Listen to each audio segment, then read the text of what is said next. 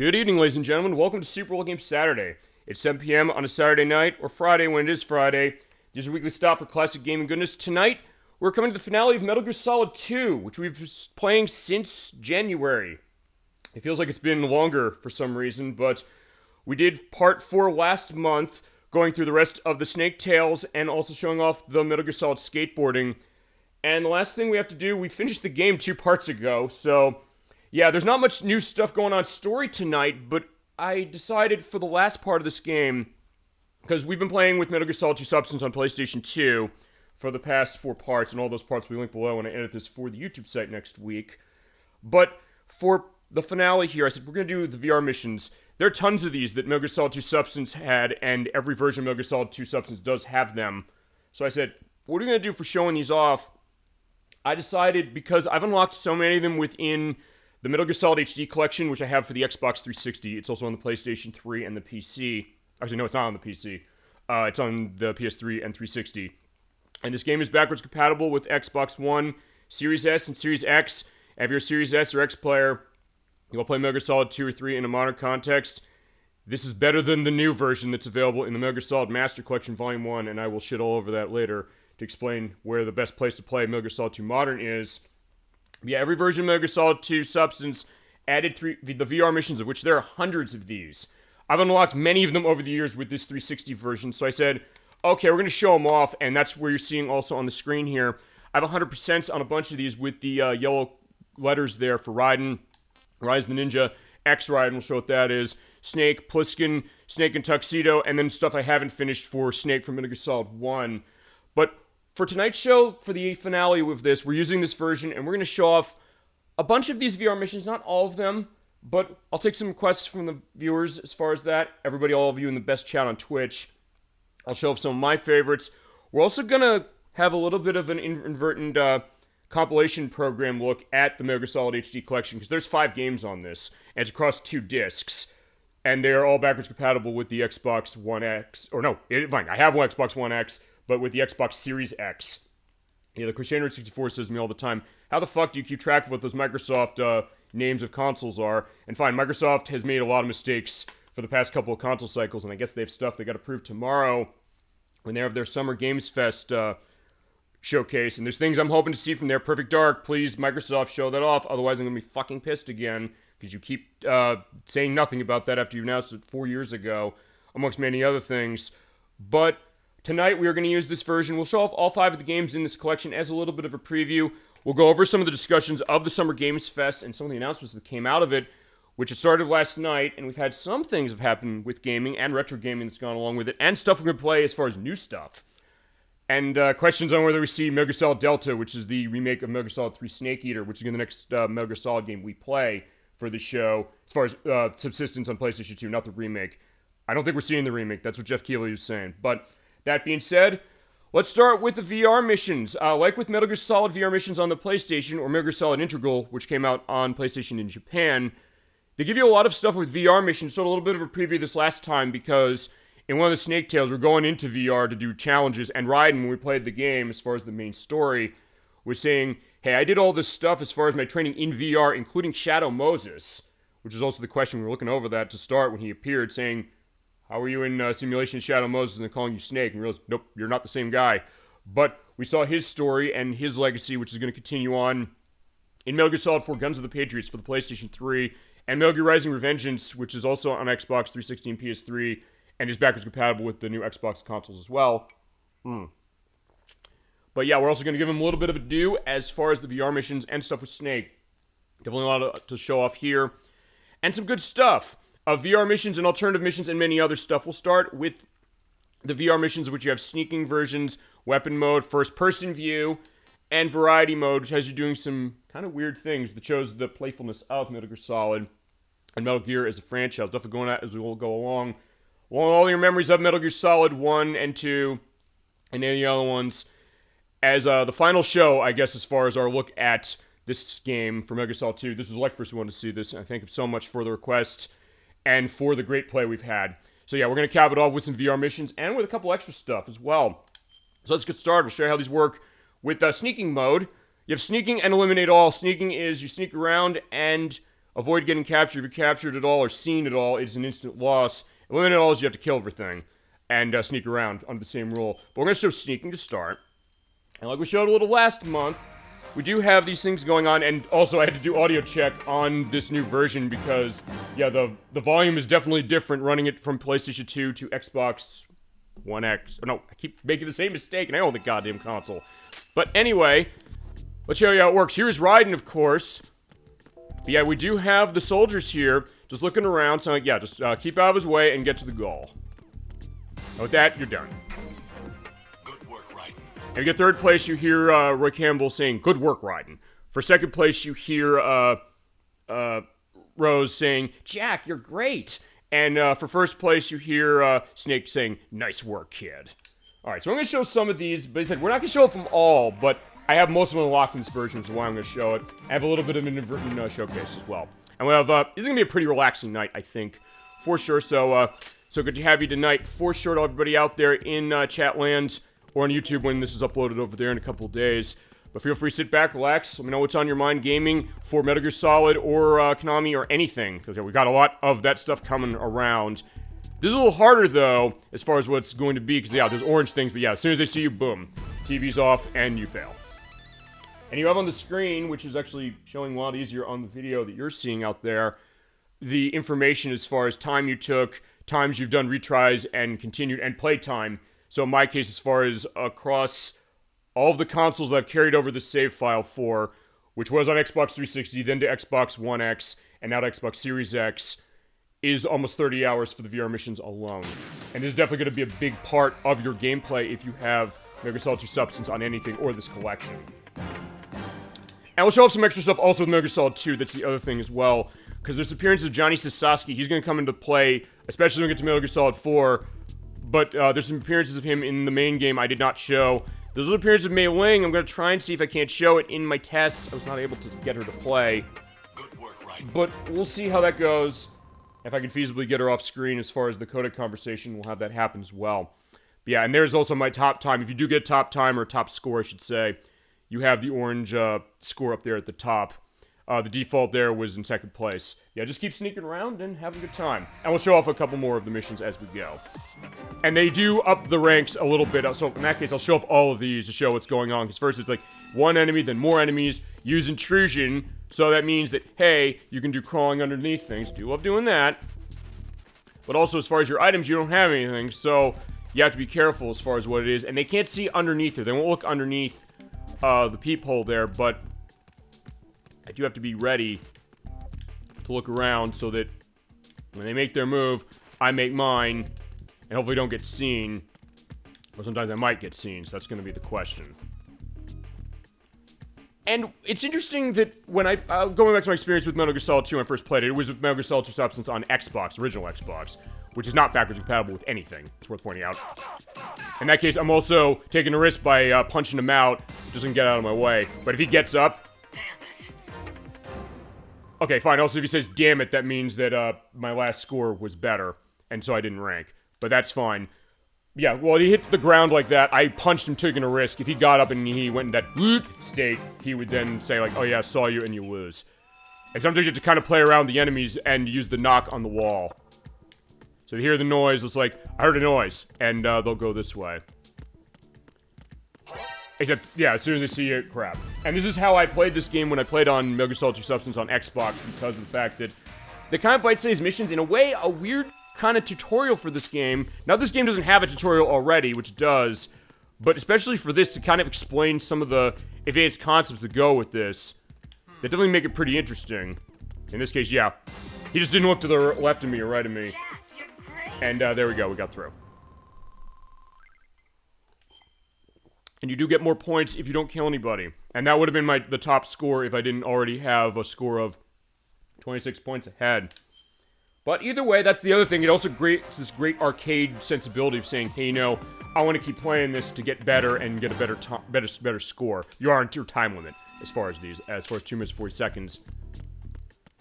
And sometimes the seconds of idea of like, how do I want to go? I can do this, grab down, or miss it. Yeah, because if you don't grab in time as you fall, you just fall. But if you're building up your arm strength or your hang strength, of which there's actually one mission that does rely on that, I'll see if I can't show that. Remember which one it is. Yeah, that's actually something you want to do. Whoa. Except, yeah, unfortunately, he saw. Yeah, these are very fun, and they do give you a lot of interesting things. It's starting it now, it's like, hey, you know, it's still sneaking. Same idea as before.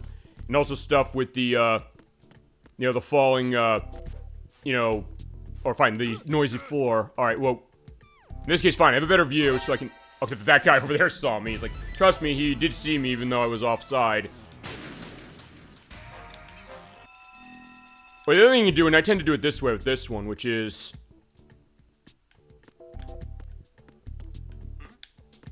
Is there somebody there? Yeah, try and get him going this way.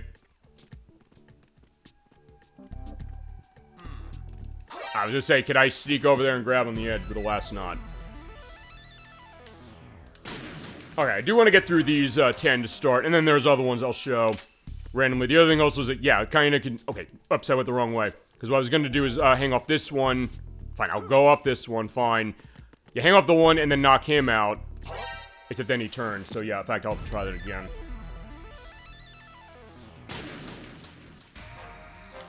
Yeah, not too much to this as it is, but for now. But there's other stuff as well. Okay, there you go. Hey, yeah, KO him.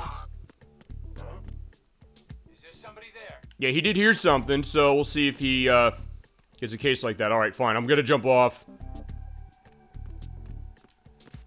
They did see his, buddy get knocked out, so he'll try and check him. He's like, hey, you know, somebody's around. Except, yeah, unfortunately, they did just barely see me. Yeah, sometimes taking that roll can be something you can do to get out of the way, but other times it's gonna be a risk. You get this very chill music going on as far as riding for this, but it actually is different based on character. In this case, I'm going to try something a little different. I'm going to say, hey, I'm going to go off this side because that metal floor there is going to make more noise, and they will turn around pretty quickly on the back of that.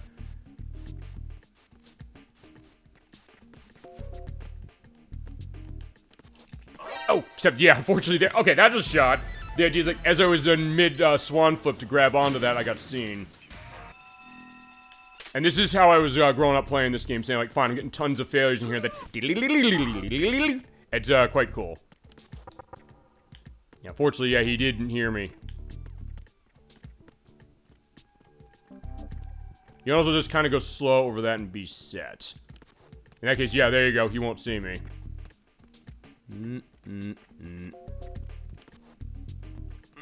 Uh-oh. Yeah, unfortunately, I heard that, I was like, oh shit, he did see me. And then the other guy turned around because I walked fast over the floor.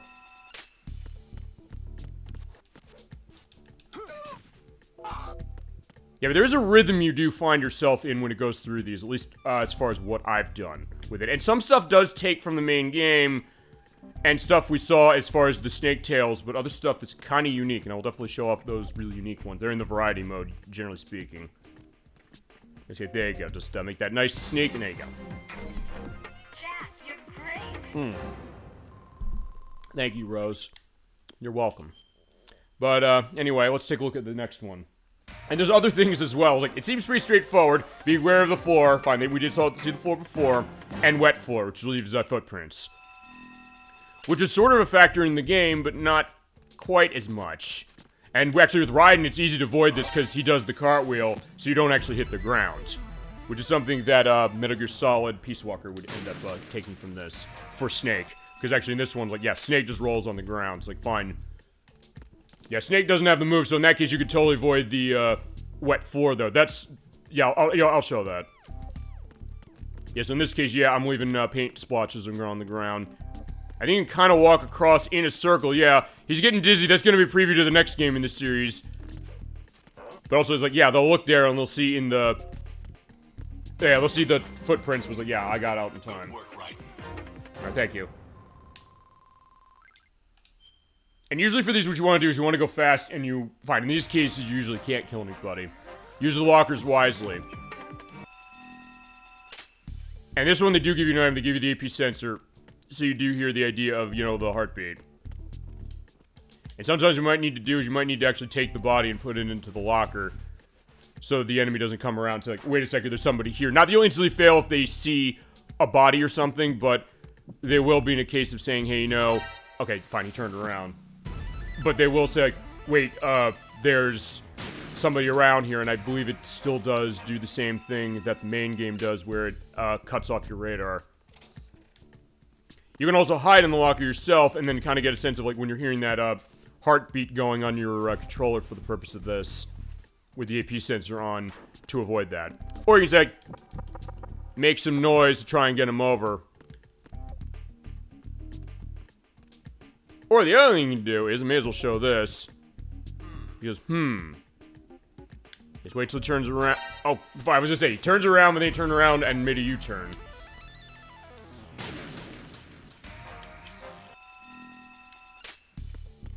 Also, I guess the question of, yeah, who was here before to knock this guy out? I don't know if it's like the main game where it's like, yeah, Snake was sneaking around the big shell before Raiden got there. We can assume for the sake of argument the same idea here. And they won't say anything as far as, hey, there's just a locker over there, but there's somebody there.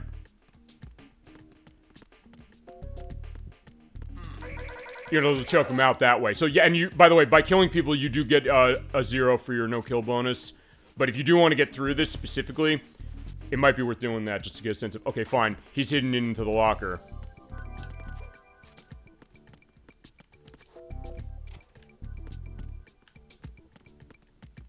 And then just keep an eye really on the vision cone for everybody. Is that that guy is going there, so... Yeah, they all have the set pattern how they walk, so as long as you understand that, you should be okay.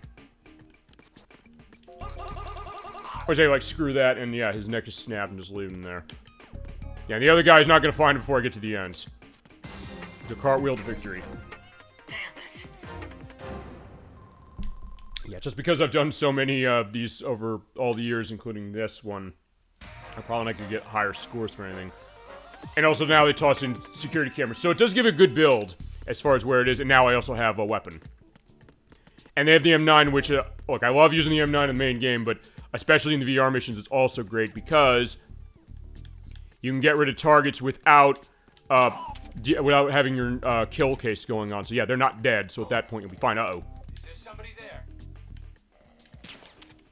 Crap.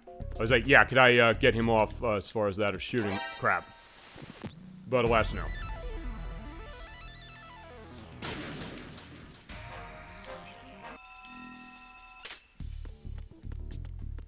In this case, the way I tend to do this one is basically just go up the stairs because there's the camera and it's just something you kind of want to wait and just not be around. And also remember, we're using the Xbox 360 game for this that's running on Series X, as I mentioned, but like I mentioned before, this console does not, even the new console does not have pressure-sensitive buttons to it, so when you have the gun out like that, going first-person view, you can't just lightly let off on the X button for the shot. Yeah, it is the X button we're using. Yeah, because we're running PlayStation 2 before with the square button. Fine, it's the same button placement mostly, except what this game does is it does make the confirm button as the bottom button of A, where it was not on PlayStation 2. So if that threw you for a loop, this might be the version for you. And native widescreen, which I believe in some ways they also cheated on, like with Mario Sunshine. But that being said, it is something that with this... Oh, fine. One thing I'm going to do is I do have the book, so I'm going to put the book down. Yeah, you don't have the pressure-sensitive button for the purpose of that, so you actually have to press in the left analog stick when you have yourself in first-person view, and then you put the gun downwards. So if you want to do that, if you want to... Otherwise, you're going to shoot, and you can't avoid that.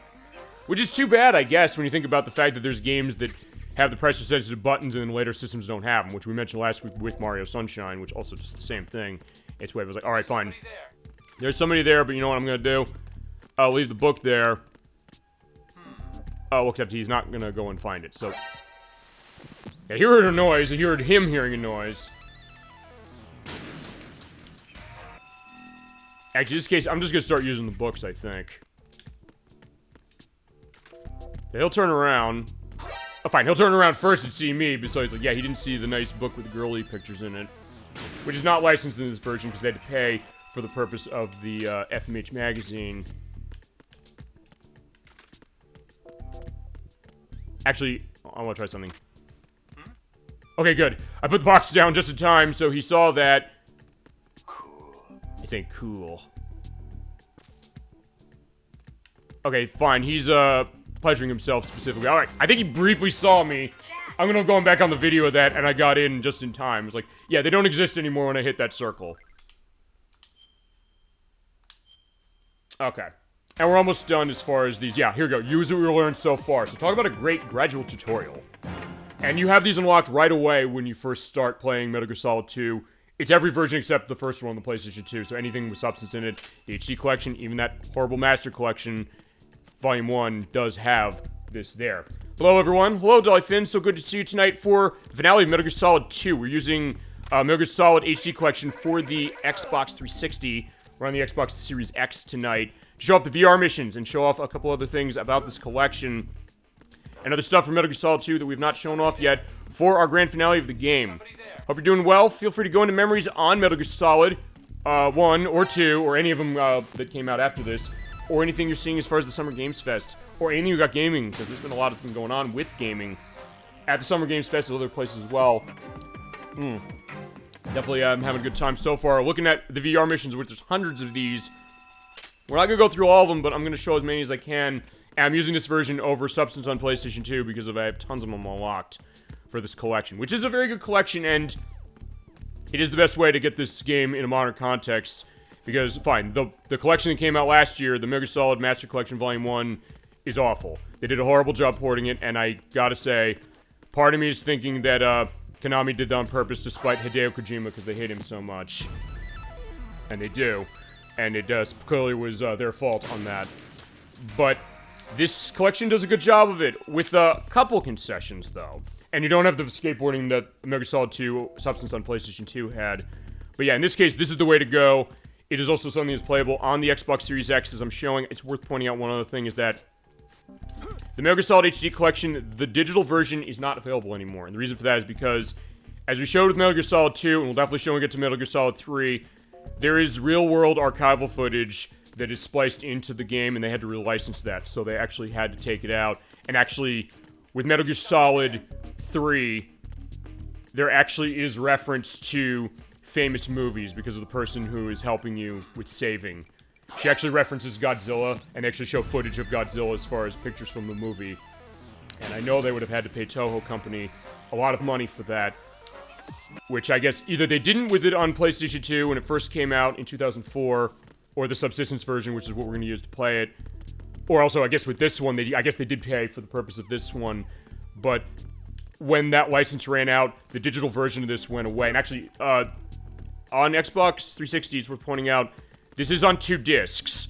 The first disc has Metal Gear Solid 2 and 3 is based on the Subsistence version, but with a couple of things that release had not present, also because of licensing reasons, which is why we're going to use that, we're going to use that Subsistence release when we get to that one.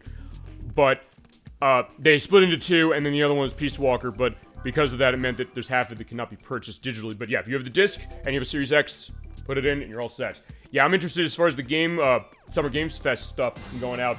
Harry Potter Quidditch Champions, which is out September 3rd for all the consoles and for the PC.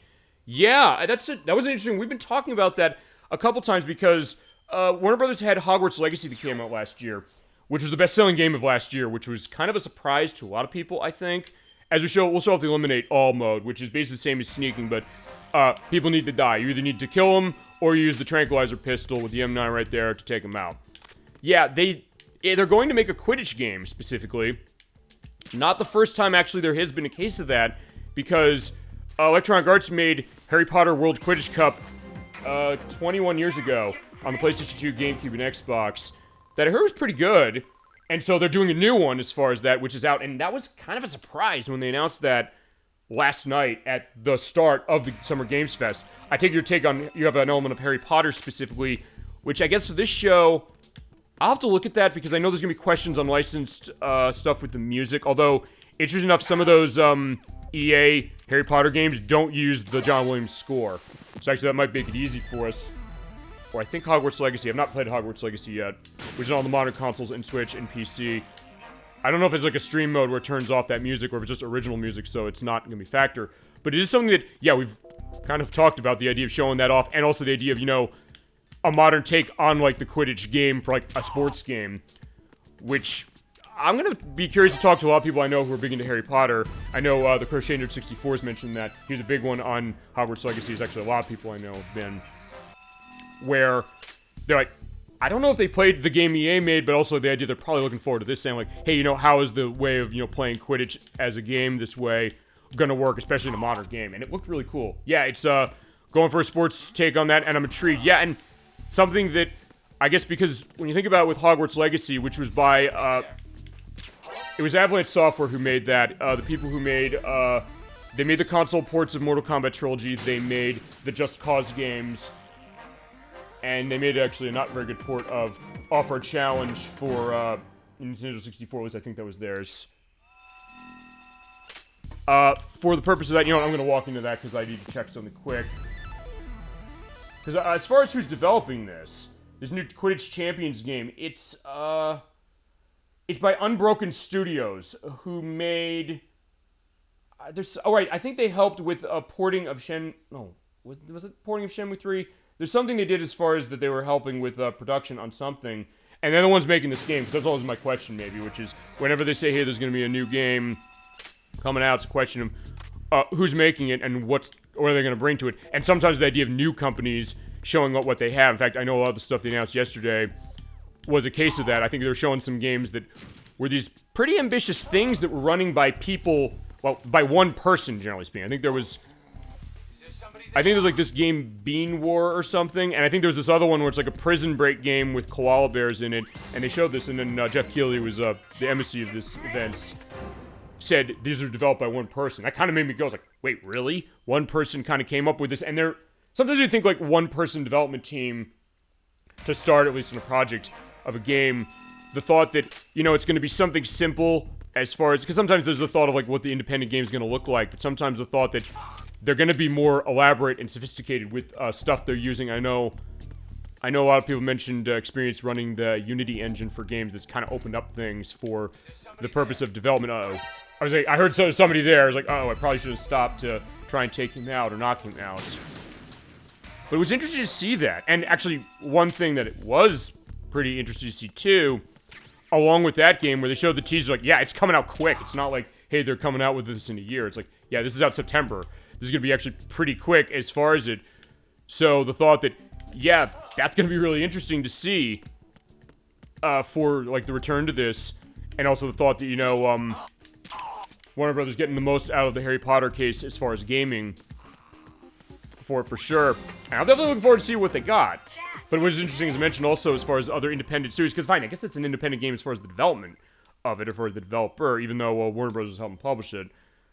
But there's other stuff that was going out as far as independent developers saying, hey, we've got stuff we're going to be making that they have companies kind of helping them out with that a little bit in a way, saying like, hey, can we, giving them a perspective to get their foot in the door. In fact, one case of that is actually a pretty big name as far as entertainment. That's Jason Blum, who's the head of Blumhouse Productions, the film company that does a lot of horror movies, stuff like Get Out, and I think Get Out was theirs, and Five Nights at Freddy's, which they're doing a sequel to the movie of Five Nights at Freddy's.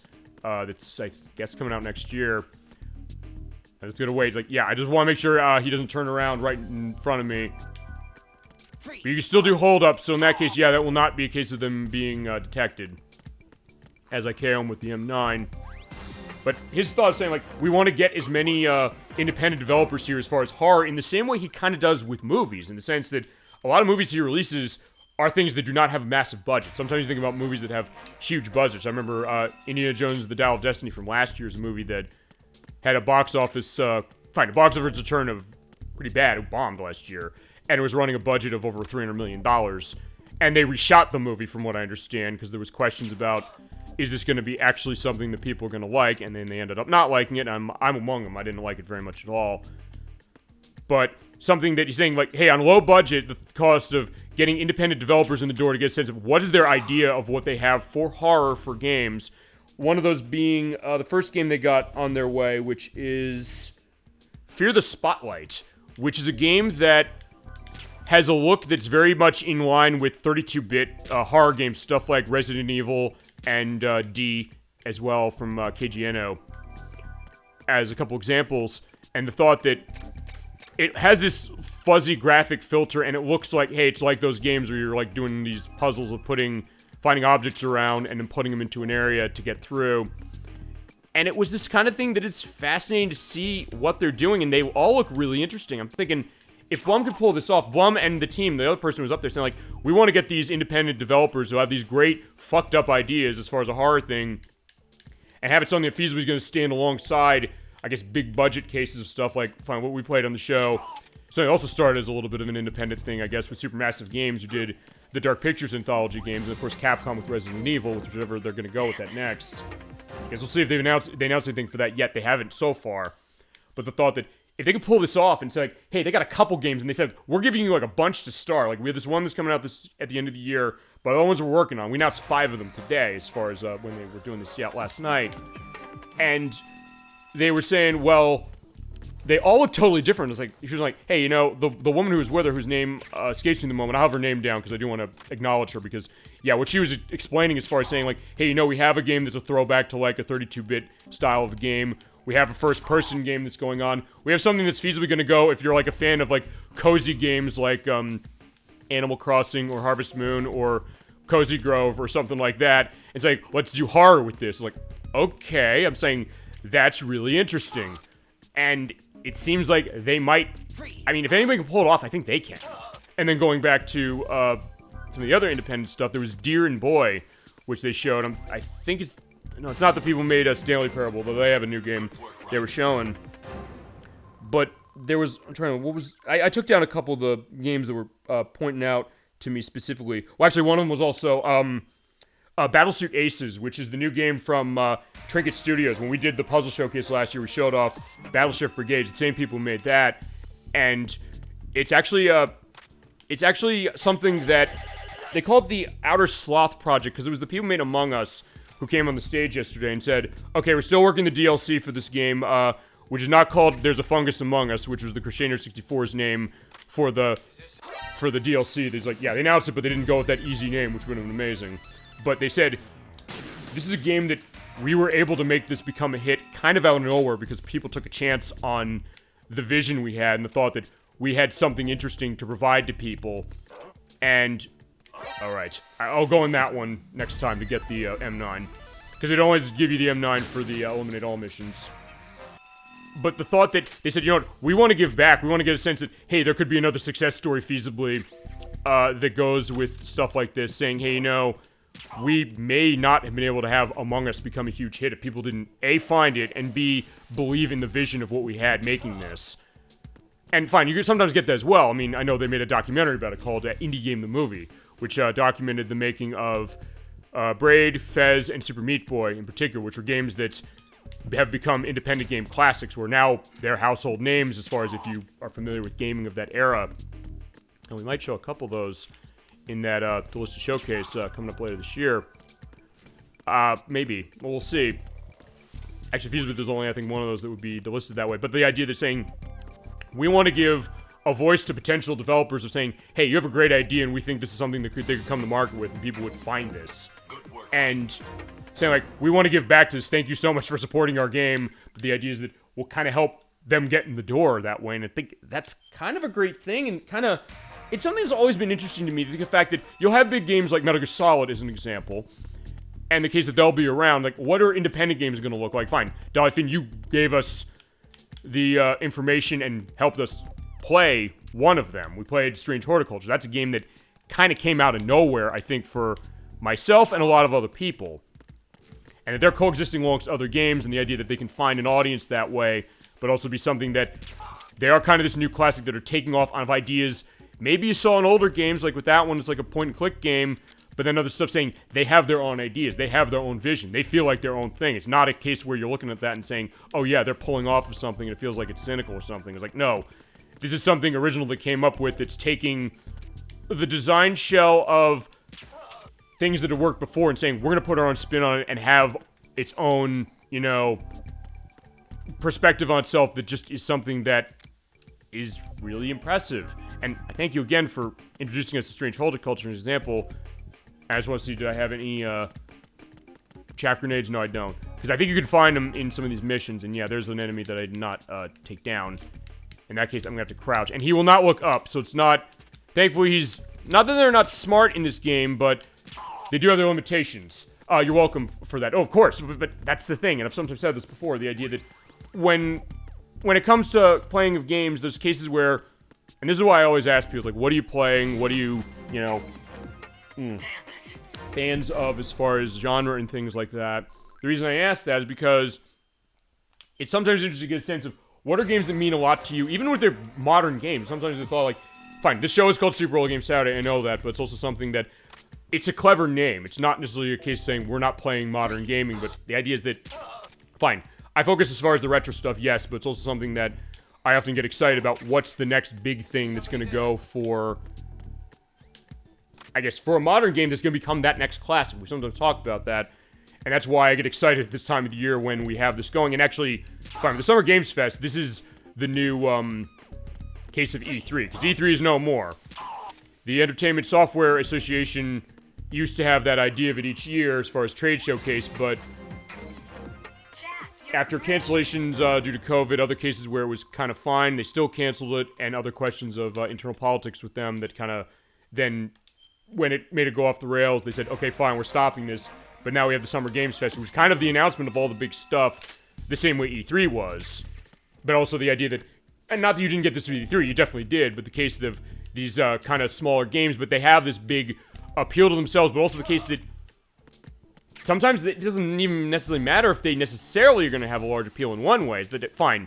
Okay, if they don't sell, that's going to be a question. While I can make that shot, that pinpoint shot with the laser sight, which in the Master Collection on every console that came out, the modern ones, the laser sight in this game did not work until they patched the game for it. So yeah, that's another reason to avoid that version. But the thought that in some ways maybe it doesn't matter in the sense that, you know, if it necessarily gets found and like a huge hit, if it's something that means a lot to you, and sometimes that's something that I've found really interesting, and I've loved that discovery myself, because fine, maybe I also love to show games that mean a lot to me that maybe people haven't heard of, but also maybe all of you out there, and we've had cases where we've been able to show that stuff on the show, kind of talk about it, and give it that spotlight in its way, and I've definitely appreciated that, and it's interesting to see that happening now, for that, but also the idea that how sometimes they can find a break as far as going into big stuff for getting a game in there that was small into a big release, but also stuff of working on a big franchise like Harry Potter is an example, amongst many other cases. Alright, so with those missions gone, we'll take a look at the stuff with the weapons, because they do have challenges that go with this. I want us to show all these, but let's show you the idea that, hey, you have target practice, so you can use the handgun to shoot the targets out. So in this case, you basically are going to go into first-person view with the right bumper in the case of this, and hit the X button to shoot, and try and hit the targets in the center, and end up quick, because if you do, you get a combo point. You just look down the barrel and pull the trigger. And yep, it's loaded all right, and you just made a mess, to quote Grand Theft Auto Vice City stories. But either way, just get that going, do some target practice, and it is kind of nice as far as what the look of this is. Alright, so that's good work is that way for the handgun. I'll show off one of these for each of the characters. So in that case, we'll show one on handgun. I'll show some hard ones, because definitely some hard stuff. Stuff with the assault rifle. Yeah, the C4 and the Claymores, which I realized when we played the game, I didn't actually show these off as much as I was going to. But fine, I got assault rifle target. So I can go in this case and say, like, fine, you know, you shoot down the targets that way. But sometimes they'll set them up that way, so you have to be kind of quick doing the shots. And also take into account the fact you got reloads, and when you get all the targets done, go in the blue circle. Yeah, sorry, Raiden. Fine, Raiden, you've already proven you're worth to all of us, that's for sure. I'll probably also show some harder versions of some of these levels. In fact, let's show the C4 and the Claymore. Because, yeah, I didn't use these. This is explosives. You can put them on the ground. So you can play the game that way, saying, like, hey, you know, blow them up, and be careful of orange targets, because they explode on multiple targets. But sometimes you need to use those for the purpose of things. So in this case, I'm going to put some... I'll put some C4 down. In this case, basically play around. You hit the B button in order to do the detonation. There you go. You also feasibly plan them down this way, so they'll be kind of in close line. And each time you hit the B button, it'll trigger off the last one that you hit. Or fine, the first one you hit, and then trigger off the rest of them in the order. Yes, you can get your explosive case going on. I think there's some other games in this franchise I think will show off those more. Just, for me, I tend not to play with the claymores that much when I play. Sometimes also because it is based on certain things, but... For these missions, yeah, at least they'll teach you how to use them. Like, hey, you know, I always wanted to use the C4 and the claymore, but how do I necessarily use them? What's the best way to use them? And you have them going. And sometimes they can be insidiously difficult because of the fact that, hey, you need to be ready for certain things. So at that point, stand back.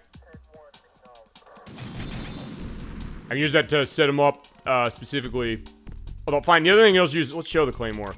Because the way the claymore works is that they're like the mines. We use the mine detector in the main game for this. When you walk towards them, they'll blow up on their own. Or when something moves towards them, they'll explode that way. But if there is a case where, yeah, they're on the ground and they haven't gone off, you can crawl over them to pick them up and use them again. I don't know if I'm going to be... I was going to say, I got to stay off in the distance so I don't get myself hurt. Also, where is the last target? Okay, it's right there. There we go.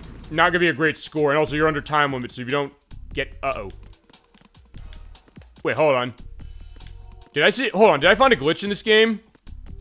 Because I can't go in the goal. Alright, I was saying how bad the Master Collection version is, but alright, fine. Not that the HD Collection is perfect. Fine, I'm gonna lose because the game is not agreeing with the fact that I can't go over the goal. Alright, fine. Slide on the goal and just wait to lose. Sorry. Thank God I'm recording that, though, I'll say that. But I do get to show what happens. It kind of collapses in on itself. You know what? I want to do that one again, because I want to see if that was just a one-off. I'll use the C4. I'll just run the C4 as far as what it is. Just place it down. Ow! But yeah, you can get yourself hurt doing that. So yeah, and I don't die instantly, thank God. So Ryan's going to be a little stronger than that. So just be set with when that happens.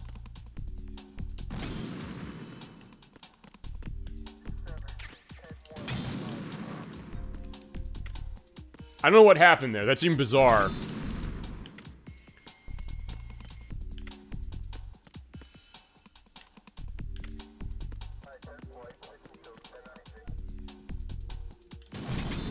Fine, in that case, I said fine. I'll just let it go.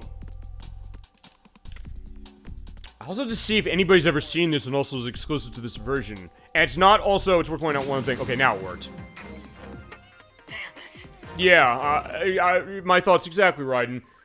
It's not a case also, I'll say this, since we haven't shown off Series X that much on this console, on this program yet, as far as older games running through it. It's not a case where the game runs worse on this console than on other Xbox systems. In fact, on the contrary, they always run better.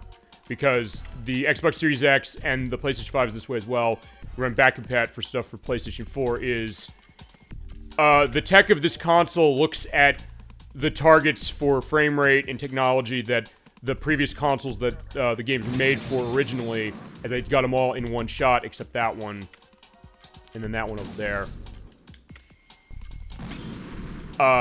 So they will feasibly make them run better. So there's cases where there's a frame rate problem on a game, you want to run on a newer system, because usually it'll take care of it. In fact, there's definitely a couple games that games I have from PlayStation 4 and on Xbox original, Xbox One, and Xbox 360 that are capable of running on these modern consoles. We generally play them on this system without many exceptions. Except maybe a couple. One potentially will be when we get to Splinter Cell Blacklist, which is the, as of now, final entry in the Splinter Cell franchise. Which Ubisoft, or Ubisoft, I guess... I don't know how it's pronounced. I guess it's supposed to be Ubisoft. Sometimes they say Ubisoft. I call them Ubisoft as far as how it is. The point is, they announced they're doing another one. They haven't said anything about it. Ubisoft... Fine, I'm calling them Ubisoft. Sorry, if you have a problem with that, I'm sorry. But that being said, same idea. They have their Forward event that's on Monday, at the time of this recording, that they said they're going to show off new stuff they've got. I don't know if they're going to show off the new Splinter Cell. I sure hope so, because that's a franchise I miss dearly. Ow. And sometimes some of the targets don't count, like this VR system thing, where it's not something you can bash behind, but if you use the C4 or the Claymore, you can blow it up and get back to the beginning. Yeah, because that was a franchise that was something that was actually competing with Metal Gear Solid, maybe one of the most successful to do that. And it is the next time we do a stealth game. We're going to do that before we do Metal Gear Solid 3. I'm going to announce that now. Although when we do Splinter Cell, I don't know. I'll have to figure that. But having said that, Splinter Cell Black was the 5th game of the franchise. It uses the Xbox 360 Kinect, which I do have. Amazingly, the games I have that run with the Kinect are not many, or they have compatibility for it. And some of them I can't show on this program, because I have games by Harmonix who made Rock Band. They made Dance Central. I have Dance Central 3 on 360. There's licensed content in that. There's no way in hell I can show that game off with that content playing. And same also with Fantasia Music Evolved, which is actually the reason I bought the Kinect. I bought it for that game, and it was well worth buying it for. And I also bought Sonic Free Riders. I can show that, but it's also something I'm going to do A, live on camera for that, and B, I'm going to have family and friends saying, please watch, and if something happens to me while I'm on this as far as help, please dial 911, and I will not be joking about that, because with Sonic Free Riders, the way the controls of that game work or don't work as it is with the Kinect is something that it's quite a state, and you could hurt yourself very badly playing that, honestly. And so in that case, I probably should do that game sooner rather than later as I get older in my life. It's like, I better not wait till like 30 years to do that game, otherwise in that case, fine, I'm gonna be dead. And you'll see me dying live on the show, which is probably gonna be morbid as hell. But then again, maybe there's some people who probably want to see that, with all due respect, but I'll leave that as it is. That being said, for the purpose of that game, Splinter Cell Blacklist, because it's a case that it uses the Kinect, but it's a game that controls with the controller. So, but it does use that, because what Splinter Cell does, and we'll show this when we start with the first game. We're going to start with the first one, and we're going to run it through this console. Not necessarily just because of the tech reason, but also because it actually adds the DLC that is not accessible easily anymore on the original Xbox for that. But that game uses Kinect for the purpose of, you can use the voice aspect in that camera to make phone calls to Grimm's daughter, who's the person who's usually your assistant on missions. And God, this mission's a pain in the ass. You have to arc the grenade launcher specifically to hit the explosive boxes, which is not easy, so I may as well give this one my due right now. But in that version, you can use that, and you can also use that for sound to basically say to enemies, say like, hey, I'm over here, and they'll turn their head and say like, wait, what, you're here? And they're like, where did that come from? And I'm thinking I might use the Xbox 360 to run that as opposed to the Xbox Series X, because it is backwards compatible with this, but there's no Kinect usage, and it might be worth showing off that way. That is unless the frame rate on 360 really is that bad. I actually have had that game for a while and haven't played it much. I actually did install it on my Series X just because I said, fine, I want to have it on this. I realized it's an 18 gig download as far as the copy cost of itself on this console, because it was on 2 discs. But point is that it does have support for something on another system, so at that point I would say that fine, the tech reason would not be maybe the most important thing, unless it's really bad as far as how it runs, and there's stuff from 360 and OG Xbox that runs really badly. That's, if we're going to show this on this program or show it again, there's no way in hell I'm going to be using the original release for it, because of the fact that, hey, they enhance it so much. I'm thinking stuff like The Elder Scrolls 3 Morrowind, which we showed very briefly on the show a couple of months ago as far as our impromptu showcase, and also Sonic Unleashed, because Sonic Unleashed has a 60 FPS mode on this console. So that's why I bought the Series X above anything else, on top of the fact that, hey, it's doing backwards compatibility so nicely. And I just gotta arc that. Good, there you go. That is insanely hard to do. Yeah, I didn't do that well, sorry. But either way, it's like, that's fine. This is more gonna be a look over as far as these, and discussions, anything else you got, really. So, yeah, usually the idea is that when it comes to the Xbox Series X, it'll run anything you put into it better than the old systems did. And same with PlayStation 5 when you put PS4 games into it.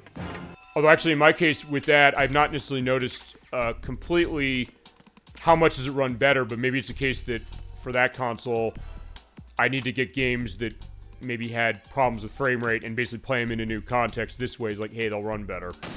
Actually, that is how we'll play Metal Gear Solid 5 when we get to that way down the road, because I have Metal Gear Solid 5 complete collection for PlayStation 4. I bought it because it was available for that console.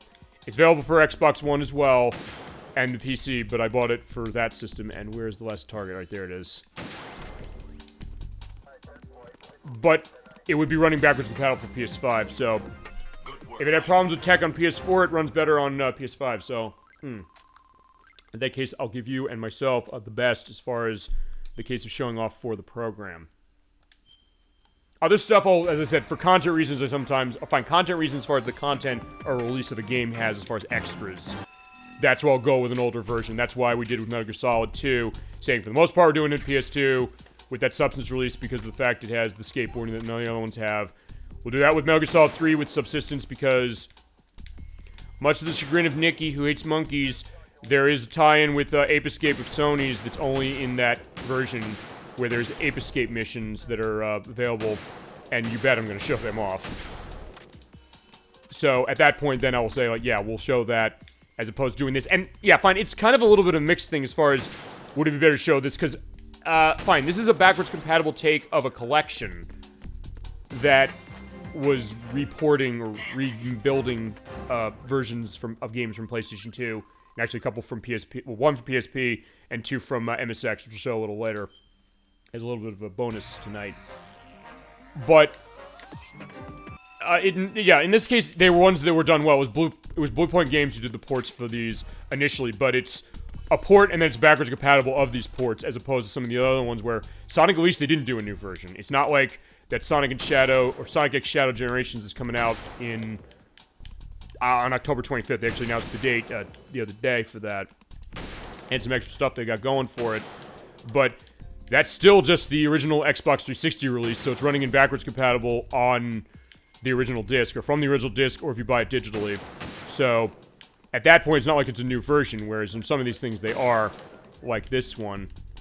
Although this one, as I said, barring a couple things that are kind of weird with the emulation and the glitch you saw as far as me not being able to complete one of these missions, which I've never seen before, even playing this release, I've never seen that before.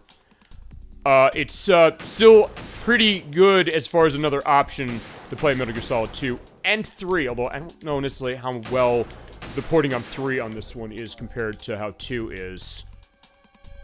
Because I haven't played, oh, wait, what did I miss? Where's the other one? Okay, down there. And sometimes what you might want to do for this, you might want to go prone. So you crouch down, and then you, go lying on your belly, and then see the target there. It's like, yeah. And I want to get it out there, because if you hit the center, or try to, you'll get more points, but fine, I hit the side, you got 50. Yeah, fine, we're turning, Raiden into, like, a swearing bag, because, like, yeah, he's saying, damn it, I can't do anything right with these. Like, yeah, because I did them years ago. Maybe we'll get something new as far as something I haven't had. Actually, I also do want to show the ones with, the missiles. So fine, let's show the Stinger missile one. In fact, let's show 2. Because we saw this during the main game. We used this during the Metal Gear Ray fight, which of course is the case that Electro's like, God, I hate this fight. And then I was like, first time we did it for the main story, no trouble. I did it for the Snake Tales last month, like, yeah, I'm struggling with this. Like, yeah, fine, you know what, Electro, you were right. Like, fine, and that's what I deserved, because I made it look too easy when we showed it before. It's like, for all he knows, he's like, hey, you know, I made a liar out of him for that. It's like, but I think he understands, like, no, I wasn't. But still, it's like, fine. If it didn't look much of a struggle before, it's like it sure did after last month, that's for sure. So I think it was just the right way to go. But these VR missions do some interesting things with them. In some cases, you do have to kind of just look around. Sometimes look on the radar, because they will appear there. Like this.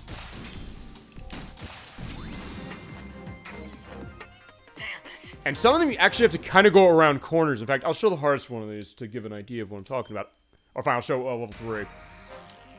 Yeah, hit the orange targets as well, because be careful, because they will go. Alright, so yeah, actually, that's what you do have to do. You have to be a sense of, oh yeah, there they are.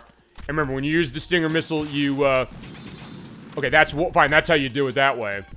Is to get them into a diamond shape as they move, and as they go, just wait for that. Okay, fine, that didn't completely do it.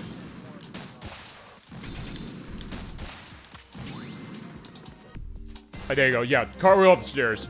Good work, Raiden. Alright, so it's a little better. Fine, I will show level 5 of this, because you have to kind of go it around, or get it around walls, specifically, so let's show that. Use what we learned so far, and what we learned playing the game to hit 37 of these within the time limit of 3 minutes.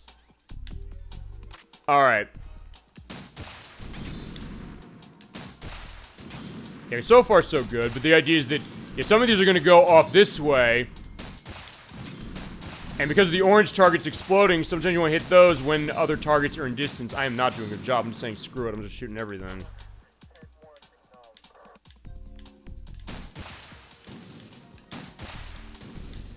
But sometimes if you do hit one on the side that way, it can feasibly create a chain reaction for ones that are behind walls. Oh, sort of, at least.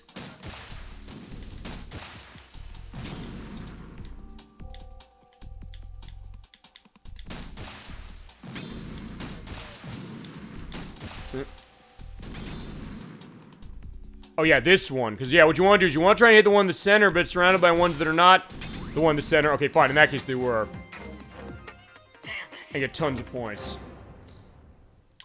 I'll show them Nikita ones, because the Nikita's the guided missile. We saw that in the main story, and I killed the president by accident when it came to that. I was like, uh-oh. And I was like, wait, I didn't mean to do that. So fine, I stopped the plot of the game, which actually, there's an achievement in the Metal Gear Solid 3 portion of this that actually has fun with that. Not with that part of it, but with something else.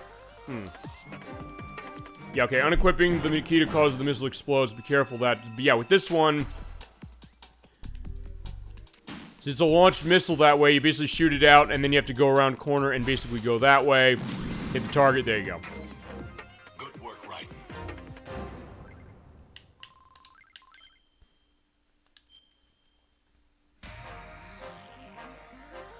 Yeah, I'll show us a couple of these, because actually they get a little, they're very creative as far as what you gotta do. Oh, no. You also take into the fact you do have the timer on these missiles. So you shoot one, but there's also a case that, yeah, you gotta make sure that they're gonna be set, and, where's the other one? Yeah, I forgot where the other one is. Okay, there I am. I can kill myself by accident. Oh, fine, it doesn't kill you. Because Raiden and Snake as well are strong enough to survive a blast by one of those things. Good work, right? Fine, we've got stomped by a Metal Gear Ray multiple times and lived. So it's fine. They're gonna be okay, sort of, kind of. Well, the ones that kind of turn you a little bit of a maze. In fact, this is one of them. Which is one thing that actually the game doesn't actually tell you too much about, which is you shoot it, but as it goes on a wall like that that's curved, it goes downwards. But also it goes on a wall that's going upwards like that, you ride it up. So in order to get the ones at the higher altitude, you actually have to find where there are those slopes like that in order to get yourself up with the missile that much in order to actually hit them. So actually it kind of takes a concept the game was following in the sense that there were missions that, you know, you went through like vents and things where they would do that, but saying, how do you hit the targets here? So in that case, it's pretty neat. So yeah, I'll do all these. They usually give you about 5 of these, and there's other ones I'll show. And I'll show some with Snake as well. And there's definitely one with Raiden I do want to show. Okay. This one's a little different because they give you red targets. If you get the red targets hit, you lose, I think, time and points. So don't hit them. But the problem is you only have one target, and it's far away, so you actually have to take the case of making the rocket go faster, which is, after you move it, after a couple seconds, it'll dart forward, and in order to keep that going with the timer that way, you basically have to let it go really, really fast, and also make sure you don't hit those targets. Yeah, there's full speed ahead, and boom, you got it. Nice work. There you go. So I got number 1. At least I got to show number 1 once. Yeah, when you hear Snake go, nice work, that means that is your best score. So there you go. The high score. And very satisfying to get that. Alright, so next is another one. We have to follow this as well. Yeah, you actually have to... Okay, this one's harder because, the targets will, fine. Those, red targets will move. And they'll move really fast, so it's a case that, yeah, you better let yourself go fast, but also not hit them.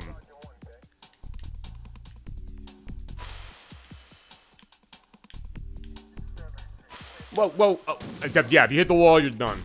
But hey, it's better hit the wall than hit that. Oh, yeah, okay, that was lucky. You saw that. I thought that, you know, it just darted out of the way. It's like, yeah, I don't want to get blown up, I guess. But fine, they're always in the way. They always are a case that, yeah, as soon as you don't want to get hit by those things, they'll pop up.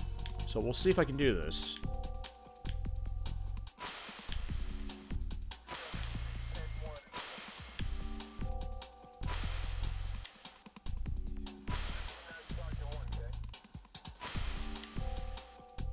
Oh no! Yeah, like that, but fine, I don't have points. Oh. Yeah, I do need to let this go, so it's one of those things that you do have to be careful, but you also have to be fast in some ways. So there's this great balance you have to have going, which I do really like.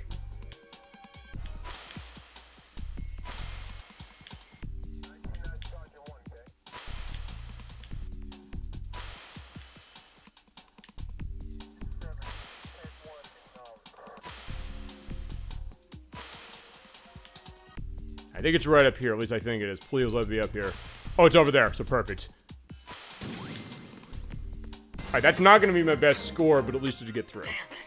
Yeah, sorry, Raiden. That is a hard one. You also do get extra points for bullets you use, so feasibly you could use a lot of them to help your score out. Usually by that time, you're not going to be able to benefit from that. But one thing we did see at the end of the main game was we saw the high-frequency blade. I guess that's what it's called. If that's not what it stands for, I'll put down here when I edit what it stands for. Yeah, so you run the sword. So yeah, you can use that to hit the targets.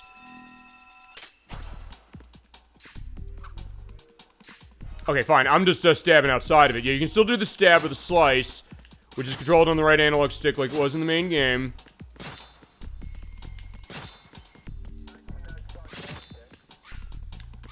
Did I miss that one?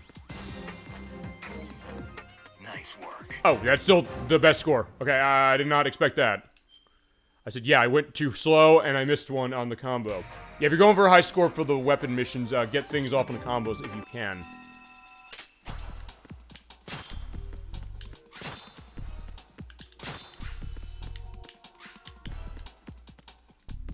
Also, there's unarmed missions. I'll show those off later. But Raiden, or at least this variant of Raiden, does not have them.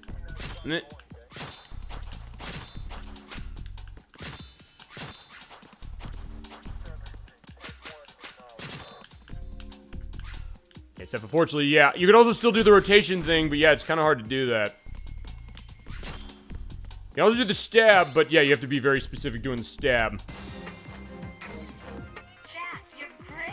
Alright, but at least, Rose is impressed by my, swordsman skills. Fine, he did build into that, and fine, that'll also be a preview to when we get to, Metal Gear Rising Revengeance, which is kind of a hack-and-slash game by, Platinum Games, if you may be in that is actually telling Raiden's story more, years after. And I think... The other thing you can do is you can also, use your, kicks to, get these things flying. But for the red targets, you don't want to do that. Lest you, accidentally hit them. But actually, yeah, Metal Gear Revengeance, canonically speaking, I think this is the last game in the franchise as far as, timeline's concerned, as far as being the furthest in the future. Which is a little after Metal Gear Solid 4, from what I understand, but I have not played it. Chat, I don't know if you have. I've heard it's really, really good. And it is backwards compatible on this, so we probably use the Series X to play it. I would think. Which I guess then also means that, fine, that's kind of a mean case to PlayStation 3, because the case that, fine, you know, if I'm going to have a case of picking on PlayStation 3 and Xbox 360 and runs back compat on this, I'm probably going to take it back compat running this way.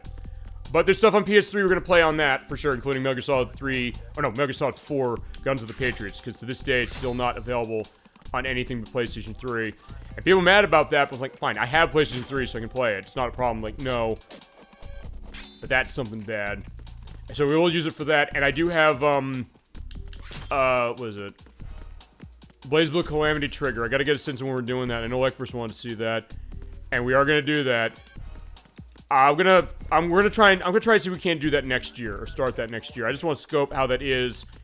I'll have to ask him as well, how does he want that game handled as far as showing the stories? We should show everything as far as all the stories of all the characters, but I don't know what's gonna be the best way to show that. Do I beat the game off screen a bunch of times and have the cutscenes going?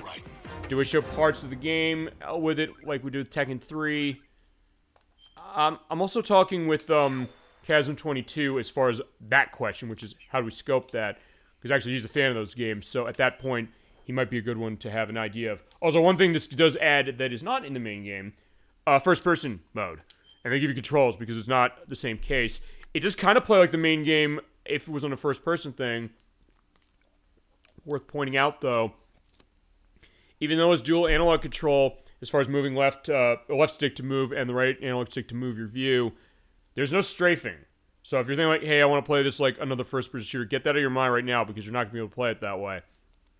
Every other control is the same. So you have punch, action, weapon, and crawling that are going to be running in first person The aiming's still the same, but you're going to be in first person the whole way. You could also select type 2 if you want, which... Okay, runs D-pad. So if you don't want to use the analog stick whatsoever for movement. So yeah, I'm just going to run the type 1. Let's show this off.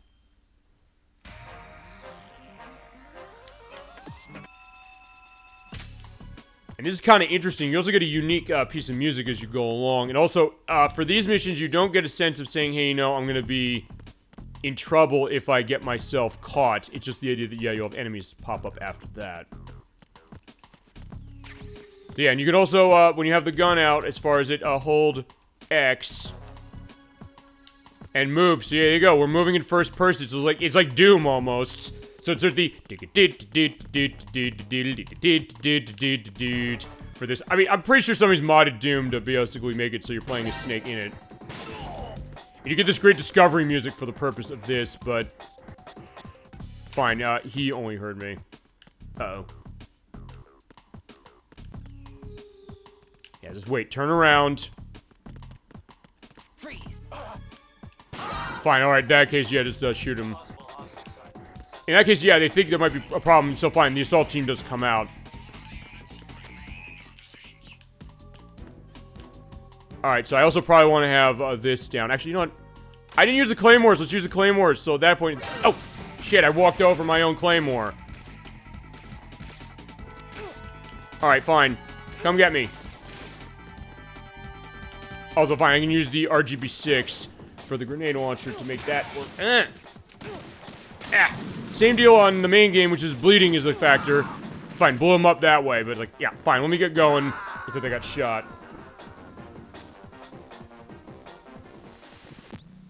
Yeah, so unfortunately, Raiden's going down. We'll also show Snake, because there's definitely some missions with him I do want to show off.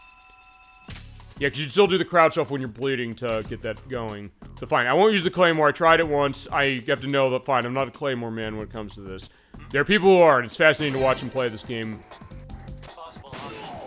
Yeah, there you go. Hopefully nobody heard. Although I think it'll still be a case where they'll say, like, what's... Yeah, they will say that. They'll still say what's going on, respond when they hear that. Although, in this case, they won't necessarily take the next step saying... Okay, no, never mind. They will. Sorry. Because sometimes if they can't say anything, they'll just say, is something wrong. Also, have different voices when it comes to the guards here, because they're not the same, you know, what is it? The same soldiers that you have. Wait a second. Oh, it's an AK suppressor. It's like, wait a second, why is the suppressor not taking effect? That's why.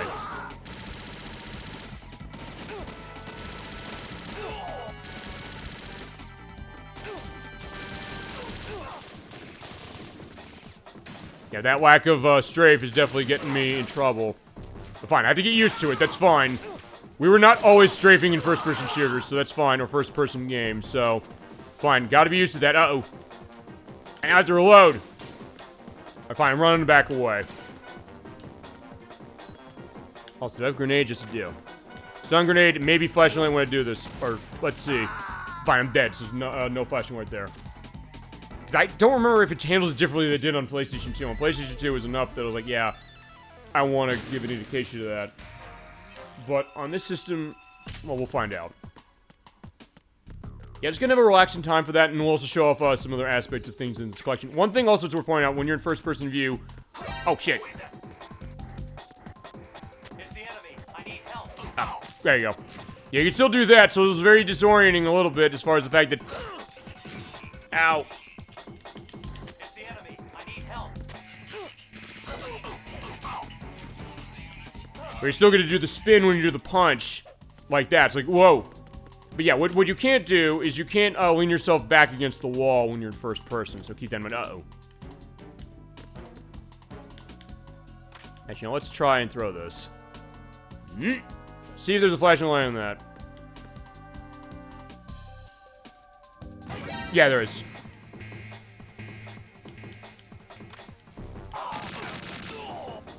Okay, that's weird. I shot him in the chest. He grabbed his groin. But either way, fine. He's dead. They're not. And I don't have a, what is it? I don't have a M9 to put him to sleep. I mean, I could put a bullet in them and they'll die that way, but... Fine, I don't have to kill them. You know, maybe maybe I shouldn't kill them. In fact, you know what? Let's not kill them. Let's do the full Metal Gear Solid first-person experience, saying, "Hey, let's crawl down, go through here." But you'll get that guy. Dun, dun, dun, dun. Oh shit! They threw the grenade in there. I never saw them do that before. Crap. Okay. All right, they're learning, which makes sense. Like, fine. So if nothing else, this is also going to challenge your skills. Also, there is an achievement that goes with completing all of these. And I'll definitely show it. I've never gotten it because of, yeah, some of this stuff.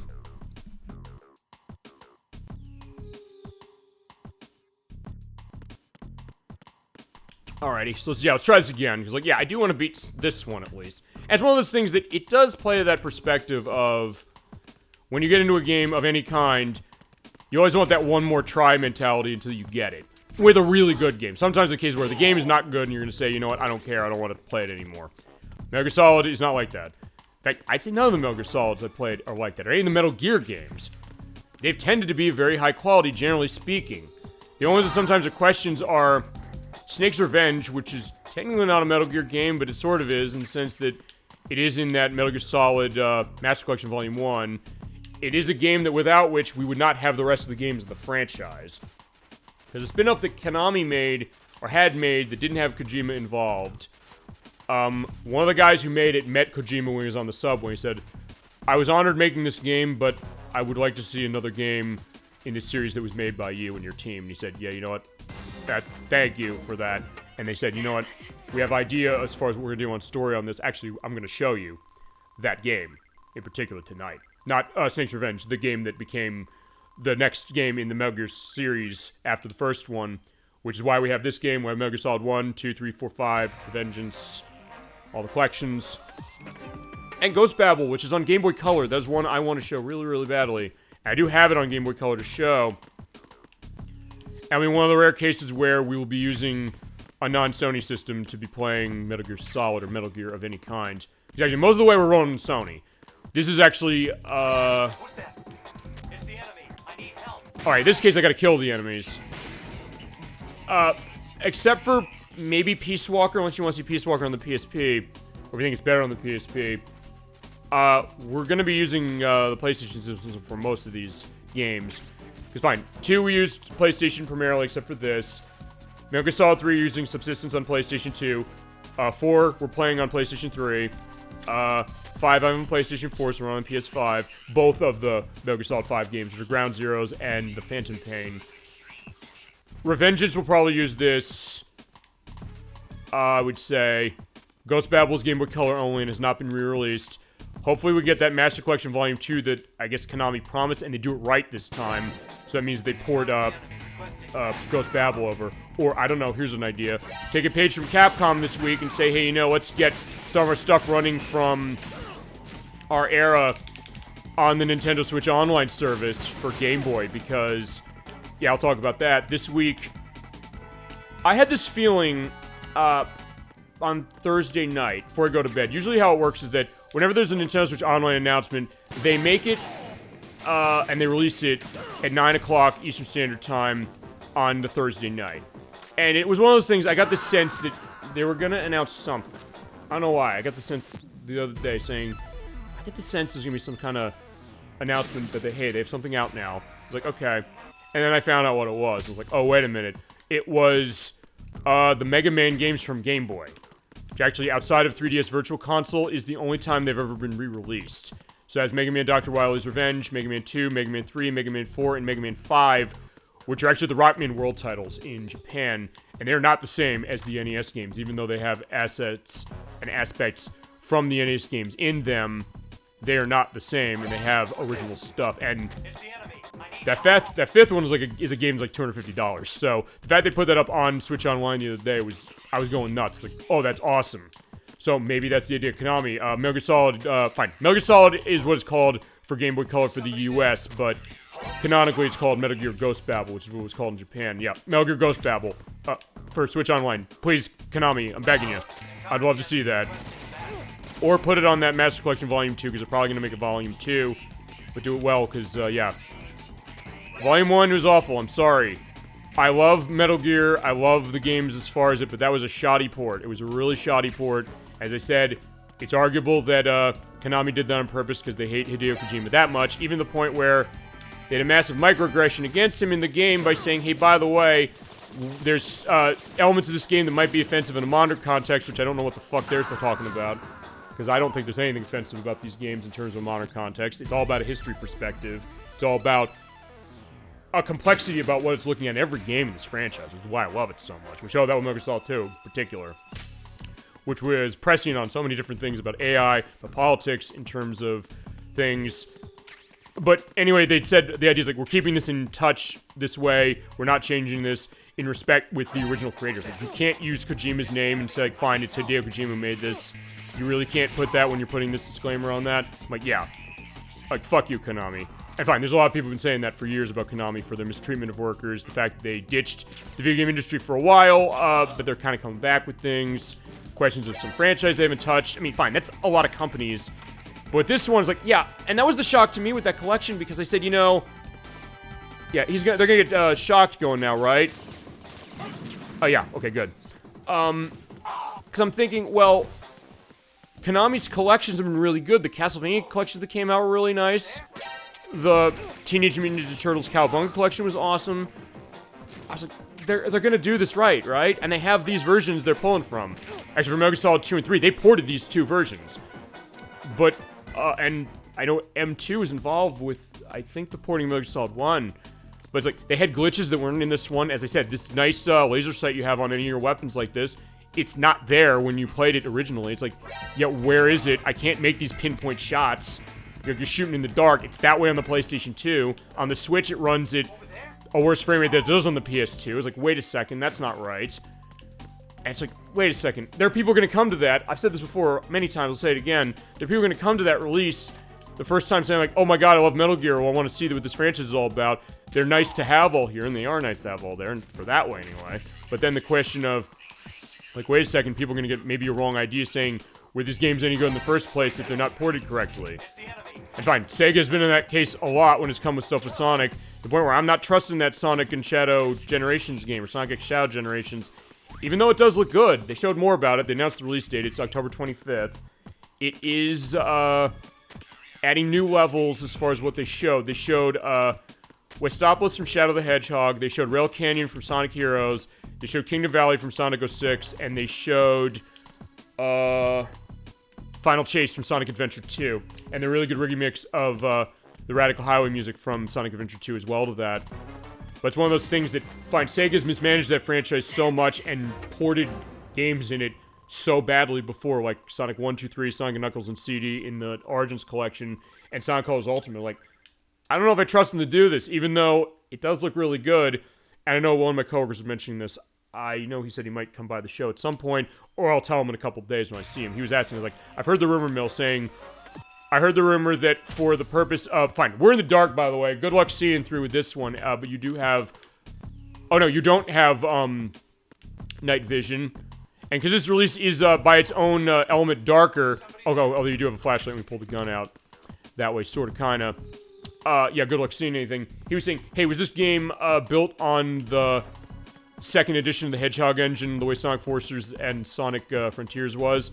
He's like, I don't know, because I guess he wasn't huge on Sonic Forces. Fine, I wasn't huge on Sonic Forces either, but fine. I have the best version of the game, which is on the Xbox One, which has a full, 4K output to it that it didn't have on other systems.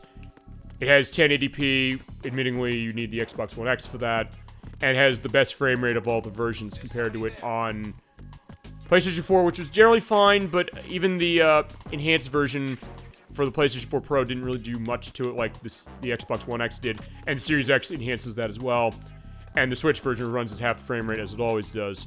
But okay, right, with this one, you have to find the targets in here. Now they have the night vision. It's going to be way easier.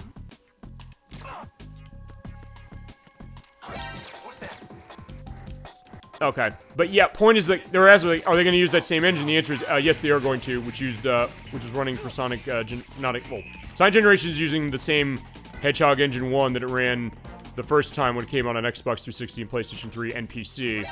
which admittingly, because of the back compat on this console, makes that a little less of a big deal to itself, because fine, there's a 60 FPS version in that game already, playable on Series X. You put the 360 disc in, or put in or the digital version if you have it, or run on the PC. But they do have that extra content, which does look really good, I'll say that. But it's also something like, I don't know if I trust that until they come out and say, like, no, they did it right. I hope not, because fine, this is supposed to be your Shadow. They're basically coming back to Shadow the Hedgehog as a character. They're basically, I think Sega's willing at this point to come out and say, you know what, it's been almost 20 years since Shadow the Hedgehog came around. Maybe we can have, like, a rebrand case, like a redemption case going on that way. And, actually, I didn't even notice he saw me. But, okay, anyway, because they're going back to elements of acknowledging Sonic 06 again, which, fine, okay, Sonic Generations itself did do that. But it's kind of interesting that way. It's like, yeah, and they have Shadow the Hedgehog appearing in Sonic the Hedgehog 3 that's out on December 20th, the new movie. You do have to hit these targets with a lot of shots, I remember now. Over there. Oh no, crap, they're seeing me. Fine, alright, the shock troopers are coming by. So let's pump full of lead. Oh shit. Right, but the shotgun guys come. That's always the worst part. Also, I think I'm bleeding, so I gotta get down the ground. Okay, good. I think I'm... Okay, I got them all, but yeah, alright. I gotta lay down. Get myself better. Oh, shit. Uh-oh. Yeah, over there, you're dying. And thankfully, you do have tons of ammo, so it's not something you have to worry about too much. Fine, alright. Crouch down. Yeah, we are running in the dark that way, so yeah, good luck. This is actually one of the hard ones, so in that case, I'm kind of glad to show it. Actually, question. Fine, because that goes on as far as the light with the SOCOM. Does it with the M9? Okay, no, not with the M9. But even looking at, like, the green outline of them... Ow, shit. I can still at least trank them that way, but fine, I'm bleeding. And I'm running out of time, so, like, I gotta be careful on this. Yeah, going back to the Sonic X Shadow Generations thing. It is running on that engine. It does look like it's pretty smooth. I'll say this. Forces did run smoothly. At least on the consoles I mentioned. Fine, on Xbox One it ran the best. Not that it ran bad on PS4, it did, but it's just the case that fine, it just is better on Xbox One. Sorry. That's the truth. Everything that's shown as far as the idea that the way that game's run, it's absolutely better on that console. So that's how we're playing it for the show. Also, as I mentioned, we did Man of Medan. It doesn't do that bullshit of saying, hey, by the way, we're stopping the recording because it's a potential spoiler thing the way PlayStation 4 did. As I said, all the people who bought it on PlayStation 4 had to deal with that shit. I didn't, because I bought it on Xbox One. And I have all the stuff that came with it as far as the extra stuff, including actually episode Shadow. So I was talking Shadow that way. Which is a way too short, but still pretty fun set of missions that go with him. And fine, this is going to be a second half of a game, from what I understand. I've also heard through the grapevine, I think it was Game Explained said this. I don't know if Sega themselves came out and said this. They said that apparently it's going to be running a little bit of an open environment for going between levels for the Shadow part of the equation of that Sonic X Shadow Generations game, I think. I think they said, like, they're looking at Sonic Frontiers. Fine. They said specifically, we're looking at Sonic Frontiers to inspire aspects of going forward on this franchise, which, considering... Oh, shit. There's another one. Okay, at least he got tranquilized. Yeah, nothing's wrong. Don't worry. But he's gonna send down anyway. And you know what? Fine. Yeah, that because I need to get rid of that thing. Alright, you do that. I gotta pull the light out so I can see... Okay, there's nothing over there. Also, there is something over there. Let me grab that. Alright, the PSG-1 Tranquilizer version. Yeah, I don't think they've said anything as far as that open world content. Oh! Okay, got him. Uh-oh. Alright, fine. I should probably be a little more careful than just saying this way. Ah! Or say, screw it, pull out this again. Yeah, because you can crack the shields. I don't think I've shown that as far as the main game. Ow! So he still saw me even in the dark as well. Okay, fine. I want to beat this one, because actually this one's pretty difficult. And then we'll go into some other stuff. I'll show some stuff with Snake as well.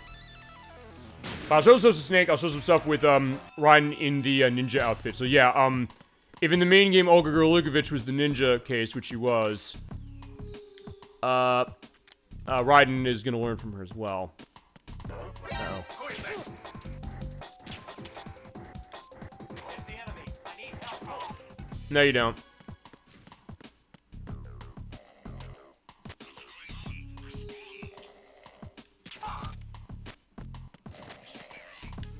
No. I'm gonna try... Wait, I didn't get it. Okay, fine. Let me go get it. Fine. Put this on so I can at least look in the dark. It's like, okay, fine. Because I have a flashlight. It's like, why not use a flashlight? It's like, Doom 3. Fine. It's different than Doom 3 because in Doom 3 you don't have the flashlight on the gun. Although I believe... I have the panic button port that came out on this console and also on PS4 and Switch.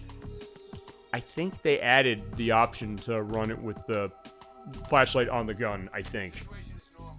All clear. Alright, yeah, fine. I'm just gonna keep myself in the dark this way. Situation is normal. All clear.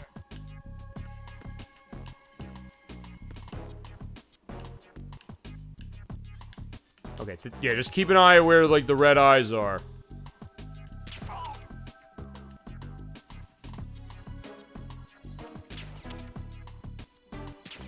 In that case, he's not seeing...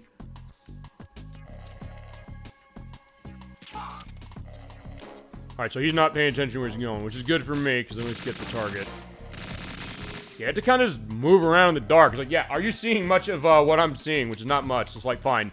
That's also why I'm kind of keeping the lights on, so it's like, yeah, fine, at least let you see the light.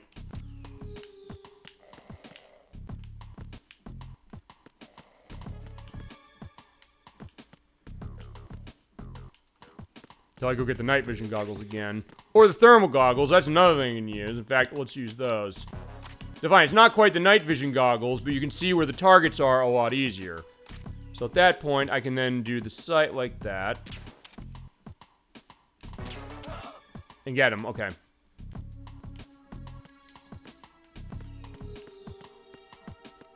It's him. Everyone, stay on Oh no, they saw me. Fine, they saw him get knocked out. Who's that? It's the enemy. I need help. Alright, fine. This is not going to work for me because I'm not going to be able to see where I'm going. So let's turn that off. Get the SOCOM out. Alright, it's up here. And I got to be out of my perspective of doing a... Okay. Oh, there we go. So now I have the night vision and I have 5 minutes. We'll be fine.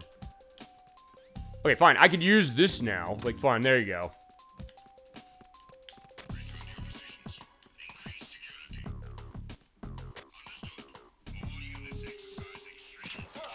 Okay, there we go. Perfect.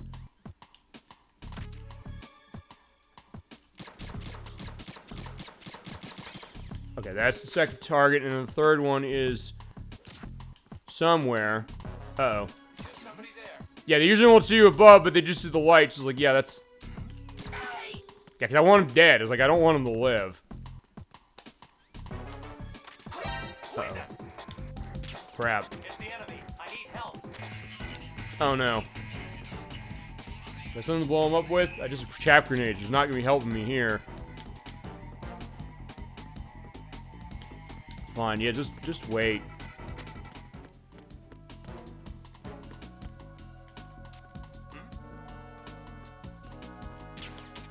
Over there. Oh, no, see me. Yeah, okay. Thank God he, uh-oh. Yeah, can me and my trusty trank pistol, can I get out of this? Yeah, he's just kicking him in the head. It's like, fine, wake up, damn it.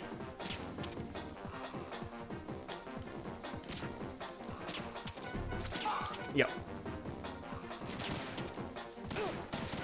Okay, there we go. So, there you go. So, they're not gonna be, kicking each other awake again. I like showing that. There's that one. Yeah, they got a couple there, so let's see. Can I get them both? Alright, maybe not. And also, apparently, I guess I'm leaving a mess, because look at the blood stains that are kind of down there, like, in the green. But that's not bloody, because, like, yeah, I'm just tranquilizing them. Okay, it's over there. There's the target.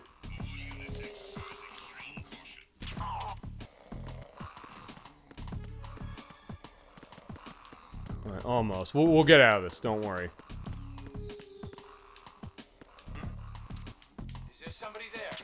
No. Thank God, I just got him barely, I think, right on the side of the head. Okay, so let's use this. There we go. Okay, hear that wing? That does mean that that's the end. You can go to the end of the level. But I gotta find where the end of the level is and grab whatever that is. Oh, the suppressor. That was without the suppressor. Okay. Yeah, right. So I do want to have the night vision on. There we go. Yeah, we're almost gonna be out of there. Wait, that's it. Okay, there you go. Good shot.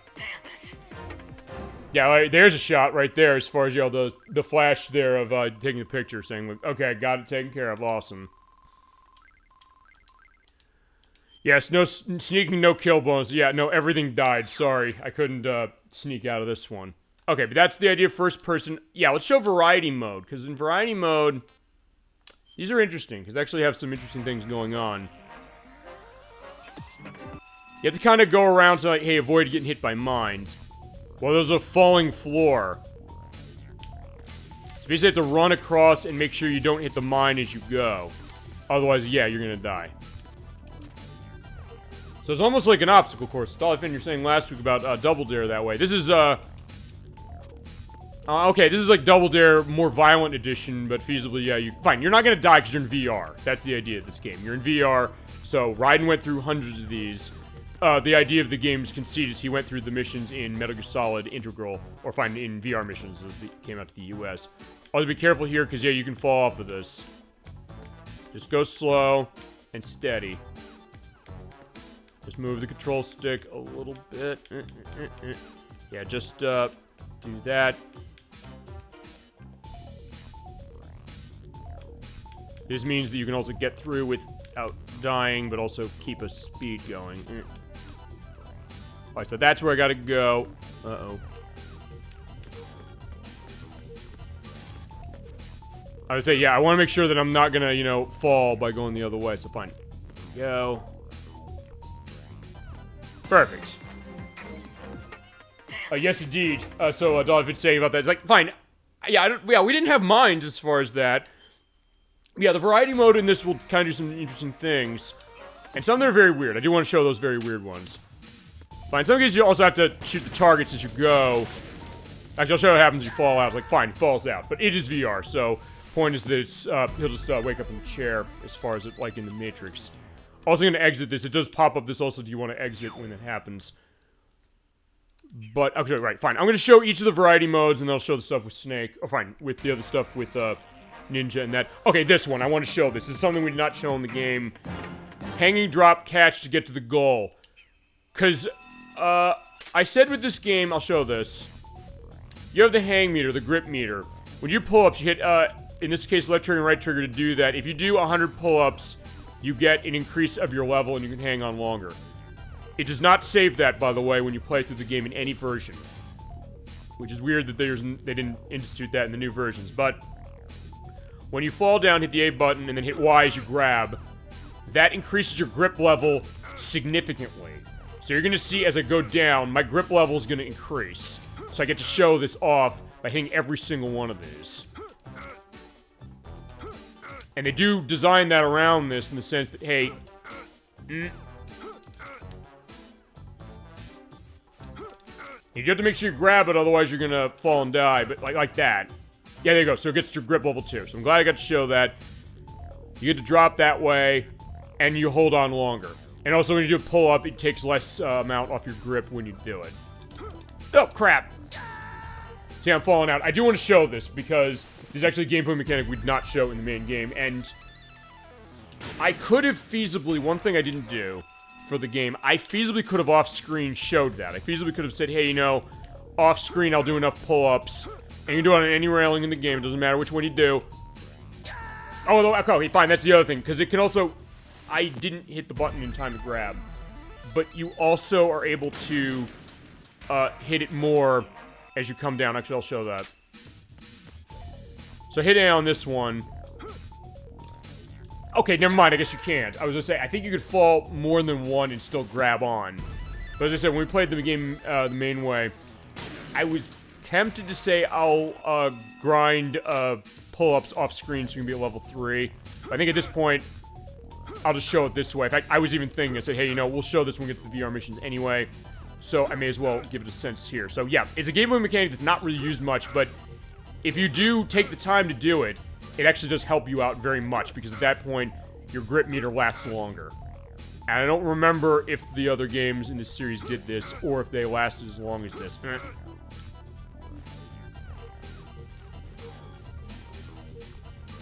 There we go. But also, it changes perspective on you, so it's the idea that I'm going from the side here, so you have to make sure you're over the right one when you drop down. So it's kind of a bit of a maze, and there we go.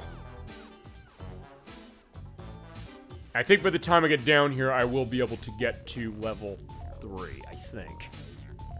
But it also does this so you have enough time to be able to do the hang and the move. Alright, so let's do it over this one. There we go. Yeah, it's very precarious. Like, yeah, you know, can you make that grab? And the answer is, yeah. Okay, as long as you do it quickly.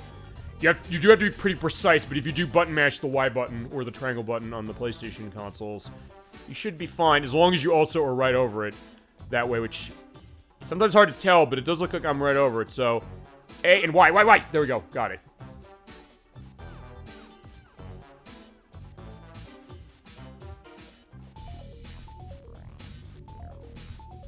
Alright. This is the last one. Okay, got it. Now just to get over here and I'll be set. Okay, so fine. I'm showing grip level 2. You can get to level 3 as well, where it lasts a really long time. So basically, it's the idea you build up your skills with this, and it helps. Although, as I said, it's not utilized as much as you'd want it to in the main game. But in the VR missions, it is. Because that makes you be able to get through that, and we made it. Yeah, it's like, damn, my hands are hurting, I guess, but good job, Rodden. That is not an easy one, but it is a fun one. Okay, okay, fine, the variety missions for, sniping. Don't let them come close to the person who's lying on the floor. There's M. Emmerich. We saw her in the main game. She's here. There's actually another case I'll show later. So at this point, it's a defense mission. And you have penicillin, so you can take your delicious drugs to avoid the, head roll. Yeah, the enemies will come from here. You can snipe them from here, and you have to snipe them, and you have to keep away. They'll come out here as well, also, and they'll put their head out, since I'm doing a really bad job of hitting them. You have to keep an eye on where they are and make sure they don't get to Meryl, or not, fine, I'm speaking ahead. Meryl Silverberg is another one we have to do that with. But, to Emma, I should say. Fine, okay. From the purpose of the plot, aside from the fact of, her dying, yeah, fine, Dolphin, you saw it, you know. Spoiler warning, Emmerich died in the main game. She is kind of the Meryl Silverberg of, Metal Gear Solid 2, and fine, that's for the reason because they said, hey, this whole thing is a simulation of the first game, although fine, I guess it's a simulation of the bat. Uh-oh. I was making sure, did I miss the idea of... Oh, I got them all, good. Jack, you're great. Okay, and she's not saying one coded conversation I did not show. Actually, maybe I did show this. It was like, how are you getting along with Emma, by the way? Where it's like, she's almost jealous. Yeah, because they do get to her, then it's an instant loss. And they feasibly do something unspeakable to her. But point is that she's knocked out, but as long as you protect her that way, you'll be set. Okay, this is the thing in the dark. We've been in the dark already. Actually, do I have the night vision? No, I don't. In this case, I have the heartbeat sensor, so I definitely need that. Fine, you know what? We're not gonna do this one. We did the darkness before. It's the same concept, it's not in first person. I'm gonna show level 6, and I'll show level 7. And they'll go on. Okay, remember, Gigantor, whatever it was they mentioned as far as the VR mission, no, the Snake Tail from last month. He's here, there he is, in fact, yeah, fine, they're referencing Godzilla in Metal Gear Solid 3, fine, this game was doing it first, oh no, okay. That boy's gotta go, so it's like, yeah, it's a stealth mission with a Gigantor guy. They're looking around, they're doing the Godzilla yell, or like the like Godzilla yell, not exactly the same thing. And there's tons of them. So you have to kind of move around and make sure they don't see you. And take advantage of the fact that when they're looking around, so they don't see you, and you have to get to the goal. And when they're making their walk. If they do see you, I believe that's an instant loss in the mission. I don't want to take that risk. Yeah, that's looking away. Turn around, please.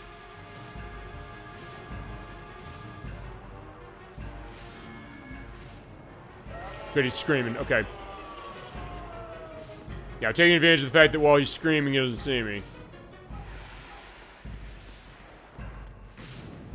You do feel the rumble going on, so yeah, that's the other thing. If you didn't see the, if you didn't do the snake tails like we did before coming in here, this is the first time you see it. It's like, wait, what the hell is this? Actually, yeah, he will do, like, the Godzilla or the King Kong thing. In fact, I'll show this. He'll look through the window, so you have to be careful as far as that, otherwise he's gonna spot you. Fine, he's turning around and walking away.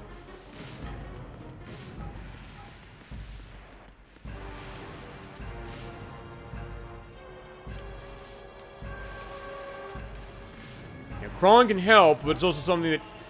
Okay, good. Oh shit! Something saw me. Okay, so yeah, unfortunately, that's that. Alright, let's try again. I do want to show that. Actually, I've been spending more time with Raiden here for these. But we'll show off all these, and I'll give a little bit of a taste of the other games in this, and some other stuff. But specifically, I want to show the mailing thing, if I can make that happen. I'm going to try to make that happen. It's not easy to make that happen. I'll just make the growl.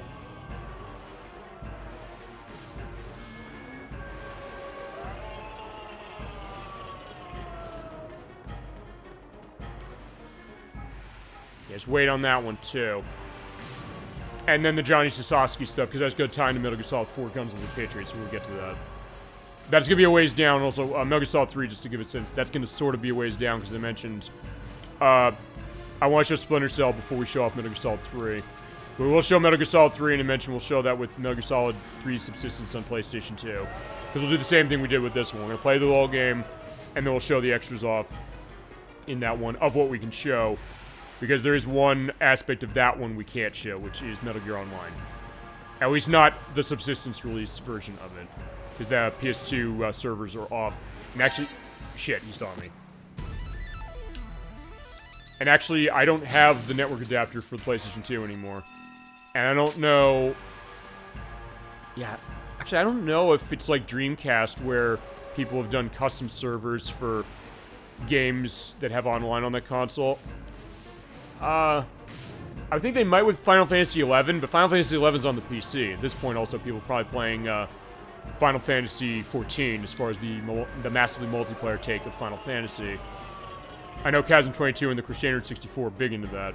And they did port that to Xbox One, Series S, and X recently. Although, for some insane reason, you need to have a Game Pass subscription in order to even play that game. Which I guess is consistent with a lot of the bad decisions Microsoft's made over the past 10 years. But that being said, it's like, yeah, why are you asking that? Like, fine, I have one right now, but it's a case that, fine. Okay, fine, because you need, fine, okay, here's the thing. It's basically, it's not the equivalent of the gold subscription. Because fine, the new take on what the gold subscription used to be, you needed to play online. But it's not even that. It's like, yo, you have to have Game Pass to play this. And it's not even on Game Pass, weirdly enough. Like, yeah, Final Fantasy XIV is not on Game Pass. Shit, and he saw me. I mean, they put on Octopath Traveler 1 and 2 as far as Square stuff up on Game Pass this week. Because actually, they stealth dropped Octopath Traveler 2 on the Xbox systems. And Octopath Traveler 1 on PlayStation 4 and 5. So, there's that. But it's like, yeah, why do you need that on top of, you know, the aspect of what it is outside of like, hey, what do you play online with for the Xbox consoles, I guess, and for PC? Because fine, it does go to PC, so it's like, hey, if you have PC, the Game Pass thing applies to that, which is nice, and I have actually liked the Game Pass subscription I've had that I've been using. Fine, it's how we showed Daytona USA, despite the audio problems I had on that, which still bug me. So it's one of those things that I said last week, I might come back to some games that I've already shown for the purpose of doing a better show for certain things.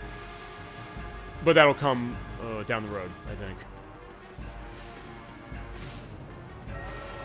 Okay, so fine. I'm trying to go through this fast, but like, fine. I'm also going to be... Okay, good. He's not... Yeah, don't turn around. Don't look in there.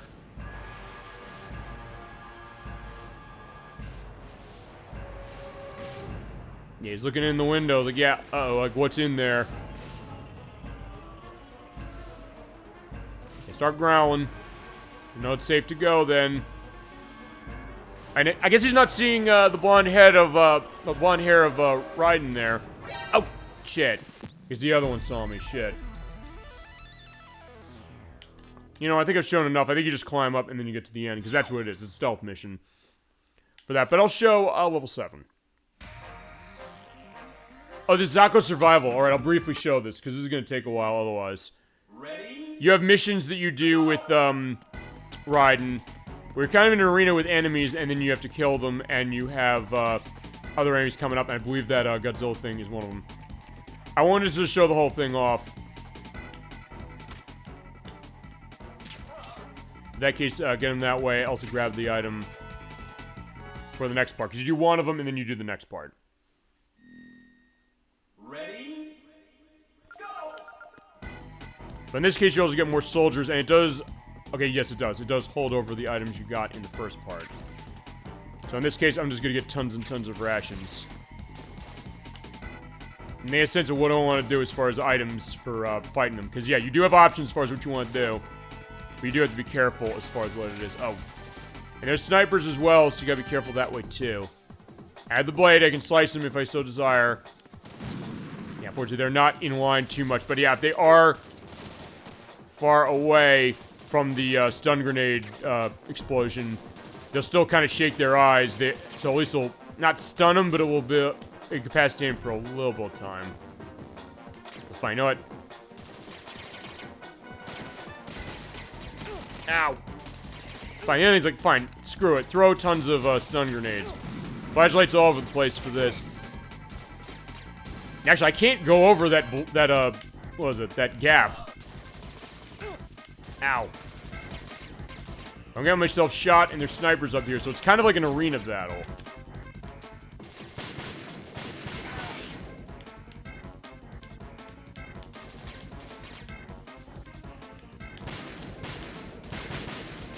So sometimes you do want to just kind of stay still.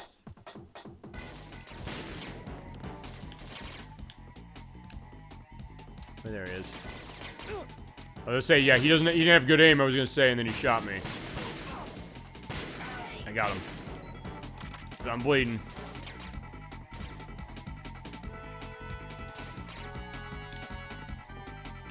Alright, how many of those stun grenades do I have? I have a couple. Now I'm gonna cook that.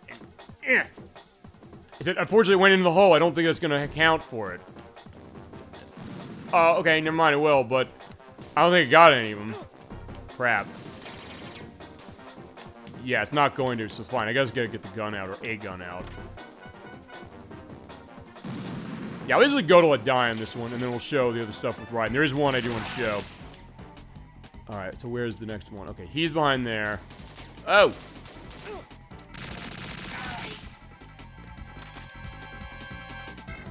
Yeah, the blood's everywhere. My blood and their blood.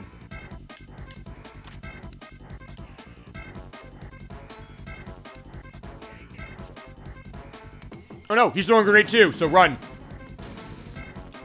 Okay, I got him. Alright, that was close. Okay, so fine, we have to fight the Tengus from the Arsenal Gear part of the game. But you know, we probably should fight these guys the right way, saying, fine, we'll use the blade. Okay, no, fine. This is how we fought him in the main game. I just stabbed him in the chest and he died. And the arterial spray is going on for the purpose when you do that. They'll do the jump, so yeah, let them come to you and then stab them when they jump down. Remember, they also sometimes have the guns, so like, alright, fine.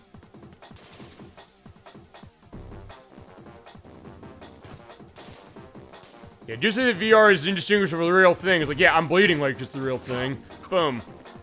Ow. Ow. Yeah, he's doing the nice uppercut.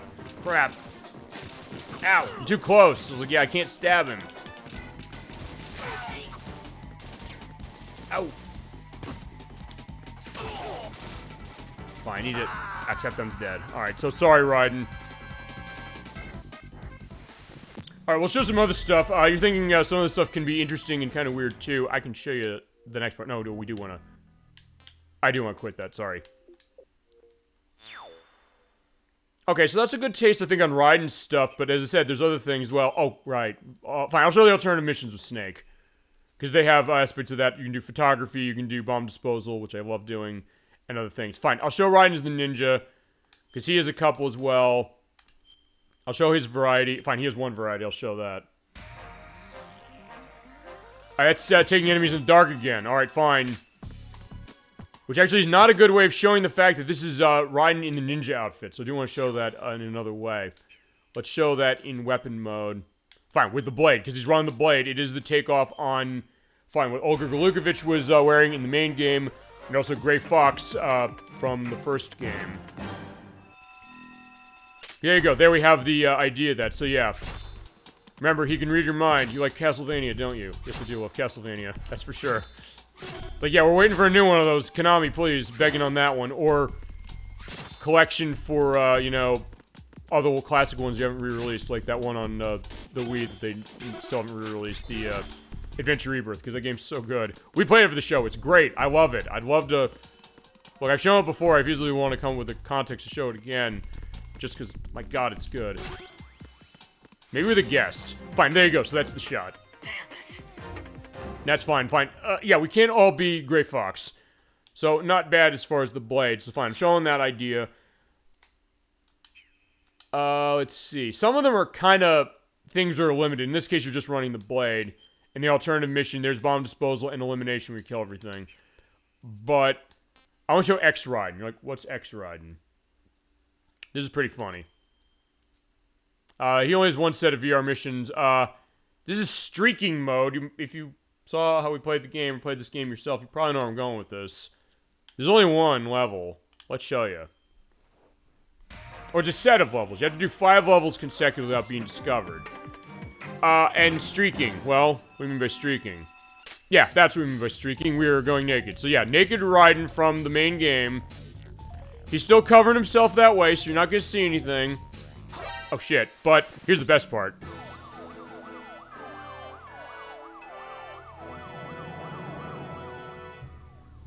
Yeah, when you fail the mission, you hear that specific fanfare that has the police cars coming around, I guess arresting you for public indecency, or, fine, public nudity is not allowed, I guess.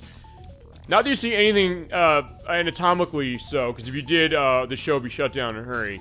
But, yeah, you still have, like, the naked Raiden, so he can do the naked cartwheels, and he always is, smart to, you know, have his hand cupped over that. Whether you're doing a punch, is like, yeah, he'll still just do it one-handed, so you won't see anything. The naked cartwheel as well.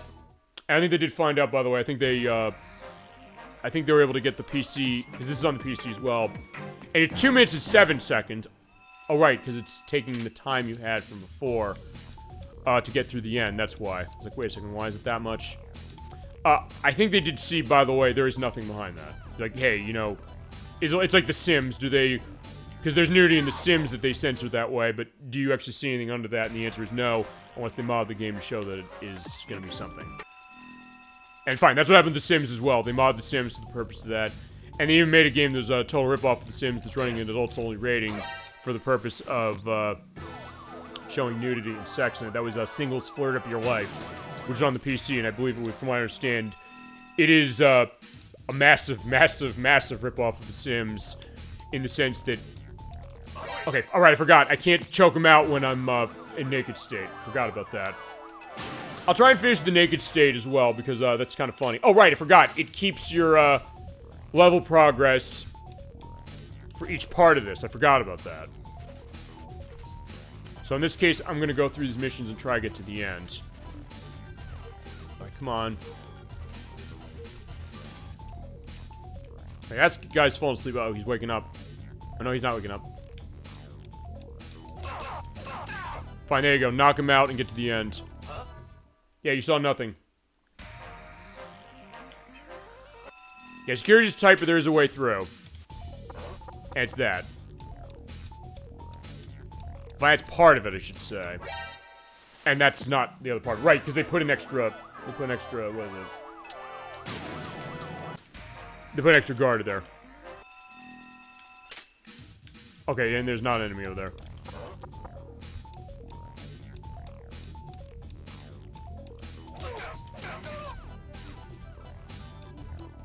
Ah, crap. Unfortunately, I'm not doing well failing a lot because, as I said, it's going to keep the time that I was running on, so I only have like a minute to get through the rest of this.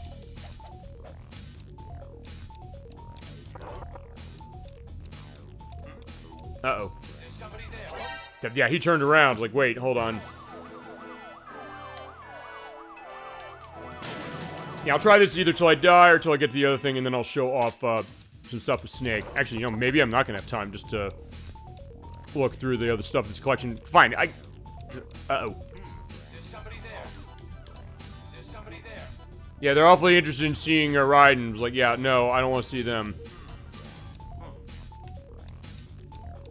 Oh, crap, he turned around. He's like, wait, can I walk behind him? Yeah, I don't think I'm gonna win this. Alright, fine. We're done with streaking. But yeah, you do have streaking mode. I love that. So yeah, as Raiden, you have Naked Raiden. You can run through that set of missions. Let's take a look at Snake then. In fact, also with Snake, let's also take a look at the VR missions you generally have are the same case as far as first-person weapon and sneaking and all that. But his variety missions, I want to show those. In fact, I'll show the variety missions. I'll show all the variety missions. Because there's some unique things there that go with the characters. Okay, not that. It's like, fine, this is kind of similar.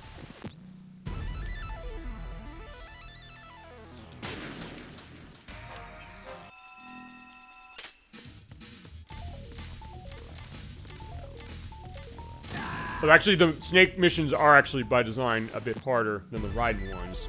In the sense that you will have more cases where, like, the movement of the mines will be a little more erratic and more constant, so you will be in a case of, yeah, fine, I could almost die doing that, or definitely will die crashing into it like that.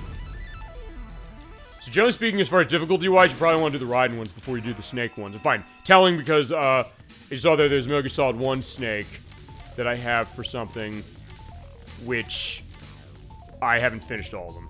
And there's an achievement that you get for finishing them all. I'll show off the achievement list for this release, because I think it's probably worth doing. And I believe they are the same for the games that are in the Master Collection Volume 1, specifically. So I mean 2, 3, and, actually, wait. I don't think Metal Gear Solid Peace Walker's in that collection. At least I don't think it is. Yeah, and there's more mines here.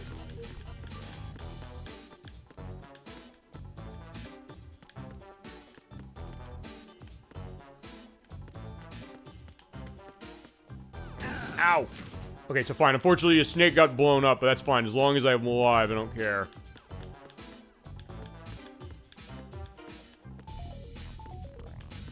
Yeah, because Snake's taking some explosions in his life. Ow! Crap. In that case, I'm also staying on the ground. I don't want to get up. Oh, crap. Okay, that helped me get through there. And actually, by the way, one thing as far as the fall thing, where you see where that red outline is, that means that it's an invisible wall, so you can't die there. So you don't have to worry. Okay, fine. In that case, I have to worry, you know, doing that. So fine. Wait till those go up and let my virtual blood trail go. Damn. Okay, he also does the damn thing when you lose. So I guess means this is gonna have to be tag item when I do the edit of this in a couple of days. Okay.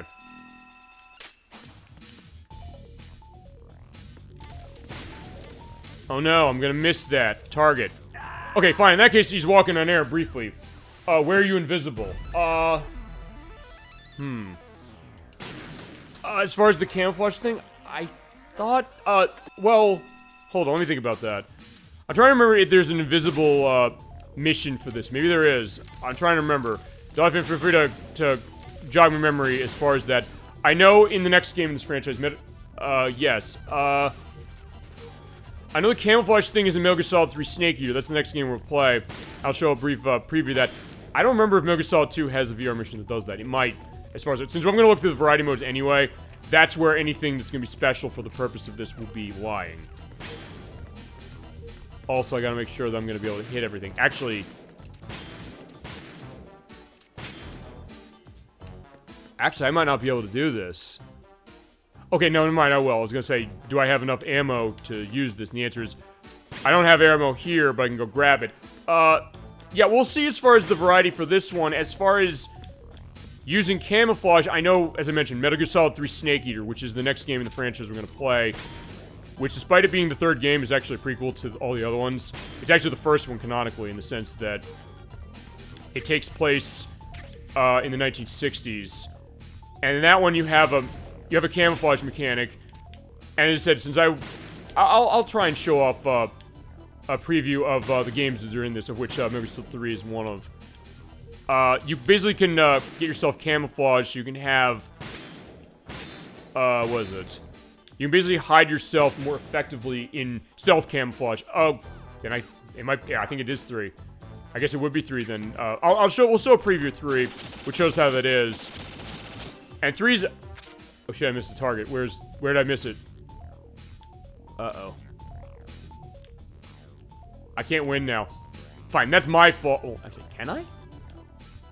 Okay, never mind. Yes, I can. Alright, I can hit it from here.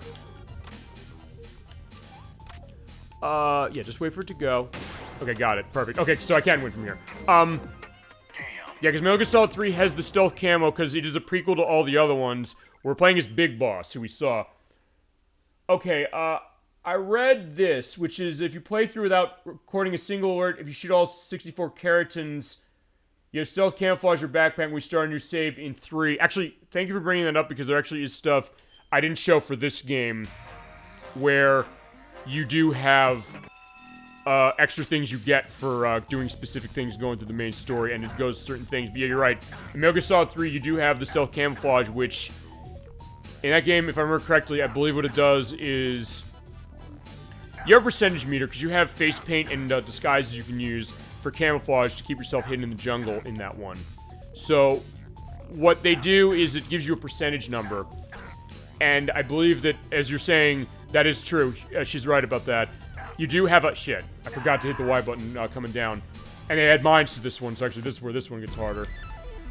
They do give that so you basically are able to have a perfect 100% rating for stealth camouflage. So if you're in the brush or something and enemies are around, they won't see you, ever. And actually, Metal Gear Solid 3, they ported that to 3DS. Weirdly enough, it was a very early release for that console.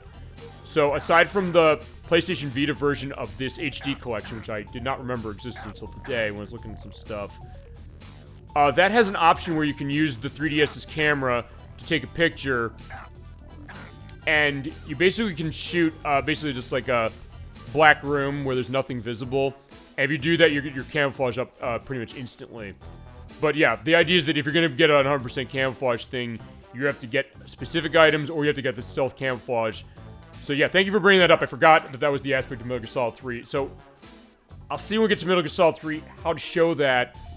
Because one thing we didn't do when we played this game is I did not show off getting all the dog tag shit. I keep forgetting to hit the Y button doing that.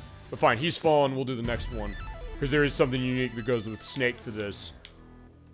I'll add that as far as the scope when we get to Metal Gear Solid 3. Because I know there's definitely some interesting things we can show off in Metal Gear Solid 3. In fact, here we go. I was saying we saw the thing with Emmerich when we were with Raiden. We have the same case here. This is Meryl Silverberg from the first game. And we'll see her again in Metal Gear Solid 4, specifically. Because fine, canonically she lived. But same deal is that the enemies are going to come out, and you got to snipe them and make sure that you protect her without them getting close. We do have tons of ammo, so please just fire away.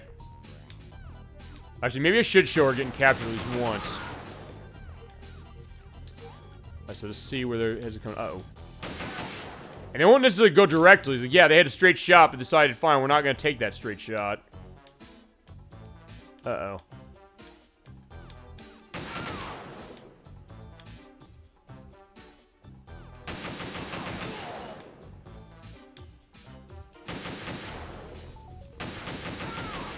I got that one.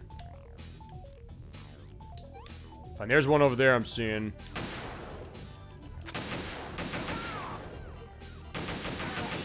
Also, yeah, fine. I'm using a sniper rifle the way you're not supposed to use it, which is just firing like crazy. Let's see. Oh, okay, there's one over there. Shit. Oh no! Get away! Get away! Also, if you do hit her, by the way, that's an instant fail of the mission, so don't shoot her. She's not dead. She's just knocked out. Uh-oh. Oh, shit. You got to her. All right. So, unfortunately, I lost. Yeah, thank you for reminding me on that stealth camouflage bit, and also the fact that in this game, you do have unlocks for that, and also for the dog tags, which you didn't get all the dog tags running this. Maybe I should have. But it might also be something that If nothing else, I can also put an edit as far as we're in the dark. Now, honestly, I can barely see in the dark here. Fine, I have gun here. No. Encountered the enemy. Requesting backup.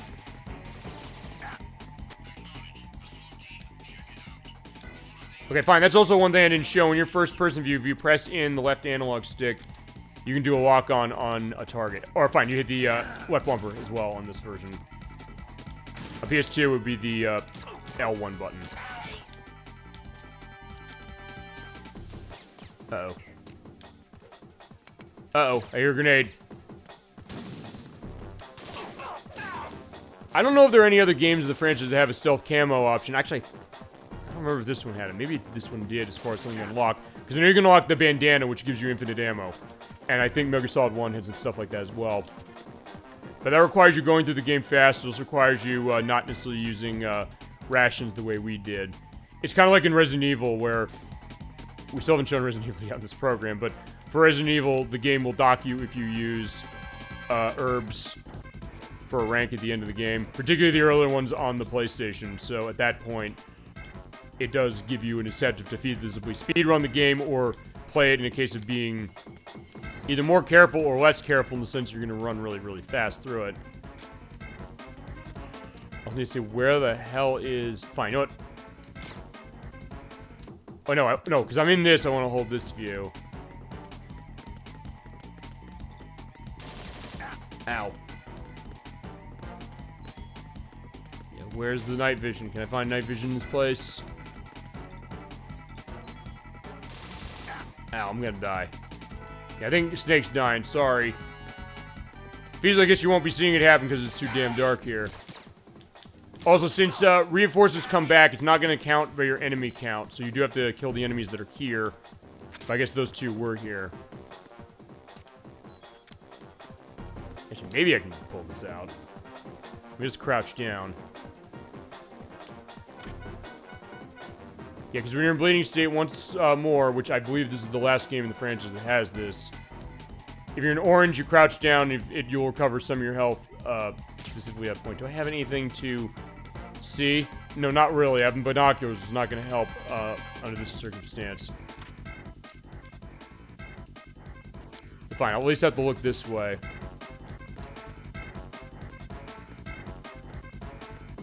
Alright, there's a mine, so like, yeah.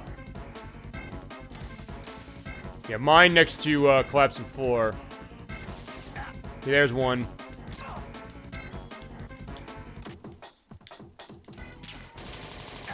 Ow.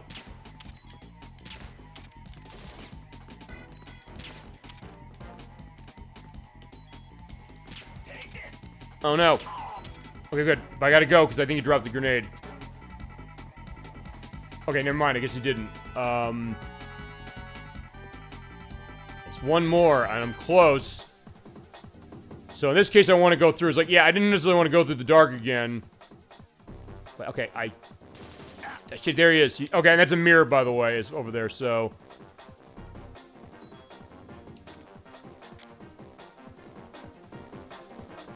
Fine, let's get this out. Even though I don't have ammo for it, I can at least pull it out to have a light.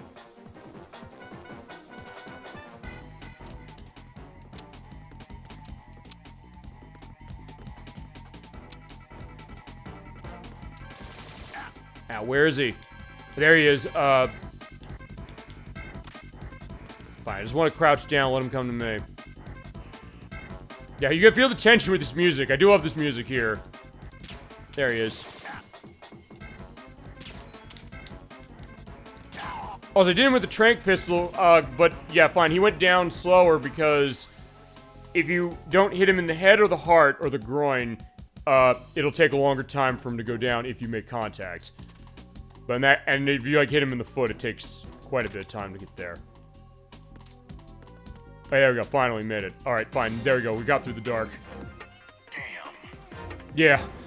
No kidding, Snake. Yeah, I still got sort of a sneaking bonus, but I was like, okay, fine, not completely. All right. Fine, we got the gigantic creatures. I'll give this a shot with Snake, and that'll show the... Okay, fine. I guess I won't give it a shot with Snake. Fine, in that case, I'll show the next one, which is with Pliskin. Because Pliskin, fine, as we saw before, it's Snake. It's a reference to Snake Plissken from Escape from New York. Actually, yeah, we didn't show this one. Oh, it's Dark again. Oh, no, this is the Zako Survival. So yeah, fine. We saw the Zako Survival with Raiden. So in this case, Snake is saying, like, no, I don't want to do this. But we'll pull Pliskin out. And I'll show the alternative missions. I keep forgetting to show that. You know, let's show those now, and we'll look at Pliskin in a sec. I'll show off one of these, because these are things that we did during the game. Sort of, kind of. I'll show the bomb disposal. Let's go level 3. This is in Arsenal gear in this case. You do the bomb disposal. I love the bomb disposal in this game, which is awesome. And they give you the same case of it. They set up a scenario saying, like, hey, they give you the sensors that you need to detect the C4 bombs. And then, fine. This game does have some weird stuff when it comes to the polygon tearing that it didn't have on PS2 or OG Xbox. Basically, yeah, you look at the radar, seeing where the yellow is, and then trying to fuse the bomb. You have to find where the bomb is, though. It doesn't actually tell you right on the radar. It's in the area. We don't listen for that. Delete, delete. Which must be here somewhere. No. They do give you tons of time on these things, so it's not going to be a case where you're going to be having to rush that much. But if you want a really high score on this, you do have to go fast. Alright, so where is it? Looks like it's on the rack. Oh, there you go. You hear that bleep, bleep. It doesn't mean I'm close. Actually, I think it's on the equipment here. That, yeah, right there. So, yeah, yeah, don't shoot it, otherwise it's instant loss. Also, in this version, it's a little different. You use the right analogs to get press up in order to shoot the coolant off. You do not use a button for it. Yeah, but, yeah, there you go, and then that fades away. So, yeah, the yellow shows you the sort of area of where it is, but it can feasibly be anywhere within that. Back in the jejunum of Arsenal gear. Oh, shit.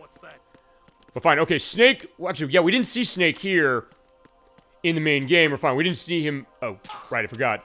You can't get the Tengus, you know, stuck up that way without them, like, doing a fake, hand up, and then they will ambush you.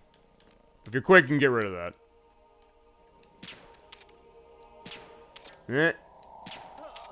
Alright, yeah, in that case, I just kept missing his head. Alright, so now where is the next thing? You have the sensor on, so... Oh, there's one. And I saw it before it was on the radar. So it's on top of that. So in order to get it... the one thing I didn't do when we played the main game, I didn't hide it here. Okay, I hit him right in the crotch, so in that case, you did go down quick.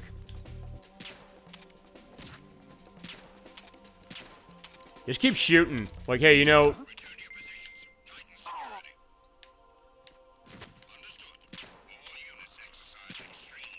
Come on.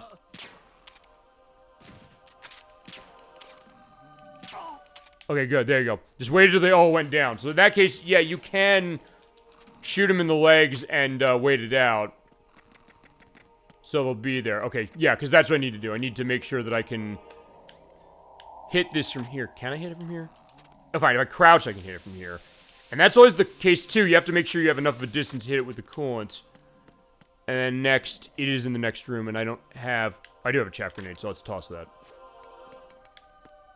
That will knock out my radar, but for the purpose of this, that's fine to start. Yeah, because bye-bye to the camera, and now I can get going. And it is in here. In the ascending column.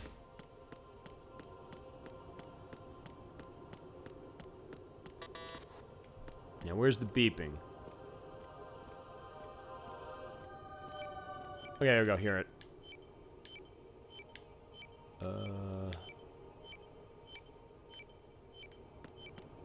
Okay, so it's right here. Yeah, and they do hide them in very tricky places. In fact, right there. That's it. That's the bombs. Like, wait a second. Okay, where is it? Perfect. But it's really satisfying to find them. As I said, that's one thing I love about this game. Because honestly, except for Bomb Squad on the Intellivision, there are not many games I can think of where you do bomb disposal. And actually, they found a way to make it really fun. As far as saying, like, hey, you gotta find it, but also a little bit of attention. It's like, it's supposed to be here, and like, hey, you know, it's gonna blow up if you don't do something about it. So it was great to see that. So yeah, I definitely completed all the bomb disposal missions. I'll show the elimination mode. This is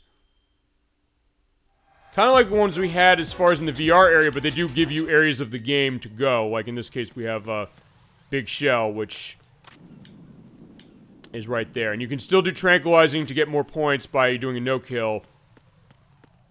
Or you can do a KO. It's however you want to do it. But usually when it comes to the trank stuff, you don't get enough bullets to make it easy.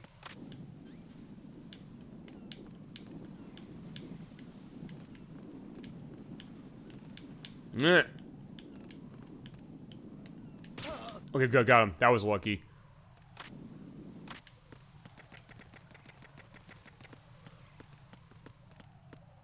In this case, I'm also going to go over here. Oh. Okay, I got him. Okay, I hit him too many times, so actually that's not going to be good. There's one more. One more or two more? Oh, right, there is one. No, there are two more. There's the, yeah, because this is by the heliport. So, there's the guy up there. I have 2 bullets. Actually, this might work out. I might be able to pull this one out. Okay, there's one, right in the eye.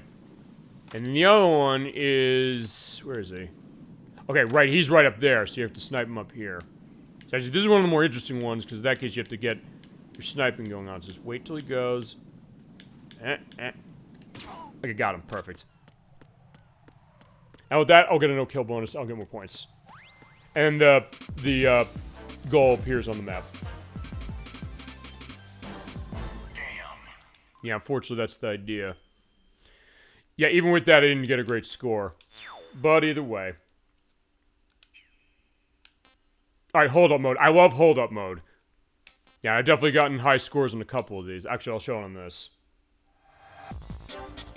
Yeah, so we're going into the area of Big Shell where the parrot of M. Emmerich is.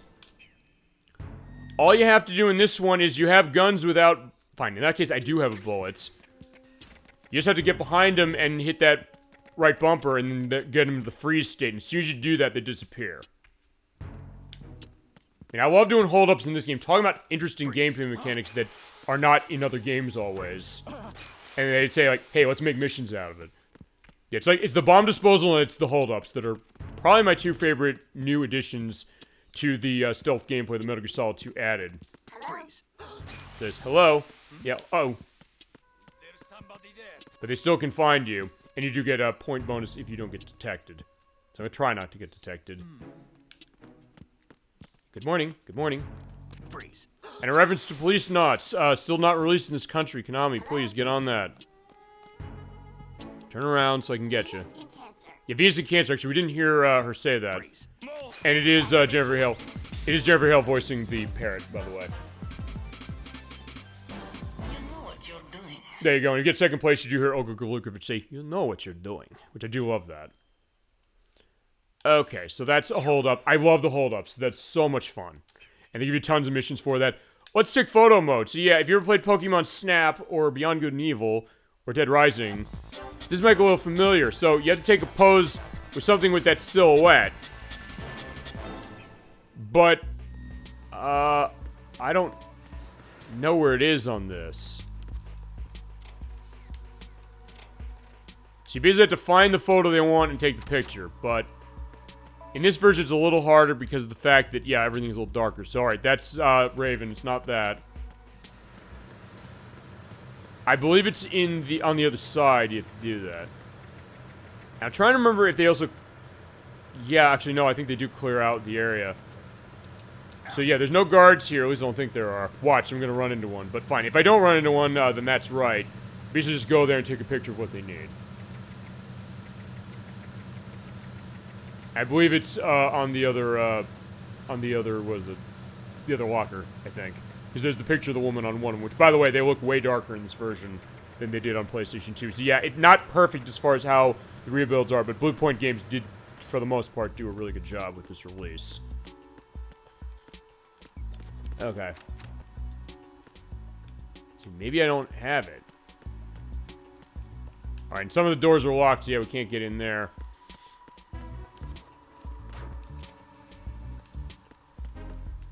Where is it? Yeah, because I can't see on what they are. So maybe they're not over here.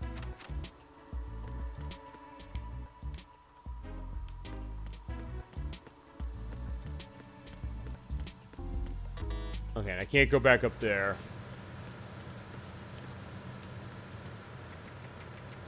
Yeah, if I can't do this one, I'll do another one, but I want to see if I can't find... And if you do forget what it is, hit the back button. Just take a photograph with the same pose of the silhouette. I can't photograph myself. This is before selfies were invented, so... At least I think it is. If that's wrong, I'll tell when selfies actually were invented.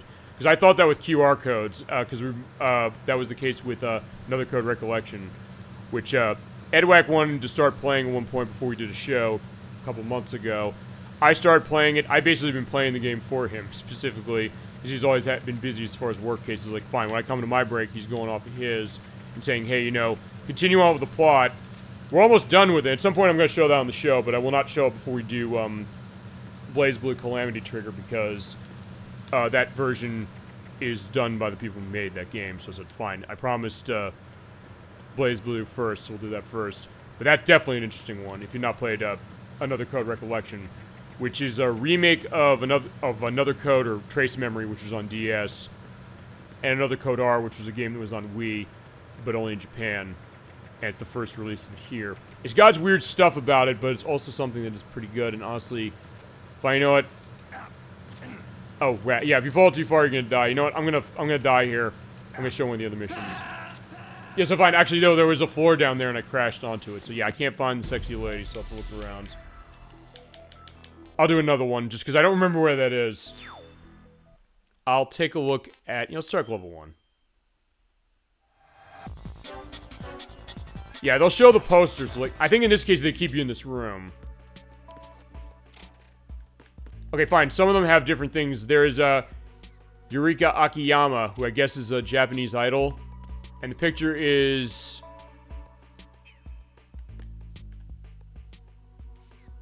Kokone Sasaski. Is that who we were looking for? Yes.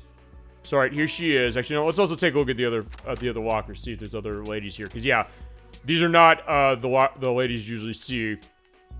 Here's Mariko Toki. So, yeah, let's give the names as far as the women here. I think they probably are real people. I think Japanese idols, if I'm going to guess. If that's not right, I'll indicate that.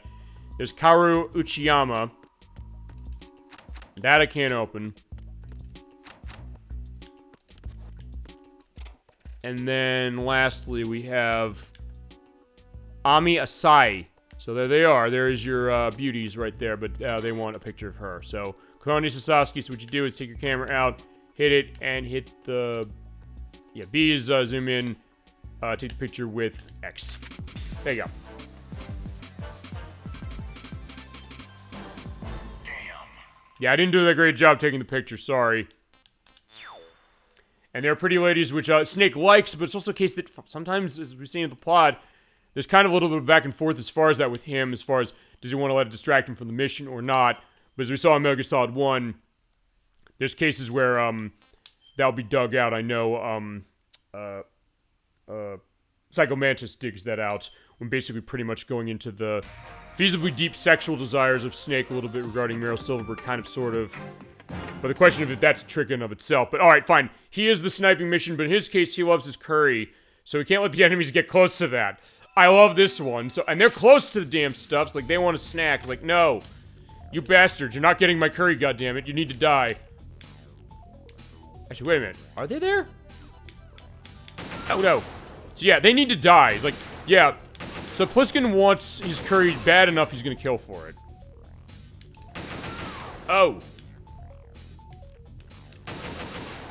What? They're not dead?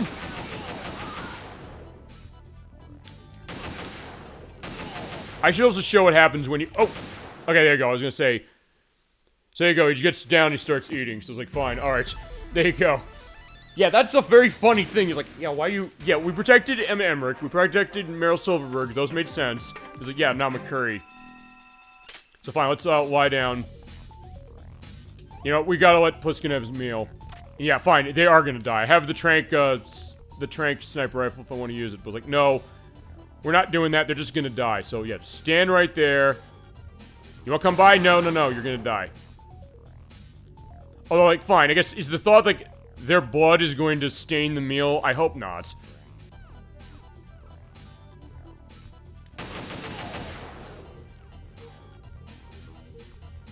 Yeah, I'm just standing right in front of it. Just take a look at that delicious curry.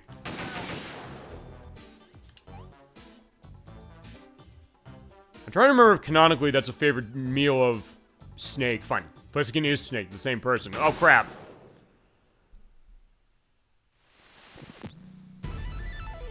Alright, fine. I guess they're gonna get their meal. Fine, I'll try once more, because fine. I shouldn't necessarily be focusing just on that. I should get a sense of, like, where they are, and, just react as I go.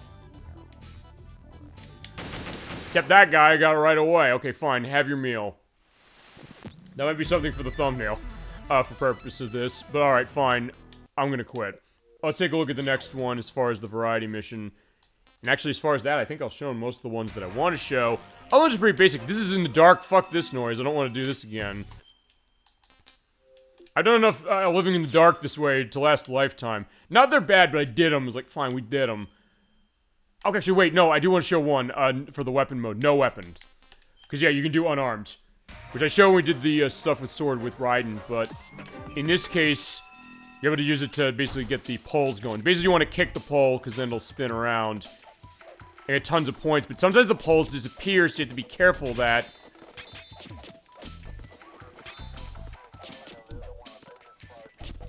But if you punch them too much, they'll just disintegrate, so make sure you hit them with a 3-hit, and then kick that way. There's when they disappear, which is not fun. It's like, yeah, And you know what, fine, I'm gonna restart this one. Because you can do that. If you don't like how it was going, you can restart. So at least you could show that. Fine, let's try this again. There you go. Yeah, get all of them, because, yeah, if that's the case, you get a lot of points. Oh, no! You hear that? But that means you lose points. So I didn't like that happened, but as I always say, I'm glad I got to show that, because it shows the idea that, hey, that's something that can happen in the game. This game or anything. That's where the challenge comes in. It's like, hey, you know, if you can time that before they disappear, you can then get tons of points and get them out of the way quickly. Otherwise, you have to climb up top that way and get them there.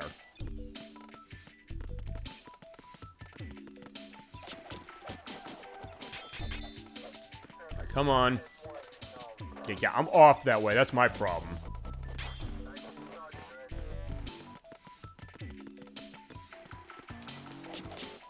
There you go. It's all about the timing. It's learning the timing here, which is the way you want to be successful on this. Uh-oh.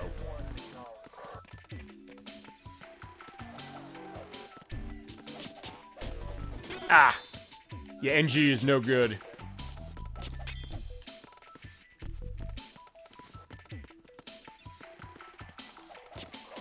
Yeah, Pliskins are pretty hard because of the fact that the targets tend to disappear.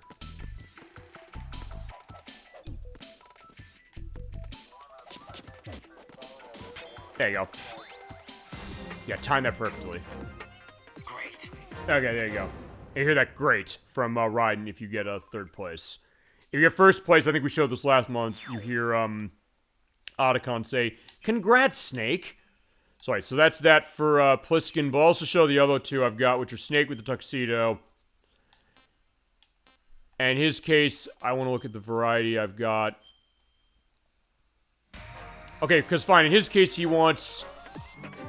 I guess he wants his bento bowl, specifically, with chopsticks.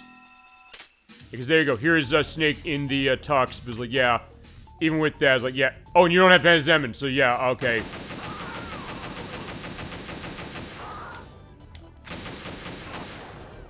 Just fire away, and you do have to deal with the head roll then. So, like, okay, fine. At this point, fine. There's just a non-stop army, and they're not stopping. They're coming for your food. Okay, fine. That one stopped because I shot him, but...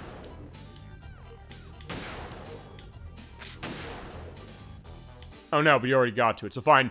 They're all gonna eat the bowl right there. Look at that. Like, their dogs, specifically, just eating out of, like, a food bowl or something like that.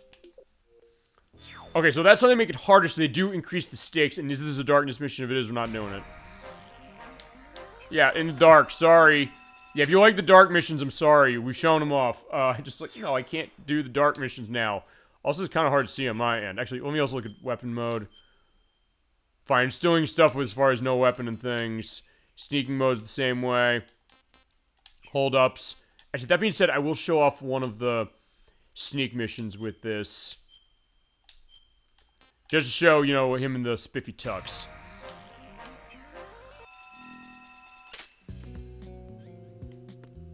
Alright, show the unique music for, Snake here. Ah, crap. And at that point, I'll show off the extra stuff that I've got for, this game, and I'll preview the other ones. I think with the other ones, though, I'm gonna skip cutscenes, because, one of them is feasibly spoiling the next game. And in the case of another one, it's gonna take a while, because actually the cutscenes for the intro of, Metal Gear Solid 3 is extremely long. You know what you're doing. Yeah, there you go. It does look spiffy that way. In fact, you know what? For that purpose, I will also show that for the other characters I didn't show. Because actually, I didn't show Snake doing the sneak because he has a different music for the purpose of that. So, I'll show that. I'll show for Pliskin. I think we'll be good. And I'll show the last ones I haven't beaten yet. So, fine. Mission 1.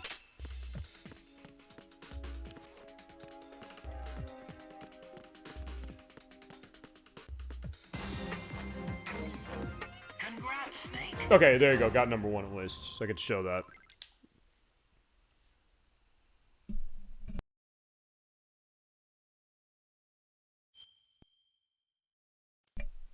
Okay. Alright, well, fine. I'll do the next stage, because, yeah, it'll be a little longer, and then we'll go on as far as it... Yeah, because there's not gonna be too much more, and it's like, this is kind of a weird one as far as saying, hey, you know, we're at the finale now, because it's like, fine, we beat the game 2 parts ago. But it's also something I said, fine, for this one, I think we should show off the extra stuff that goes with this. I think it's fair to do that. There's somebody there. Okay, fine, that actually kind of helped. Oh, fine, it sort of helped until it didn't. Being able to get him out of the way. But fine, we'll quit here, look at Pliskin, and then we'll look at Metal Gear Solid 1 Snake. And I'll look at one I haven't beaten yet. I'll see if maybe I can beat one of them. So, Pliskin, let's do some sneaking. And then I'll show off the extra stuff I got. Fine, same mission as mission 1. It's like, fine, this is the same deal, but sometimes it changes. Okay, fine, it's the same music as we had before. But they do give you a gun, so if I do want to kill him, I can kill him. Actually, you know what? Fine. Ooh, yeah, let's kill him. Why not? So there he goes. And just shoot some bullets, get some points. Great. Maybe not a great case as far as that, but either way. Yeah, no... Wait. I got no kill bonus at 2,000? How? I shot him in the head. Okay, that doesn't make sense. I should have gotten 0 for that. Unless maybe what they do is... And I can look into this. I think they might just give you fewer points if you kill somebody. Then it eventually goes down to 0. Okay. So what have I not done as far as these? Let's take a look. Fine, I'm done Sneaking 5 with MGS1 Snake.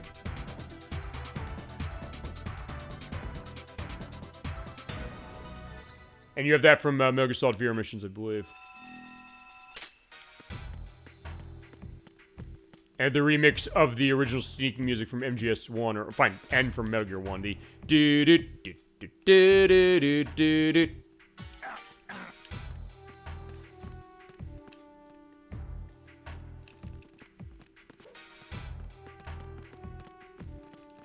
Uh-oh.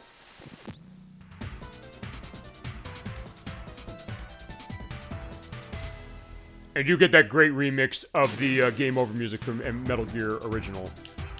Fine, let's try this again. I'm gonna try it a little differently. Is there somebody there? Yeah, there is, but I want him out of my way.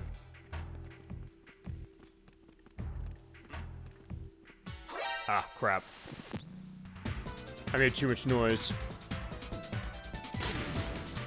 I mean, feasibly I could go through the rest of these and get the achievement for that. I'll show the achievement as far as what it is. I just haven't gotten it. It is 80 points, by the way, on this version. So it's like, yeah, it's the biggest return. You have to beat every single one of these VR missions to get it. And it's not easy.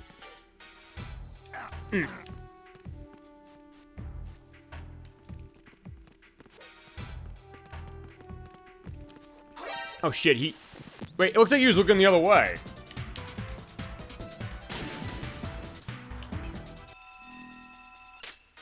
I know, I'll do the same thing, try to lure him over here. So he does see... And he sees me from further distance. So actually, I guess, yeah, Metal Gear Solid 1 Snake does have a little more of a... Oh, shit, somebody else heard me. Like, I heard, I heard, like, 3 of those go off. So fine, I guess the way I'm going is probably the right way to go.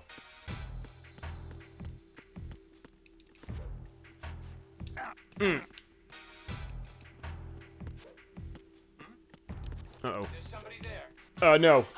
Oh, shit, I got seen by somebody. From a different direction. Alright, fine, I'm gonna try a different thing. I always want to beat one of the ones I haven't beaten before.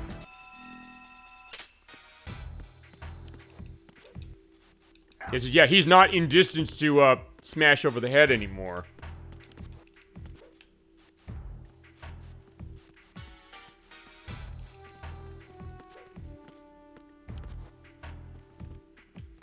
Uh-oh. Shit, he has dead eyes. Like, I barely was past him. I think, like, the wall was blocking him, but he kind of sort of saw me on the side of it.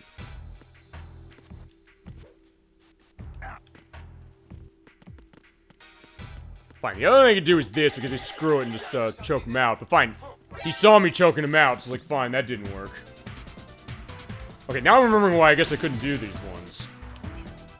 But I'm so close to beating them all, so at some point I probably should just do that. It's like, hey, did I ever forget this achievement? Yeah, you have to run through, every single one of these. Is there somebody there? Oh, he's over there. Eh.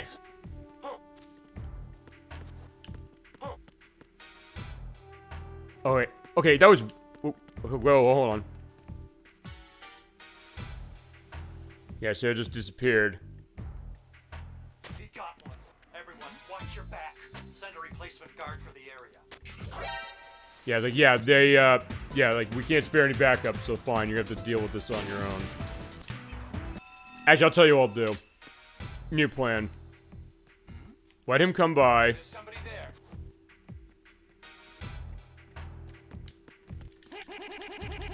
There we go, choke him that way.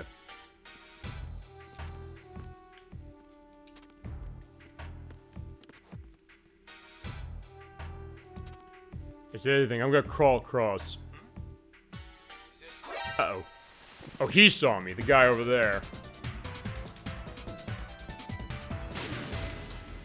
Alright, fine, I'm gonna try and do this. Is there somebody there? Alright, you did see me, so alright, fine. Just lure him out.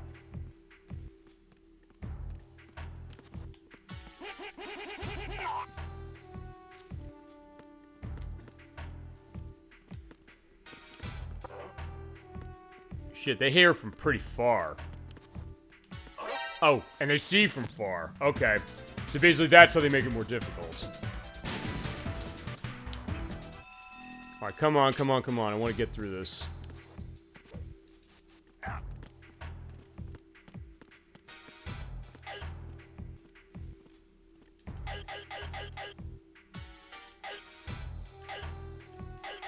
The other thing is I can snap his neck if I... Okay, I got caught. I was like, wait, somebody saw me doing that. Fine, let's try something else.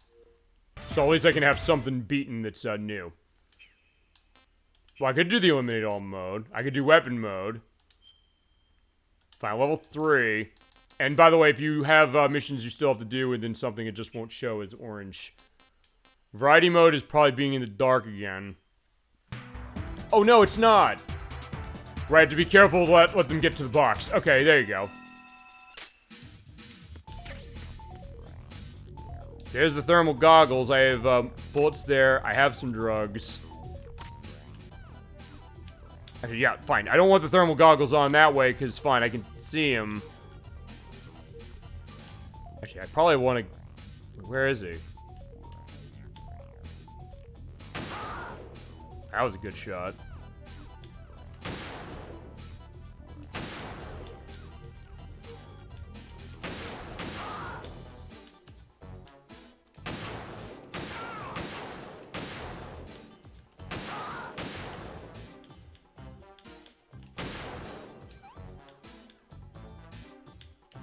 But yeah, he's not peeking behind the wall that way.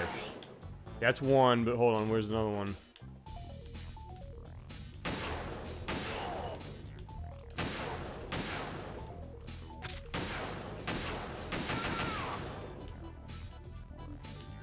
I think they're getting that box. Although, actually, I kind of maybe want them to get the box so I can show what's underneath it. Or they just get the box, they just want to do something with it. It is the orange, so like... Okay, they just got to the box. Oh, actually, wait. Okay, they just got to the box, so never mind. Alright, so I got to show that. You know what? I think this should be fine. I've done about 3 hours worth of this, and... Which doesn't feel like it's been 3 hours. It feels like it's been less. But yeah, that is the idea of VR missions. There are 500 of these. And just to show one other thing, you can save it specifically if you... Fine, I'm showing my menu here as far as the second disc of this was Peace Walker. This part of it captures, and then also Tell Me Why, which I started playing recently. I'm looking on achievements. Here we go. Let's take a look at these. Alright, there I am with DBZ Wii 09 and the Crusader 64. But yeah, for this release, let's take a look at achievements on this baby. Yeah, we're going to get that one actually live on the show. Johnny in the Spot. I'll show that in a second. But for Metal Gear Solid 2, there's beating the tanker and plant chapters in a difficulty, defeating Solidus, defeating Metal Gear Ray. This is, well spoken as far as the Selectverse. The thought that No Ray Jose is going to be his take for this achievement. I think you need Huggy if you find Emmerich in the stage. So some of the stuff goes to story, like defeating Vamp, destroying the Harrier, rent money by beating 30 enemies unconscious, beating Fat Man, tranquilizing 100 enemies. So it says, don't tase me, bro. Nothing personal by doing 30 neck snaps. Me revolver also on the plot. Take a picture of the ghost image and hold number 2. Yeah, I don't think I showed that. I can give an indication what that is in the link list. Send Otacon the picture of the Marine with no pants, which you did do that when we played. Get grip level 3, which you do the way I showed, basically do the VR mission, or you do the pull-ups. Down in Smoke, where you hit the fire extinguisher and have an enemy within the blast. Defeat Olga Golukovich in the beginning of the game. Snake Beater, which is, as we showed in part 1, if you stare at a beautiful girl photo or beautiful girl poster and call Otacon, it'll basically be the perspective that you're stimulating yourself, and you get an achievement for that. Kissing Booth is when you hit the right bumper or the R2 button when you're in a poster with a pretty girl and kiss it. Completing one of the alternative missions or VR missions, complete the Snake Tails. Johnny in the Spot, we're going to show that in a second. Complete the boss survival mode, collecting all the dog tags, and then this is the one I'm talking about, Virtually Impossible, which is the hardest achievement to get out of this, or the rarest as far as people getting this. 80 points, you complete every single VR and alternative mission in this release. And other ones that go with the Metal Gear Solid 3 aspect of beating bosses, we'll see them later. Doing close quarters combat, which is a big case in that one, and Peace Walker as well. View was with the right bumper or the R2 button in the cutscenes. There's actually a lot of these in this game, and there's some that they don't indicate with that indication. We'll show those when we play this game specifically. Making snake vomit, which can happen in that game because you have to eat. Capture an animal alive without killing it. Eat a snake. As Dolphin, you were mentioning the case of the stealth camo, that's the easy way to get an achievement of your camouflage index to 100%, because that will default to it. Problem Solve series over. This is pretty funny where, fine, Revolver Ocelot is in that game, and Metal Gear Solid 3 is a prequel to all the other ones. If you kill him as far as it, and it's not going to the plot, they say, like, yeah, fine, you create the Ocelot time paradox where everything in this game didn't happen, and everything in the other games don't happen either. So they'll give you that way if you kill him. Find every camouflage type, every face paint type in that one. Catch the mystical serpent, because you have to do hunting on that. The thing with the end, the bosses in Metal Gear Solid 3 are unbelievable. Some of the best in the franchise. Maybe even better than some of the ones we saw in Metal Gear Solid 2, and I love the ones in this game. The end is a case where that's tied to system clocking. You die of old age. They do implement that in this version, which I didn't know if they did. But if you were able to get that going on, you can basically... Fine, you can either have him die of old age by advancing the system clock, or before you even start the boss battle, kill him. That could be interesting. Earn the title of Mark Har. In fact, Dolphin, as you mentioned, this is also the other thing. They put an achievement against this as far as it ain't easy being green, so the reference to, I guess, Kermit the Frog and the Muppets of finding all 64 Karatans. So thank you for bringing that up. You get all 4 of them, you get all 64 of them, you not only unlock the stealth camouflage, but you get an achievement for the purpose of this release. Finish the game, and finish the game without killing anybody. So yeah, if you go completely pacifist run on the game, you get an achievement for that. So there's your achievements for Metal Gear Solid HD 2 and 3 as far as this, but there's also Peace Walker, which is the third game they give you this, or fine, the fifth game they give you this, which is a port of the PSP game. I will show that at some point specifically. You also saved this, but I didn't really have much going on as far as saving, so I'm not going to bother. Okay, so as far as other stuff we'll show, we showed the casting theater a little before. We showed the boss. Actually, did I show the boss survival? Fine, here's dog tag viewers. I'll show this. Which you pick a save file of which you completed as far as the game and load it. And based on that, you can look at the dog tags you got of everybody, including bosses like Olga Golukovich. And you can see what the ID number of them is, where it was located, and their blood type. For this, I actually got a large amount of these. Only about 63%. And they do have them by difficulty of very easy, easy, normal, hard, extreme. And I believe European Extreme turns off the dog tags, I believe. Okay, no, let me go back. This is date of birth, not ID number. So date of birth is that second number. And stuff you got on the plant as far as bosses, including, I guess I didn't take as many when I played through it on this console. Oh, fine, Pierce Stillman. We found Pierce Stillman, or Fat Man. Because fine, Fat Man is Pierce Stillman, and the Pierce Stillman we knew said, I'm living a lie. That's what he meant. And this release and Substance did this as well. They give you the options of the 2001 dog tags, which are all the ones from Sons of Liberty, the original release of this, and also the 2002 ones, which are the Substance ones. And then boss survival mode, I'll briefly show this. You can fight as Raiden or Snake. You can select your options for turning on blood, running stuff with things like that. You know, let's play something a little different as far as that. You do it easy, normal, and hard. I'll show it on normal. You fight through all the bosses in the game. In this case, Olga Golukovich. So yeah, as far as the plot of this game, Olga Golukovich was kind of helping us as far as Raiden. She never fought Raiden. And yeah, she's been with the unit, so yeah, she's giving the unit spiel to Raiden. He's like, wait, what? But you hear the great voice of Vanessa Marshall, who, by the way, is going to be... I don't think she is Olga in this game, but she... In fact, no, she's not. She does voice work in Peace Walker, so we'll hear her again. Yeah, because, fine, as I've said before, as far as this, the game has unbelievable voice acting. One thing I'll also go into before we end tonight, I have the dialogue, or the layout as far as in my notes of all of the alternate voices as far as the soldiers, because I didn't list everybody who voiced. And they do have a timer, by the way, on this, so... Yeah, she shoot that off. And I can shoot out the lights still. I still do have the same guns that I had, so I have to run the tranq pistol. Actually, I did run into a case when I was doing my test. I basically fired specifically, and I was able to hit her. Yeah, also, I'm doing what you're probably not supposed to do in this battle. I showed you how the battle really is supposed to work. Which you take some cover and then come out and shoot when you're set. Or I show you how to do the Meryl Silverberg version of this battle, where it's like you just spam the stun grenades like crazy, but in the main battle for this, you don't have that luxury. If you time it enough, you can hit her more than once. In that case, yeah, okay, so I got her. Yeah, the next one is fighting the soldiers in the tunnel. Uh-oh, I'm looking the wrong way.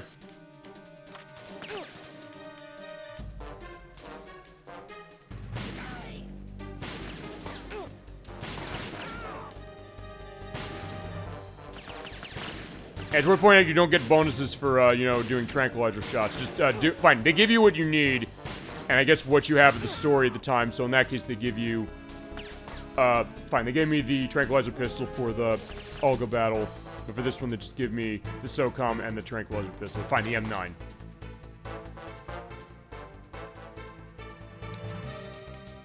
Okay, I thought for some reason when I saw, like, something fly towards me, they dropped a grenade at me, but, no they didn't. Yeah, I'm out of bullets on that, so I gotta pull that out. And the magazine actually didn't indicate what the magazine really is that it's not for ammo. At least I don't think it is. No, it's not. You basically throw it and you can use it for sneaking purposes. You basically toss it on the ground. They might hear it and they might, you know, it's like, hey, what was that? Or how about you? Come on. Okay, got him. Fine, there are bullets and things. Fine, there's stun grenades.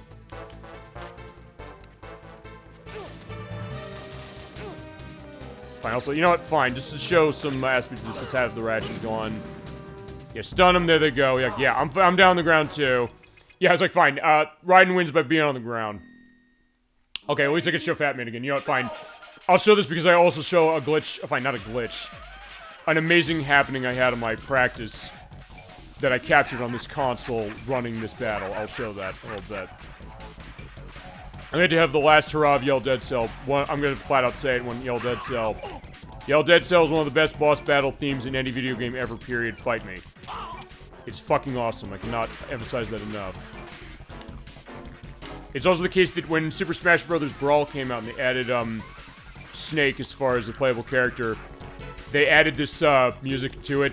Every time I fight on the, Shadow Moses level in that game, or any game where, Snake is in, which is, I think he's actually, I believe he's in Ultimate for sure. I know that, because that has every character who's ever been in a Smash Bros. Game, ever. But, he also, I think he was in Smash Bros. Was he in the Wii U and 3DS games? Maybe he was, maybe he wasn't. The point is that every time guys, time to get back to bombs. Yeah, every time I play that... Yeah, fine, now I'm gonna get a move on. Boom. Okay, fine. No, I did have a weird case, because... Okay, fine. Two things. I'll show this as far as what I had happen, which was fine. I was fighting him. You're calling short recess and bombs. I'm saying no, I'm gonna shoot you in the head with a tranq pistol. Oh, I'm dying? Shit, I didn't even notice I was dying. Fine, I'm asking for health. How about that? Fine, okay, I'm gonna have got him in good shape here. It's like, fine, you know... Okay, fine, I got him in good shape. What happened when I was doing my practice is that I hit him where he had a bomb, and it was actually blocking the bomb. I couldn't move his body. Okay, fine, we're fighting the Harrier again. So, like, alright, fine, we're running this. Okay, going back to the Smash Brothers story. The Smash Brothers story is... Anytime I play that Smash Brothers game, or Smash Brothers game Snake's in, playing that level... I always set it to run Yell Dead Cell as the music, because you can set the music custom for that. I was like, is there better boss battle music for that, even with the great music that's in this franchise? But still, it's like, God, I love that. Goes to say how much I love Yell Dead Cell. The boss battle music is unbelievable. The weird enough for the soundtrack versions, they pitch the horns a little different, so it's actually higher pitched. It's lower pitched in the main game. At this point, I'm like, fine, I'm doing what I did on the Snake Tales. I'm out for blood on the Harrier mission. It's like, fine, Solid is going down. Watch, I'm probably gonna beat this thing. And at that point, then I'll, show the extra stuff we've got planned. Okay, fine, he went off, so just keep an eye on where he is. Same on radar, but don't shoot Snake and, Otacon. Okay, there you go.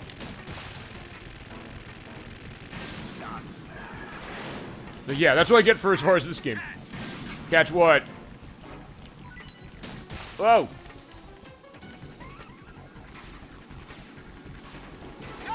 Oh, this shit. Fine. Also, I think I showed this as far as one of the parts. If you jump on the side, you live. Yeah, that's a way to avoid getting hit by that. It's like, okay, wait a second. So yeah, just get that stinger out and just take him down. I'll let you go out in style. Oh, wait. Okay, never mind. Take that back. Like, fine, I get shot off. So, like, fine, not always. So I do go out of style. By the way, if I did beat that, I'd then fight Vamp the Tengus in, the hallway at the end of, Arsenal Gear. Then Metal Gear Ray, yeah, like vs. Nightmare, and Solidus, as far as, and you get timed as far as that. So at least I got to show that, and actually one thing I will show before we go on for the rest of the stuff, I'm going to show captures, which are right here. So, I'm going to show recent captures. Let's go to show all. Hopefully this won't crash the game like when we played Sonic and All-Stars Racing Transform. There's also stuff for backgrounds I took, issues I showed. I think I actually showed when we played Kingdom Hearts. I showed one of the glitches of Sonic Colors Ultimate. I showed the glitches of that for an off-screen thing. The screen for Kingdom Hearts, when we played that. We'll do Chain of Memories. I just gotta get that set. We'll make that happen next year. So on Xbox Next, we're on this console. Alright, I want to show this. Okay, I was looking for the bomb. Like, where the hell is it? I didn't realize it was right there. Okay, right, no, that's it. Oh, wait a minute. Oh, no, this is... Okay, no, this is something else. Never mind, I know what this was.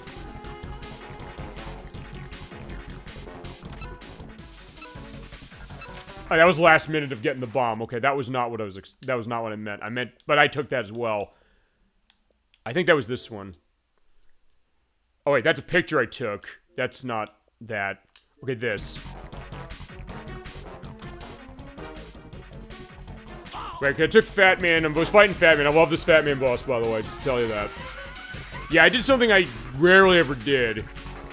As I think that was what this was.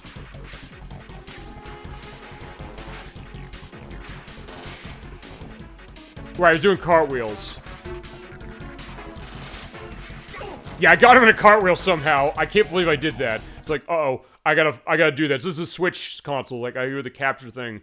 I don't do that as much on the Xbox consoles, One or Series X, but I did in this one. I think I did it again on this one.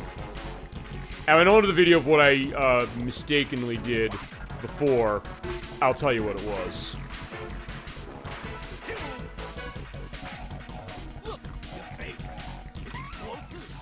And you do have the great voice acting again of the late. They're doing the whistles. Like, yeah, fine, we'll be with. Yeah, let's do that. Okay, yeah, fine. I did the same thing with the cartwheel. Yeah, the great voice of the late Barry Dennen, who, of course, was Mendel in the film adaptation of Fiddler on the Roof and Pontius Pilate in the 1973 film adaptation of Jesus Christ Superstar, both of which was directed by Norman Jewison, as unfortunately happened a couple days after I did that show. Norman Jewison, who directed those movies and also directed Moonstruck, one of my favorite movies of all time, he passed away. I was like, oh no. And it was one of those things I had to put in the edit. Like, I just mentioned that the other day. I was like, yeah, the idea of life being fleeting that way. But fine, to mention what I said as far as the thing with this battle, I actually did kill Fat Man. Before I did this, fine, I'll play this as far as the idea. The bomb was actually over there on that area on the left. I killed Fat Man or knocked him out, so actually his body was crumpled against that. But that's where the bomb was, and you can't move his body until after the battle. So at that point, I had to just sit there and wait until, you know, the place exploded. But in that case, that's fine. Okay, so that's good. Hopefully the game didn't crash for the purpose of doing that, because that's what happened when we played Sonic and All-Stars Racing Transformed. But alright, fine. That's that. So the last thing we're doing with Metal Gear Solid 2, we'll take a brief look at the other games that are available for this release. Okay, so I signed back into Xbox Live, or Xbox Network as it's known. I guess it then does that. I've got 2 save files I want to show. For the appearances of Johnny Sasaski, I'm going to show the achieving of the Johnny in the Spot achievement. Now, Johnny Sasaski, someone's going to come in the plot later in Metal Gear Solid 4, but he's in this game too. Actually, wait, is this the one? Okay, actually, no. Okay, this is something else that we're going to do. I think on one of the parts it said, hey, wait a minute, what happens to get to a certain area? I didn't know how to get there. There's actually a trick with boxes. So if you have a box, any box, it'll work. Drop it here. You weigh the box. And with that, the conveyor belt stops. And you stand on the conveyor belt. Depending on the box you have, you'll be taken to a different part of the big shell. There's kind of a trick with this in Metal Gear Solid 1 where you put the box in the truck and then you're able to transport around. But Metal Gear Solid 2 has this as well, and you go through this checkpoint here. If you have a Zone of the Enders box, it kicks you out. But if you don't, it takes you somewhere else. In this case, it takes you down this way, and instead of going out there where that box is, you're talking out here and you get transported to the transformer room in Strut B. So if you use that as a bit of a warp, you can do that. But one thing I'm going to do is I'm going to go and die because I do want to, show off 2 more things, the Johnny Sasaski stuff. And we'll be getting that Johnny on the Spot achievement live on the show. So fine, with this riding, we're going for a swim. There's somebody there. Not anymore, there's not. We're going for swim. Raiden, are you all right? Answer me. Raiden! Yeah, sorry, Snake. We're not hearing you. So I'll do it quick. This does, by the way, take you back to the opening of this, so I'm going to have to skip through the logos. Because, yeah, was Konami published this release? This, by the way, this collection came in 2011 for PlayStation 3 and Xbox 360. It's Kojima Productions involved, as always. As Bluepoint Games who did the ports, who also did the port of the Zone of the Enders games, which are also... There's a release of them on here as well. So I'll skip the opening cutscene. I'll go back here. I'll load the game up for the other 2 files I have. And I did these the other day. So it's going to be this one. We're going back to when we saw Ames. We're trying to find where the president is. So you don your skies and come in here and use the directional microphone to hear his heartbeat. This is where he is. And when he has an irregular heartbeat and you hear the beeping, hit the Y button on him. Ames, aren't you? If you call him out right, you're good. If you don't, it's bad. Yeah, and there's Richard Ames, voiced by Pina Renaday, who is Splinter on the Teenage Mutant Ninja Turtles going back to the 80s. And also, some other stuff I mentioned. Fine, he was also in, the Apple Dumpling Gang Rides Again and the Shaggy DA. And $1 Million Duck going back to the 70s. And he was the Milkman in the movie The Aristocats, which I kind of hate that movie. But the point is that he has like a history of a lot of old Disney films, as well as The Love Bug and The Computer Wore Tennis Shoes. If any of those ring a bell, you're probably like, oh, really? In Metal Gear Solid 2? Fine. I'm also going to skip the cutscene for this because, A, we showed on the main story, and B, because I'm here for the purpose of showing the Johnny Sasaski stuff. And for this purpose of the plot, you have Ames telling you what he knows as far as what's going on here with Solidus and, Snake. We don't know it's not him yet. Of Solidus and Revolver Ocelot at this point in the plot. He says use the directional microphone to listen in. And you do that and listen to him like we did. But if you go to the left, I'll show you this. He says, oh, but if you move over here... It doesn't matter. Saved us the trouble of getting rid Yeah, of here's us. someone's having a bowel attack. This is Johnny Sasaski. Who knows? They're a band of lunatics to begin with. Nothing they do should come as a surprise. I'll have his background rechecked, just in case. You think he was working for them? We can't discount the possibility. Especially with that intruder still at large. She's like her. The man in the sneaking suit. You know more about those suits than I do. But Foxhound was disbanded 4 years ago. That's when everything started So to it hit must the skids. be the Patriots. Up to that point, I was steady cruising. What about the on elite damage course. to Shell 2? The circulation system for the contaminated water has been damaged. The water being drawn in is overflowing, Russian crew is a and the pretty lower decent block bunch. of the central section is President's flooded. escort guys. Seal the connecting pathway between Shells 1 and 2. Whatever. The Simtex and IR sensors gotta are hang in already in there. place. Any effect on it? No. Alright, so... What about the president? There's no Alright, keep this going, right. Entry has already been made to the black case. So fine, you hear the bowel troubles of Johnny Sasaski, who's kind of in the background from what I understand as far as the plot. He's referencing Meryl Silverberg Keep him alive. as far as what is. I believe, Yes, if I remember correctly, I think he might have been one of the people that Snake met after Metal Gear Solid 1. I know Meryl met him because there is a detail in Metal Gear Solid 4 that's actually going to tie to both of them. And like, why is Meryl not in this game? That'll come later. Only a few more steps to outer heaven. But fine, they're talking about Outer Heaven. I'm hearing, you know, the bowel movement of that guy over there with the mic. So I'm gonna do two things. I'm skipping the cutscene. I'm gonna also, Anyway, what did you manage to catch? you don't want to know. Fine, something about the password being complete. We did see that, but it's like, well, okay, no, that's not what I was listening to. Okay, I'm gonna do two things. Just to make sure this took. I'm gonna, oh no. Wait, what am I supposed to do?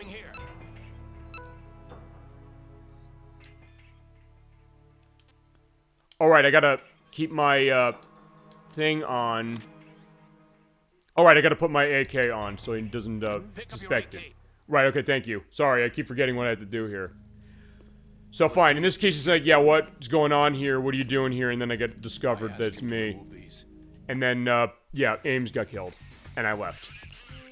And then they know I'm here. So fine, I'm doing this because I want to save this just to make sure that it took this. Yeah, Ames had a heart attack, which is also what happened with, Donald Anderson, the DARPA chief in the first game. And now that we know that the whole game of this plot was a simulation of the Shadow Moses incident on the purpose of, Raiden here being, you know, the snake roll. That's what the idea is going on that. And the question of, yeah, find the president still. That's the idea. I'm gonna call, Rose just for, you know, formality's sake to do this. Jack, do you need to save? Yes, I do. And just so I don't erase the wrong one, I'm gonna put a new save down. So that's that one. Rose, So, have you decided to talk yet? Fine, you know, let's have another discussion with her, why not? why are you so interested in me all of a sudden? Because I'm curious. Right, because this is at the time before we knew what was really going on as far as what's happening with Things Rose. you don't want to say. Like what? You know, those things you don't want to say. Let's see. Things you don't want to say. Like that you've been married before? But I don't think That he you're 80 was. years old? Yeah, he wasn't married before. He's not 80 years old. He didn't used to be a woman. What exactly is Yeah, it so you yeah, want they were to talking tell about me? transgenderism, I guess, before it was really kind of discussed much.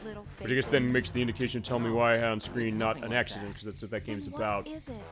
It's by the people who made Life is Strange. It really The first two in bothers me. particular, 1 and 2. The fact Don't that nod. there's a side of you It was I Microsoft know. that published it. It's pretty good as far as I'm playing it so far, and I can definitely tell it's by them. I do want to show Life is Strange. I just got to figure what I'm doing with the No, it's not. licensed music, I'm sorry. and also if No Ed one Wack and being Nikki want in on rude, that because they it's love that just game. They love that my first mouth. one. But I also want them in on 2 because I know they hate 2, and I want to kind of hear why they hate 2. Oh no, I didn't mean to call you again. Jack, is that you? No, it's not. Sorry. Hang in there. I will hang in there, but I actually want to die again because what I'm gonna do is I'm gonna load the last save I got. It's the enemy. I need help. Actually, do I have like a grenade or something I can get myself going? You know what? Fine, let's listen to the directional microphone on them. Fine, I'm shooting you with this gun. This gun doesn't do anything. Sorry.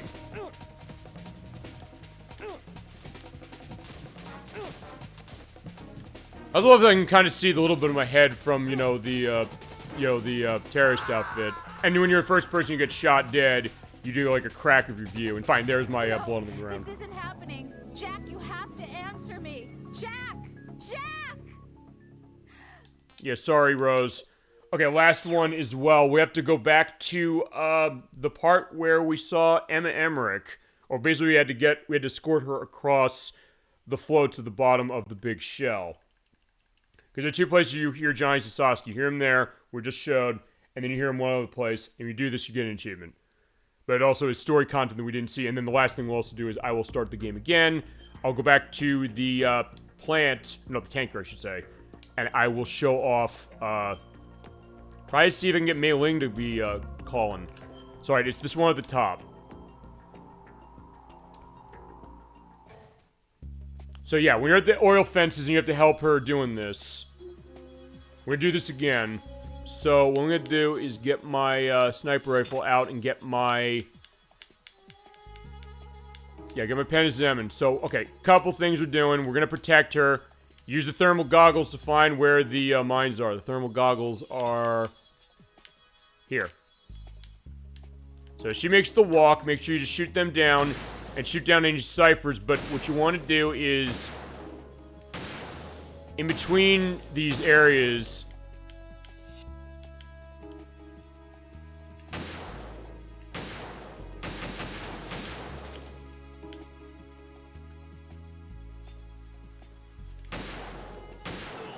Okay, got that one. You also want to make sure that you're aiming at, I believe it's the second tower. And then aim the directional microphone at it. And you'd usually never think to do this. I never thought to do this until I actually read that this is how it works. But this is a plot detail of Metal Gear Solid 4 as far as this character. And even though it's going to be many years probably before we get to that, I want to set that up for when we get there. We will get there eventually. There's going to be an eventually case, but we will get there. We'll play through this entire franchise. Because these games are awesome. And they absolutely are worth celebrating. And going into specifically... Oh, shit!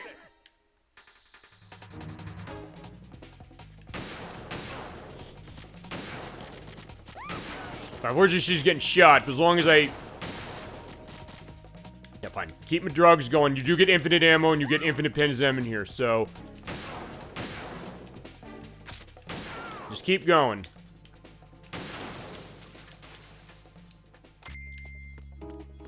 Fine, you get infinite Penizemon when you run out, but at this point, fine. With bullets, it's after enough time. So, it's not here as far as where it is, but just for, just to be sure. What if I fall?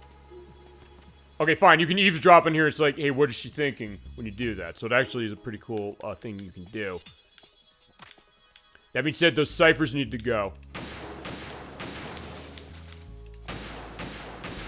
And also, in the meantime, let's get the Penizemon running, and let's also get the thermal goggles. I do want to find where... yeah, maybe they're not over here. Okay, not till later, so fine. Let's put the microphone back on her.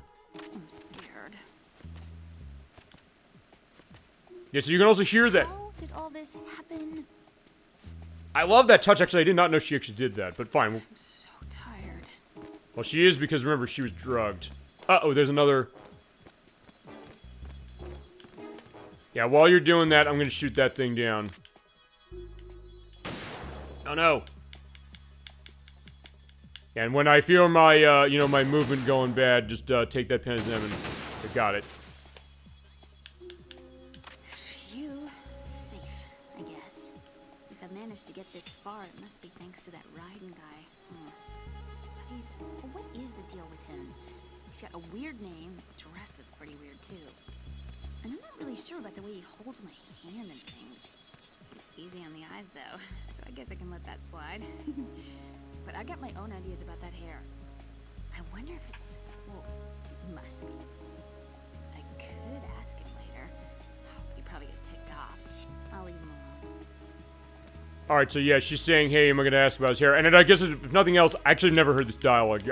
I'm hearing this for the very first time myself. Yeah, it kind of goes to what we said as far as when we got to part 2 of this, which is that, fine, this game is not ignoring the sexual aspect of her, because fine, she's lusting after her brother or fine, yeah, her brother, yeah, her stepbrother. Is that right? Right. It's her stepbrother because of the fact that her, yeah, her mother, lost her husband, and then, Otacon's father lost his wife. They got together. She lusted after, Otacon. Otacon was either raped or seduced, or perhaps both, by his stepmother. So it's like the Graduate case a little bit. And then his father found out. He killed himself. And, uh-oh.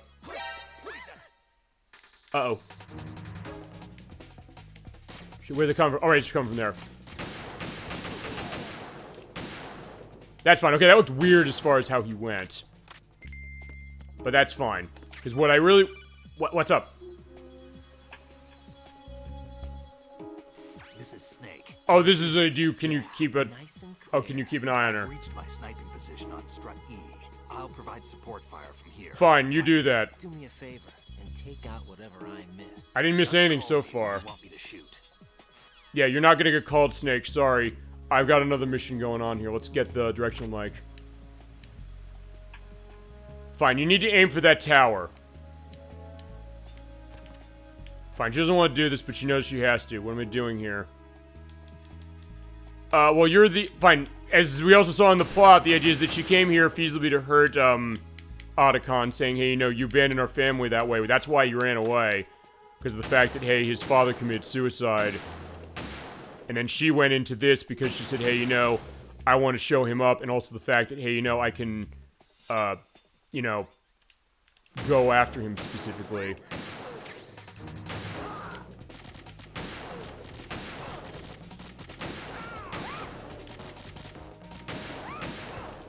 I just need to get to this tower, and then we can show this.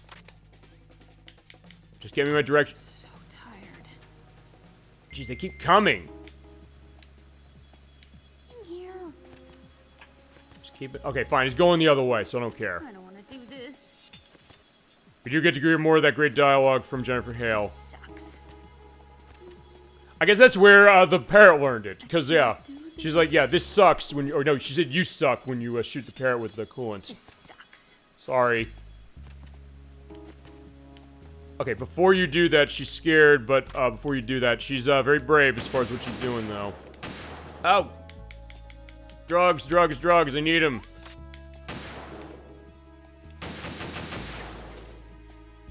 Okay, so there you go. As long as she gets to this tower, this is what you do. You keep your directional microphone on her, and you basically wait till she gets behind this. Because you can't see her from behind, it's worth pointing out when she goes around these towers. And when that happens, for this one, we're gonna see something. Just a second. What am I doing here? Oh shit, there's another guard, which I don't think sees her, but that's fine. So aim right at the tower. Freeze! A girl? What are you doing here? It's not by choice, thank you very much. Oh, You're not gonna shoot me. no. Why not? Stay away from good-looking women when you're fighting. Otherwise you'll get hit with diarrhea. One of the few things I learned from Shadow Moses. All right, he was at Shadow Moses. She's like, what the fuck are you Ancient talking about? history. Don't worry about it. I have no idea what you're talking about, but does this mean you're letting me go? Well, you could have found a nicer way to say that, but sure. Better hurry. Thanks. Don't mention it. Just run like hell. Oh no, my stomach. Not again. Oh. This place is about to sink. Just get out fast, okay? Oh. Wait! What? What's your name? Don't have one. Huh? Okay, fine. It's Johnny. Oh, I'm not gonna make it. Hey, if we run into each other again... Huh. What a weird guy. There you go. Achievement. Johnny on the spot. That's it. By the way, let's talk about who voiced Johnny Sasaski there. There's Dean Schofield. He's background as far as other stuff he's done. He did play him in Metal Gear Solid 1 when you find him. Unfortunately, I'm going to let her die for this, for the purpose. Sorry. He also did big parts on television, particularly on Days of Our Lives, Hill Street Blues, Cop Rock, if you remember that one, and also on General Hospital and Highway to Heaven, specifically. That's most of his background. Yeah, she's getting shot. I should probably do something about that, but I do need to quit out so I can, you know... He's probably saying, like, where's, Raiden going? He's like, fine. Okay, this feels wrong to do that. You know what? I do need to lose this. That's the problem. I need this to happen. So, unfortunately, fine.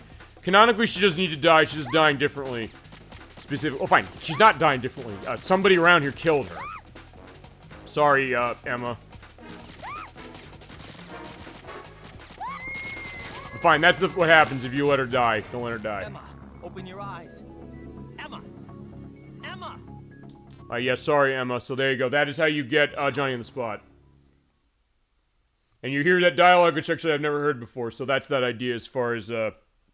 And then the one last thing I'm going to show for Metal Gear Solid 2 is going to be, I'm going to try and see if I can't get Mei Ling to talk to us when it comes to the tanker chapter.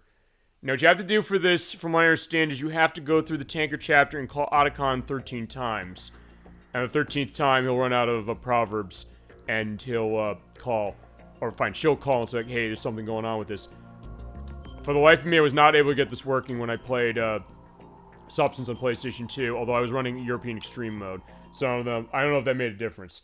So what I'm going to do is I'm going to play this a little bit of time, and we're going to see if I can get this going. Basically, he runs out of Proverbs. 2 years ago. Yeah, the Hudson River also 5 months ago as far as our show. This is Snake. Do you read me, Otacon? Loud and clear, Snake. Kept you waiting, huh? Yes, I did, and I'm not keeping you waiting for this. Yeah, I'm going to skip the dialogue. We did show this before, so it is going to be something we've done, and showing how this game is doing it for its visual stuff and how it 16:9s the game. Which it generally does. I believe it does kind of maybe cheat a little bit, because I know in Metal Gear Solid 3, there's an option that you're able to use for, what is it? You basically choose to letterbox the cutscenes, which is how it looked on PS2, or you can run it with the widescreen view here. But fine, we're playing that on the PS2 anyway, so it doesn't really make much of a difference. Okay, so what we're going to do is I'm going to go through, I'm going to save a couple of times with this, I'm going to try and make this happen. If I can't make it happen, well, I can't make it happen. Okay, so I'll get him out, and then what I'm going to do is I'm going to call Otacon right now. And if there's a new proverb that we didn't hear when we played so far, I will let it play. If not, I'm going to skip it.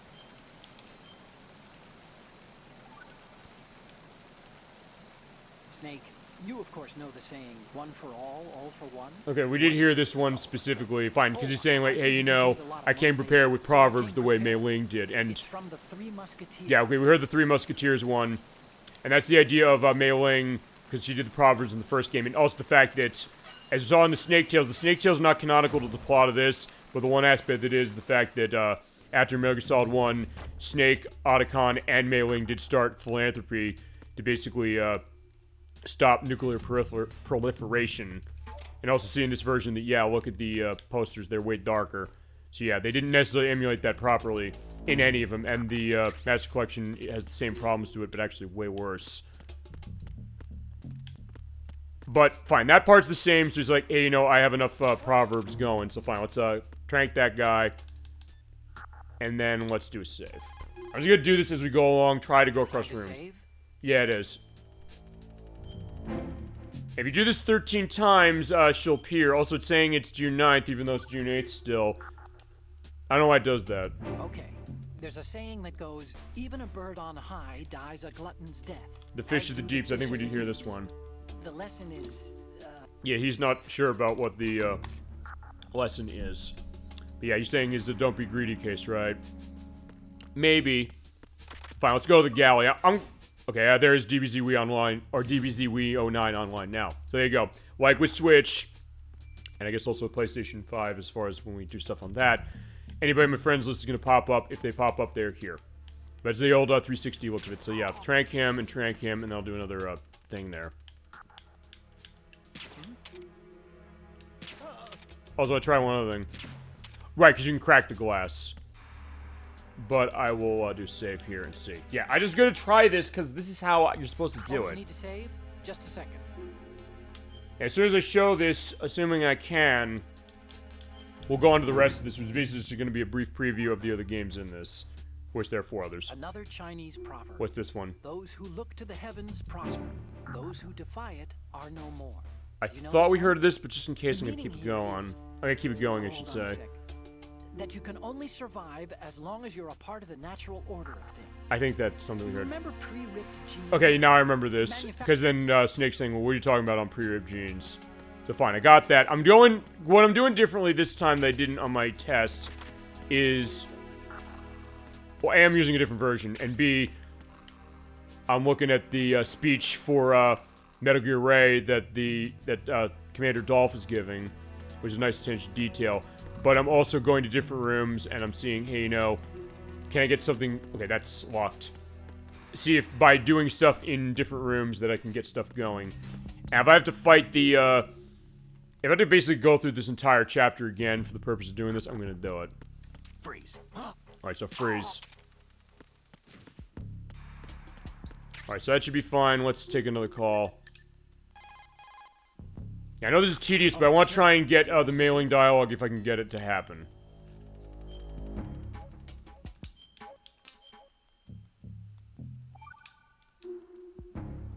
Hey, Snake. What's hardest won, most easily lost?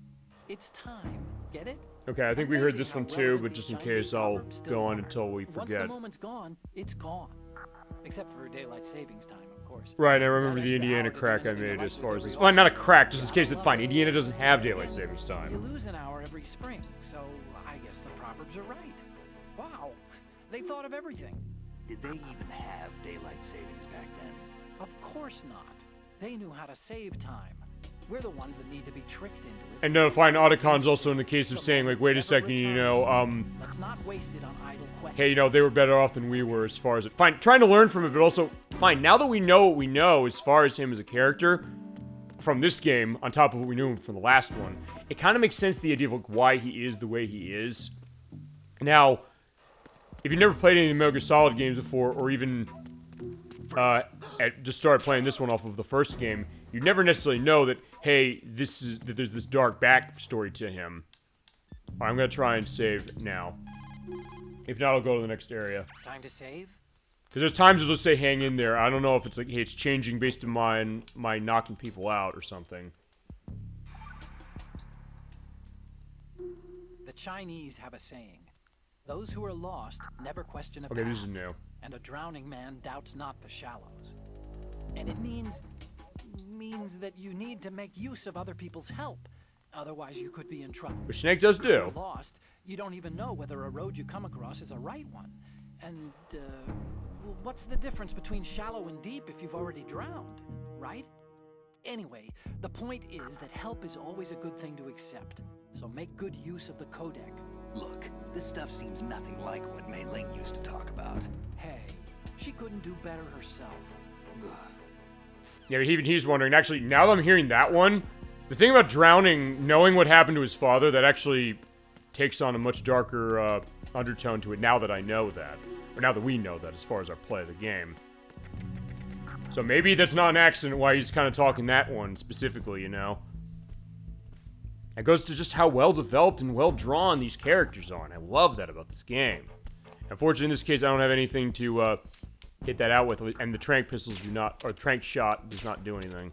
That being said, I'm going to try and save again since the new area. I mean, I'll do this every time I stun somebody, see what happens. Save? Yeah, so far going so well, because I didn't hear the, I didn't hear that one. Okay, see you, Snake. Okay, unfortunately, there you go. Yeah, sometimes you get that, so... Oh, shit.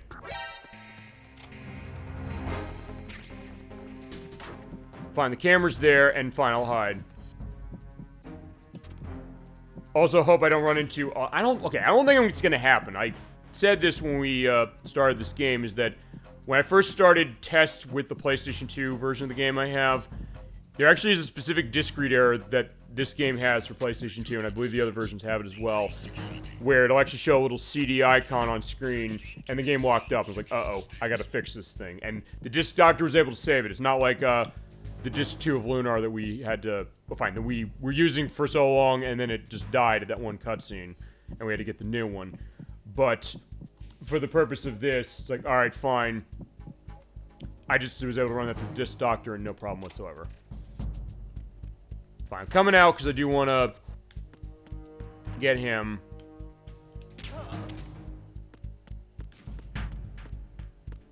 That, and I also want to get the thermal goggles or whatever's under here.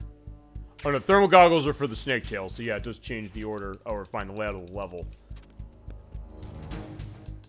Fine, let's try this now. Otacon, you have anything new to say here? Oh, you need to save? Sure do. Yeah, I'm trying to get an idea of where's Mei Ling.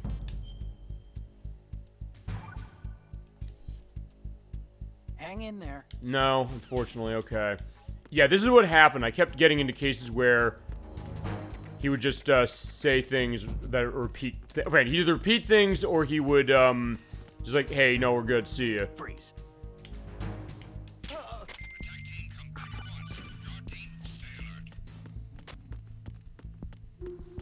Alright, so there's the box. And there's some more M9 bullets. So yeah, what I'm gonna try to do is I'm gonna try again. Uh-oh.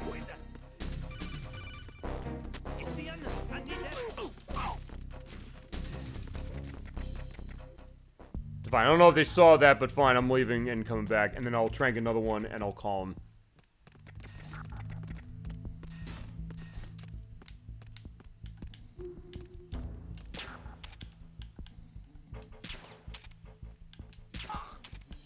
Alright, he's down, so that should be fine. Let's make a call. I think if you vary the rooms up as far as when it happens, when you call him, I think it's fine. And then I guess tranquilize people. Or kill people. Actually, I can't kill people yet because I don't have a gun. Okay, Snake. Stay out of trouble. Yeah. This is what eventually came down to, unfortunately, so... Fine, there's another camera. I'm going to try and avoid that, but I do have chaff grenade this time, so it doesn't really make that much of a difference.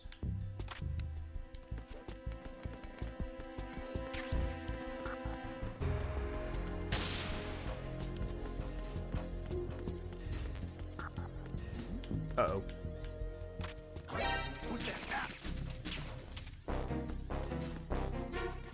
Also, take notice of the fact he went through the laser barrier over there and he didn't blow the ship up. So I guess he has a smart thing for that. Alright, skip the cutscene because we know Olga's out there. Snake. We did find out his ship's heading, but we need your indication so I can, you know, get Mei Ling going. It might be something I have to basically go through the whole damn chapter through this, but fine. If you skip the cutscenes, you can get through really, really quick. Which is fine. I mean, that's kind of what this is all about. Okay, see you, Snake. He keeps saying that, so like, crap, I'm running out of stuff. Alright, fine, I guess we're gonna have to fight, fight Olga again. And I'll tell you this, if I get through a decent amount of this and I can't get that dialogue going, I will, put something in the link list for that. Yeah, Sasaski's landed, and we're fighting you again.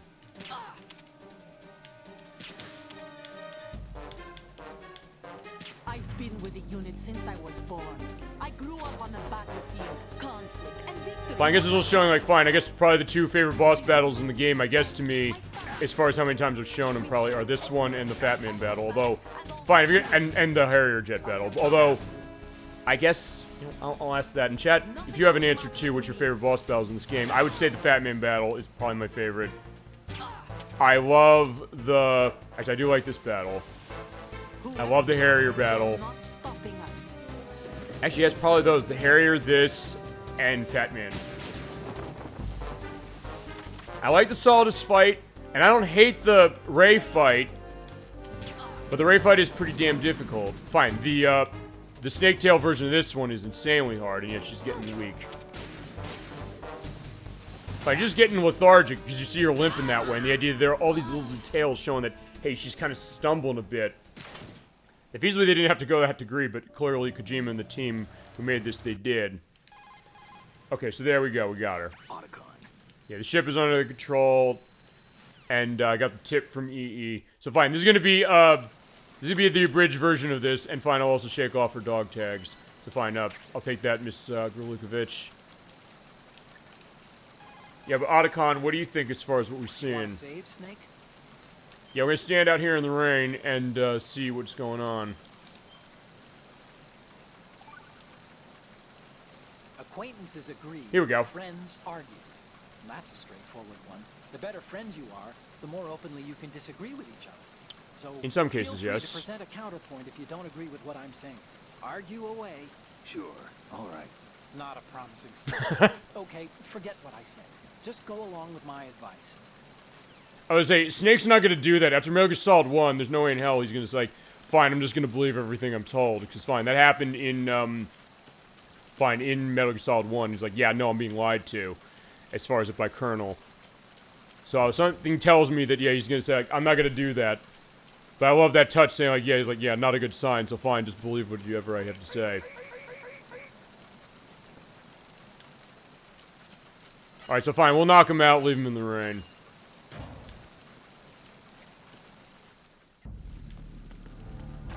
Alright, here we are on the bridge again. Let's try this, see if I can keep the, aspects going. I guess you have to do it as you're going through the world, or going through the tanker. So as you make a different screen transition, try it on each one. But I did it kind of coming up here and it didn't do anything. Do you know the saying, never mind. One forgets the hurt once the wound is healed? And that, of course, means, where'd I put that piece of paper? Did you say something? No, nothing. Forgetting the pain when the wound's healed means, that you have to get better fast. Yeah, that's it. So stock up on those rations and bandages. Is that really all it means? Hey, I'm the expert here. They're like, no, Mei Ling is, actually, I can speak to that. No, that basically is meaning the fact that when you've healed from something that's hurtful, particularly as far as, like, emotional aspect, but feasibly anything as well, if feasibly that goes away and it doesn't necessarily get into a case where it's bothering you as much. Unfortunately, I can speak to personal experience on that. No, I'm not calling that because it's a case of, fine, you know, be careful going through that, but I'm gonna just go... You keep... Okay, at least I got to show that, the idea that I hit that and then his, walkie-talkie broke.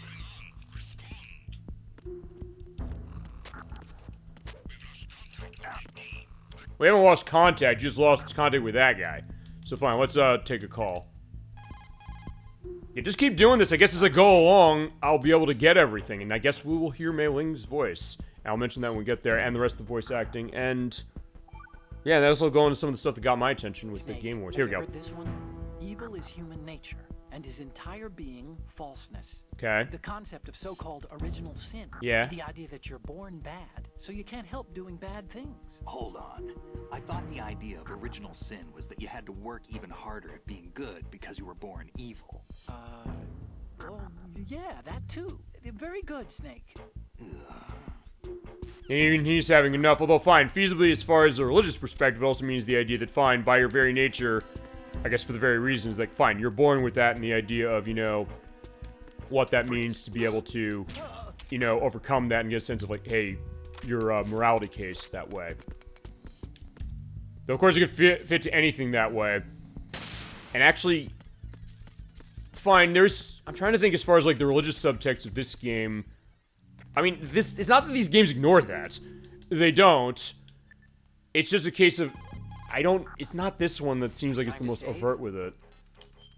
I think it might be 4. But again, that might not be right.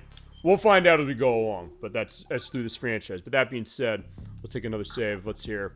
You know the story about Achilles in Paris? Not really. The moral here is... Oh, no, Achilles' heel. You're right. Heel. Anyway, even the great and virtually immortal hero Achilles was finally... Because he has a weakness, right. Talk about a dangerous city. So don't get complacent. The mission can turn around and get you. Wasn't Paris a person? What? Paris. I thought he was a... Snake. There's a time and a place for conspiracy theories. Please, I'm trying to concentrate here. Huh? Sorry. I was like, yeah, fine. Even Snake is remembering his history as far as, you know, the idea of, you know, Helen of Troy and all that. Which turned into a really, really bad movie that was directed by the late Wolfgang Peterson. I mean, I love stuff he's made, but fine, that movie was awful.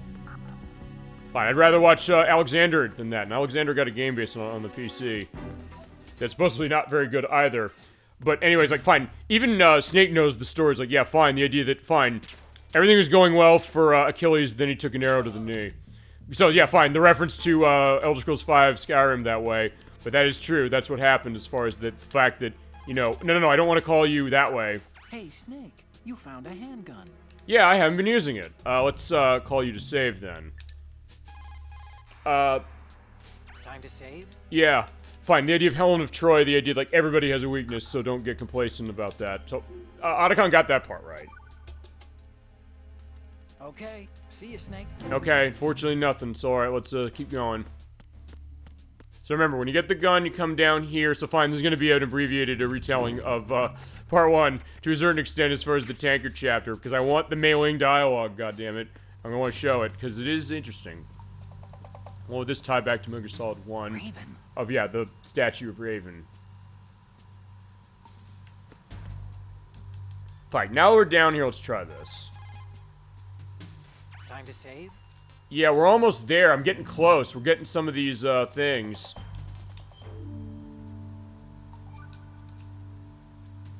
Okay. Ah, crap. Sorry. Yeah, sorry, Otacon. Oh, Jesus. Okay. Fine, that's one way to do that. Okay, fine. Can we save after that? You want to have something to say about how I handled that? Time to save? Yeah, I'm gonna save the fact that I just killed those guys. Oh, fine, the one died. The other one just... Actually, the other one probably should have died too. It should have crashed down on him. Okay, Snake. Stay out of trouble. Okay, no, unfortunately.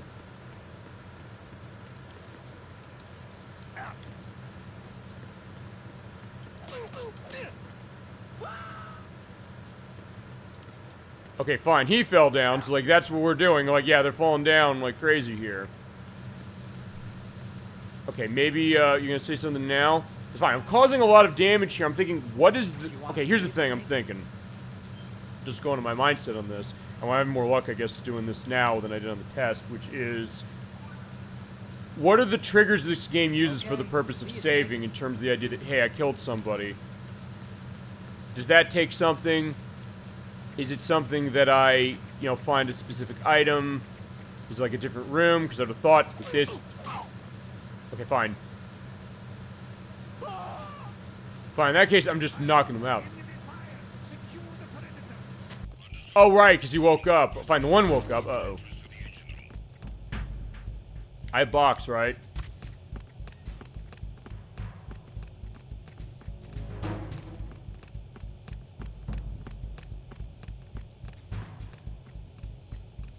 Okay, sorry. In this case, I'm just staying in the box.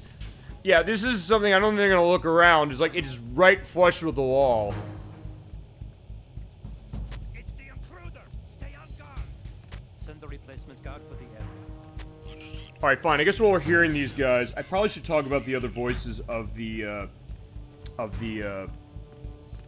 soldiers in this game that I haven't mentioned. Because I mentioned one of them last time, that was Michael Bell. Which was, where was that in my notebooks? Yeah, the voices of the soldiers. And also, I guess, the hostages as well. I just want to see which ones I didn't talk about. Okay, there we go. So, fine. The hostage in, it says referee. Wait a second, there's a referee in this game. Voiced by Scott Dolph, who is the same name as the commander in this game, or the commandant. But that is the name of someone from Konami who did translation of this game, as well as many other games of theirs like Rumble Roses Double X on Xbox 360, Ring of Red on PlayStation 2, Zone Avengers also on PlayStation 2, Metal Gear Solid Ghost Babel on Game Boy Color, which is a great translation in a case where they keep some of the adult elements. In fact, that's the game that has the religious references. Right, it's Ghost Babel. On top of the fact that they let snakes smoke, but they call them foggers for some reason. And also did the translation of Boktai, the sun is in your hand, for the Game Boy Advance. As far as the soldiers themselves, I mentioned Michael Bell last time, who voices them. As far as the people I didn't mention, there's Richard Gilbert Hill, who mostly has character actor work from Seventh Heaven, Just Shoot Me, The Practice, and Simon & Simon, but also was radio newsman in Inherent with the Wind from 1988, and also Weiss's aide in the 1990 film adaptation of Bonfire of the Vanities, the one that was directed by Brian De Palma, who made Scarface and Femme Fatale and Body Double, which is as well. I remember that adaptation not being well liked when it came out. It also helps, like, hey, wait till they run away. Like, yeah, they don't want to hear about that movie either.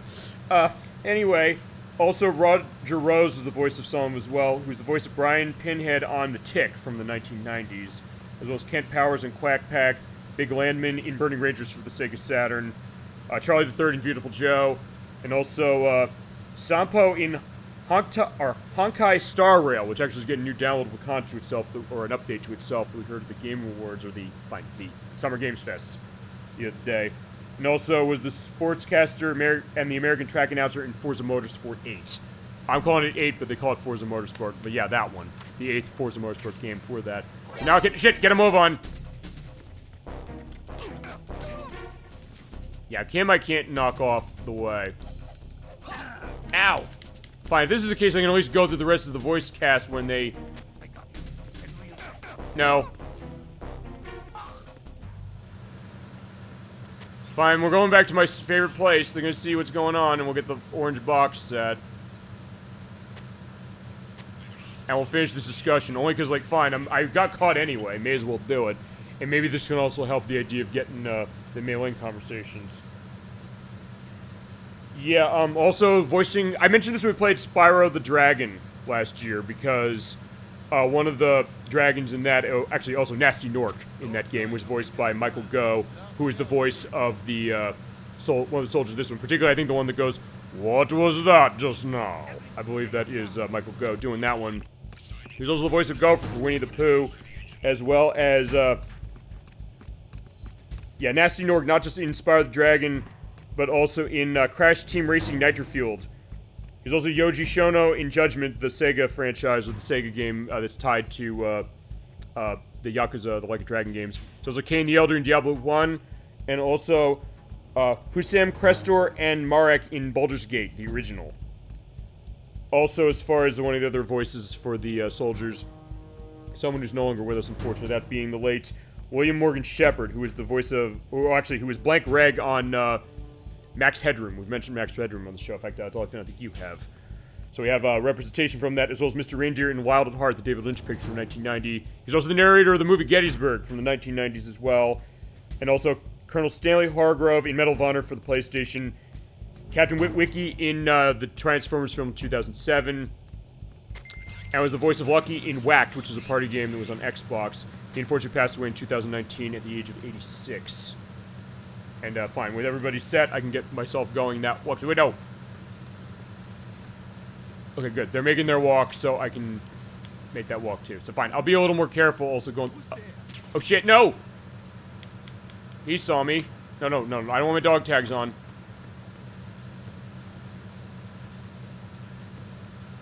Position the box so he doesn't see. Okay, good, didn't trip over. Fine, just let him go.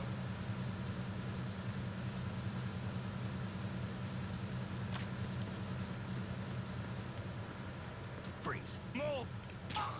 Okay, there you go. So yeah. Okay, now I can get to the... Oh shit, no! Again?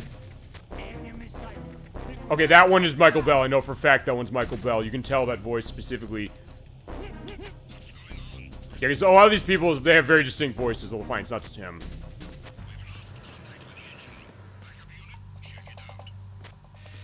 Yeah, before they check it out, though, I gotta go over here.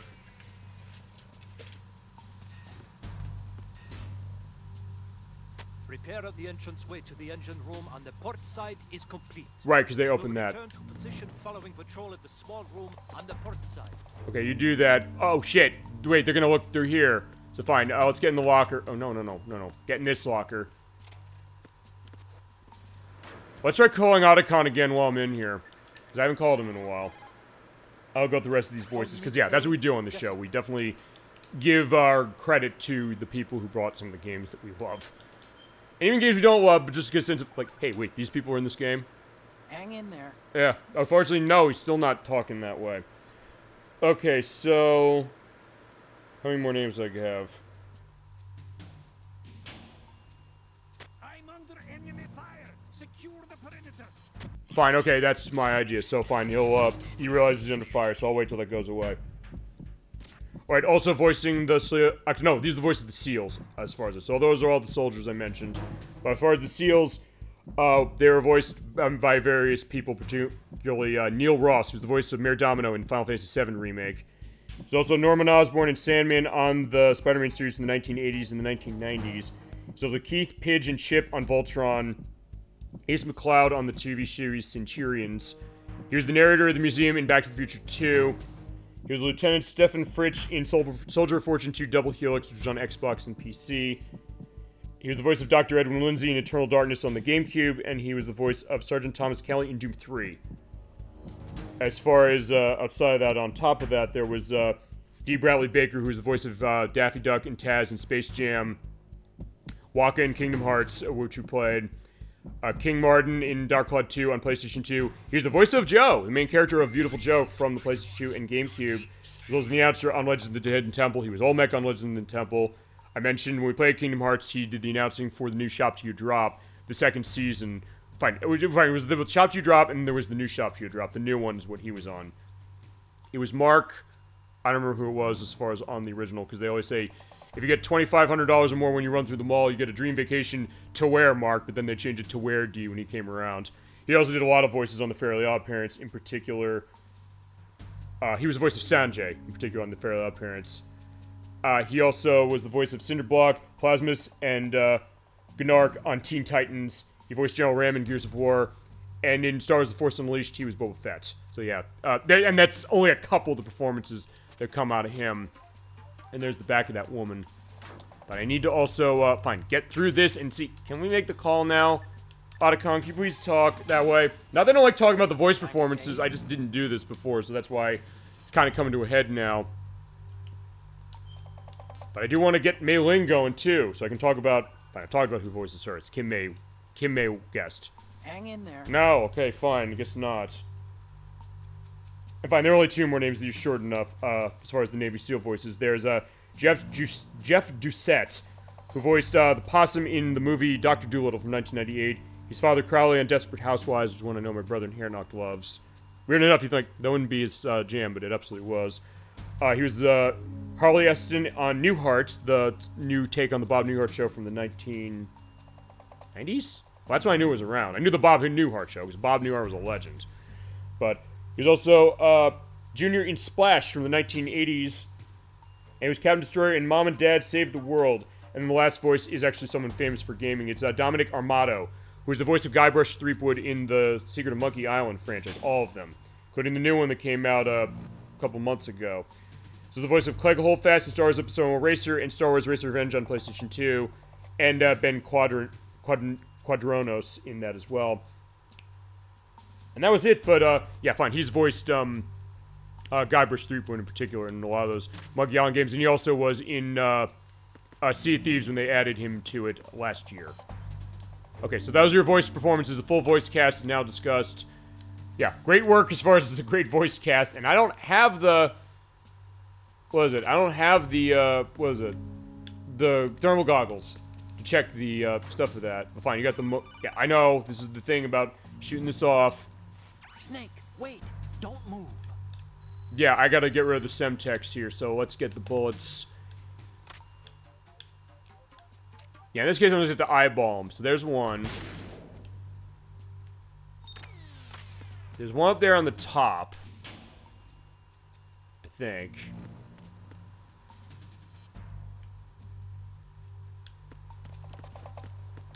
Let's see, where is it?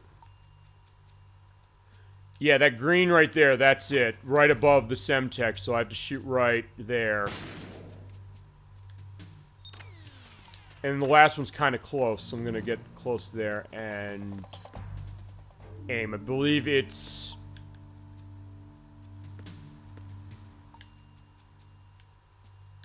Yeah, it's right there.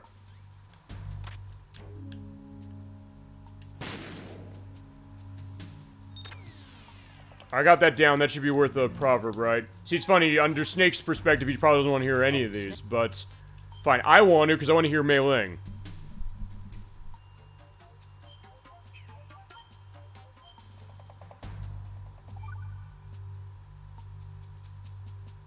Do you know the saying, Here we go. those who walk 100 leagues think not that their journey is half ended until the 90th league?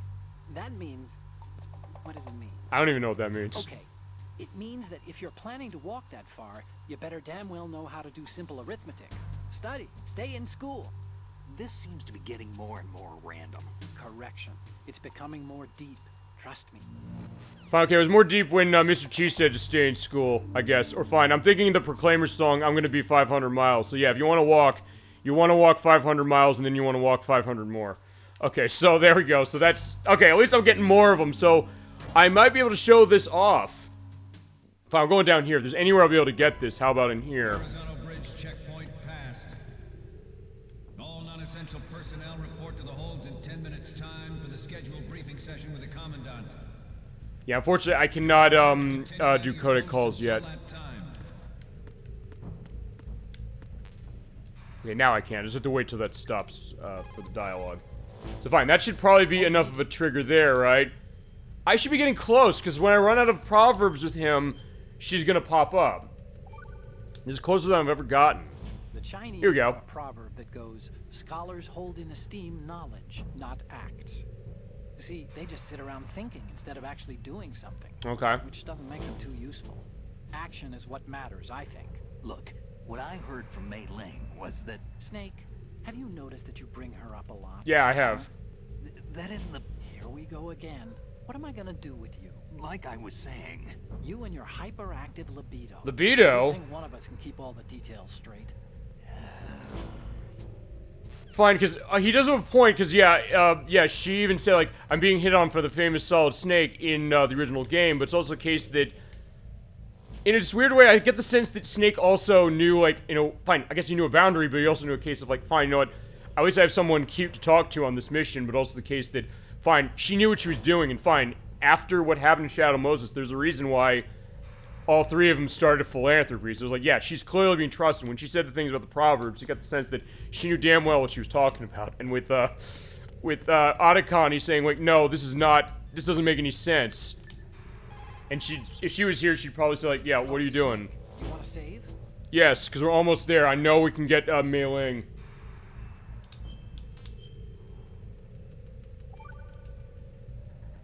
This is my Here we go. Chinese saying. Better to be first among roosters than last among bulls. Okay. Of course, the meaning's clear. If you have to choose between being a chicken or a cow, pick the chicken. Why? Cows are always being messed with by aliens. Okay. Are up, you know. Why go looking for trouble, right? If an enemy spots you, you'll be in more trouble than a cow on a UFO. You stay out of their sight. Why would aliens be in an old Chinese... Good question. Everyone knows they've been visiting us for thousands of years. And he talked about us in conspiracy theories. He's like, yeah, I don't know anything about that. So fine, even Snake is saying, wait a second, hold on. I'll take a shot, and, oh, no, I don't want to call him that way. Snake, that handgun of yours is a USP. The USP comes... Fine, you know what, I'll let him talk about the USP. Let's talk guns, because, yeah, he hasn't mentioned this either. Yours is a 9mm with 15 rounds per magazine. Yep. It's also equipped with a flashlight for nighttime shooting. In the dark... Okay, fitting with all the stuff we had in the dark tonight, that's for sure. Unlike the M9, the USP isn't suppressor equipped. Not by Gunshots default. may bring enemy reinforcements running, so be careful. Okay. At that point, it's like, fine. Otacon knows what you're talking about there. Do you want to save, Snake? Yes, I want to hear more of your hilarious proverbs. As you get closer to what we really want to hear. And who we really want to hear. Snake, Do you we go. know the Chinese proverb, care avoids error? Error is thought to be a Kung word, meaning what? There's some linguists who think that this accounts for an almost universal utterance of the syllable when people are at a loss Or for words. perhaps. A kind of vestigial... Hey! Here we go. Croc, what did you do with that little cheat sheet I made you? Oh, there it is. Hey! That's really, How could you do that? You know how busy I am and you... It's not what you think. Oh? So what am I thinking? What's going on over there? Oh, hi, Snake. Do you know the Otacom's been... Mei Ling, we're in the middle of a mission and everything, so can we, you know... Fine. Sure. And Snake, the real meaning of care avoids error is that if you're cautious, you can avoid making serious mistakes. Even if you've gotten used to the mission, watch what you do. Good luck. Yeah, Snake. Good luck. You, I'm not done with. Let's discuss this, shall we? Alright, we're gonna get some load time. Alright, there you go. We got her. That is Mei Ling. She's voiced once again by Kim May Guest, who voiced her in Metal Gear Solid 1 and Metal Gear Solid 4 and Super Smash Bros. Brawl. Because, yeah, you can have Mei Ling in the codec conversations in that game when you do the taunt with Snake in that. I don't remember if... I don't think Ultimate had them, though. She was the voice of Sophia, the Queen, and Aurora Lee in Maximo Ghosts to Glory on the PlayStation 2. She's the voice of Subaru in Dot Hack Mutation, Dot Hack Outbreak, and Dot Hack Quarantine. She's the voice of Mayu in Fatal Frame 2, Crimson Butterfly, so when we play that, we're going to hear again. She also, they always said how Siphon Filter of Sony's was kind of pulling off Metal Gear Solid a little bit. She's the voice of Liang Jing in that game, particularly in the two PSP games, Siphon Filter, Logan Shadow, and Dark Mirror. She's the voice of Celestia in Final Fantasy Type 0. Holly Summers in No More Heroes, and with Shyla Jassy in Warhawk, the PlayStation game. And going back to Liang Jing, she first voiced her in Siphon Filter, the Omega Strain for PlayStation 2. But there you go. That is Mei Ling. We got her. But I'm gonna have one more call. Time to save? Yeah. Did you and Mei Ling have your discussion? I want to hear a follow up on that, please. Or we're just gonna go back and say like, fine, I'm not gonna give you any more proverbs. Okay, Snake. Stay out of trouble. Yeah, I guess you too as well, so fine. What? Time. No, we're not saving now. Fine, I'll tell you what I'm gonna do. We'll go back to where we were with the, what was it? The Navy SEALs. No, the Marines. Boom, bye.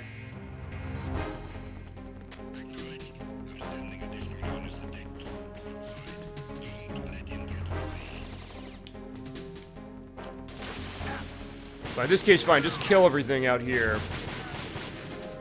Yeah, fine, let's call during this, she's probably gonna say, like, yeah, Snake, what's going on? Time to save? Yeah, let's try it, see if we get another codec conversation. I think that was the last one, though.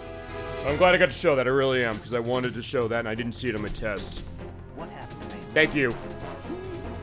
She got mad and went offline. What did you do? Nothing. Don't we need to get back to the mission? So much to do, so little time. Alright, but it was good seeing you, Mei Ling, no question.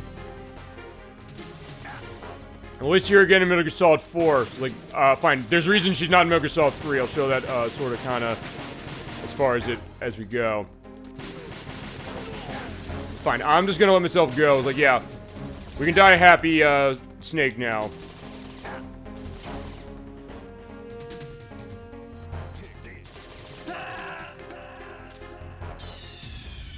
What's going on? Snake! There you go. Okay, so there you go. That is, your complete look of Metal Gear Solid 2, ladies and gentlemen, for the purpose of this, but I've got another hour to go. So I'm gonna show you a little something else. So I'm gonna go home, do a quick quit out, scroll down. I do have a group here for Xbox Series X of Metal Gear Solid 2 Finale, and it does show the idea of what happens when you have Metal Gear Solid HD Collection running, which is, it's on 2 discs on this console. I think it's on 1 on the PS3. But they split into 2 when it installs. It splits into Metal Gear Solid 2 and 3, and it splits into Peace Walker. You cannot buy this digitally anymore. So if you have an Xbox Series S, you're out of luck. But if you have an Xbox One, One X, or a Series X, put the disc in, you can play it. On the second disc is Metal Gear Solid Peace Walker.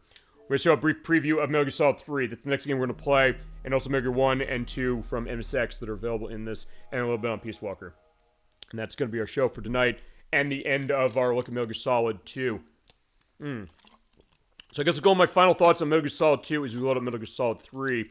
Actually, fine, I'll show one thing with Metal Gear Solid 2, which is you have the game selection at the start here, so you can pick up the idea of the story. And you also hit the Y button to look at the digital instruction manual, which they show you here. You can move it around. You can also do a zoom in with the... Okay, I guess I can't do a zoom in. Okay, no, I can zoom in on the Y button. And zoom out on X, that's what it is. And do a scroll through. It, I believe, themes it after the manual for the original release. I have my Substance PS2 copy here, just to get a sense of what that's looking like. I mean, it kind of does. It's not exactly the same. It is taking some liberties that way. Or Sons of Liberty, perhaps, fitting that way. Show aspects of controller map. It is a full case. I mean, this game does come with an instruction manual as far as the collection is concerned, but this manual is a weird one because what it is it's just about, I don't know, it's a couple of pages of basic ideas of what the games are, sort of. It doesn't have stuff as far as the control options. Oh, fine, it has a very brief thing. It doesn't have, like, a controller map on here. And then it has stuff with warranty. And that kind of repeats that for a couple of languages. As on the back here, an idea of Metal Gear Solid avatars for the 360 you can download.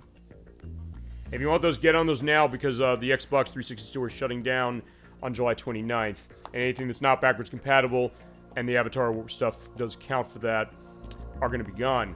But you do have this digital manual, which is better than the one it comes in the box with. And it talks about backgrounds of certain things of Outer Heaven Uprising, which is Metal Gear 1, the Zanzibar Land Disturbance, which is Metal Gear 2 Solid Snake, Shadow Moses from Metal Gear Solid 1, and there's something for Metal Gear Solid 3 for the manual that goes with that. Gives you all the information you want as far as what you got to do. It does tell you a lot about the game, so it's not necessarily spoil it, but it's something you might want to wait to do before you pull this out, or like, hey, I'm having trouble. It gives you a little bit of a walkthrough to start for the game, actually.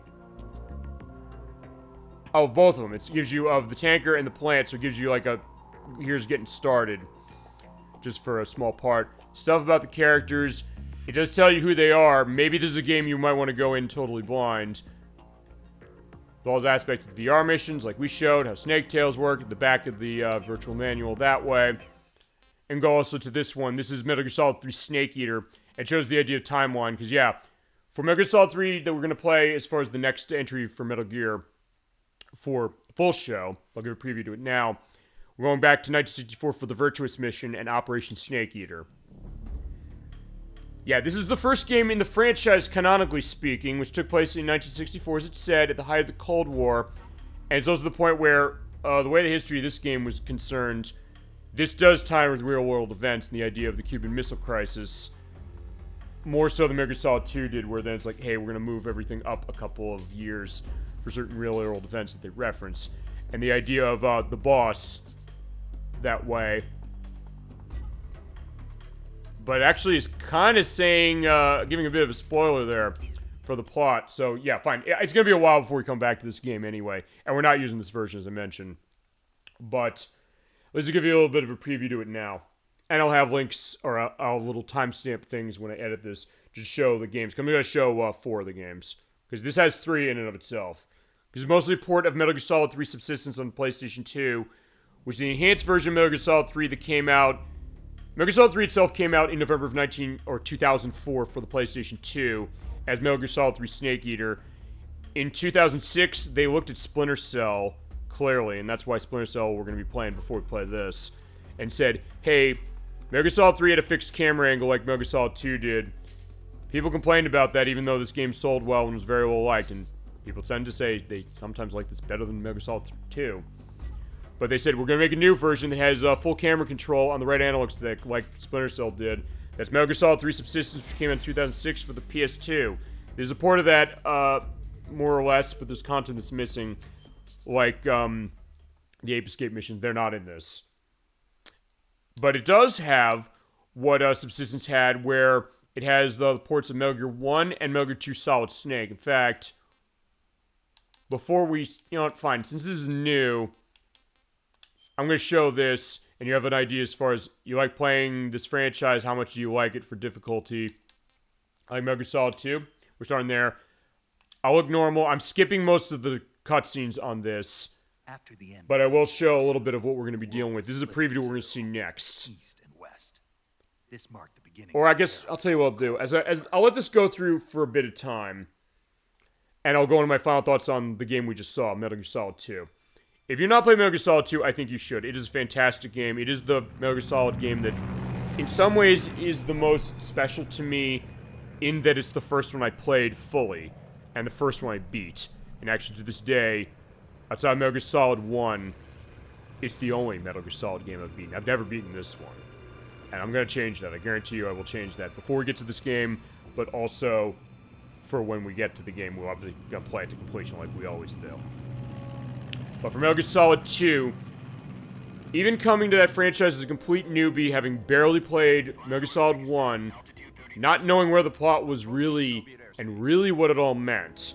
And I was feasibly of a young age when I played that. It was about 15,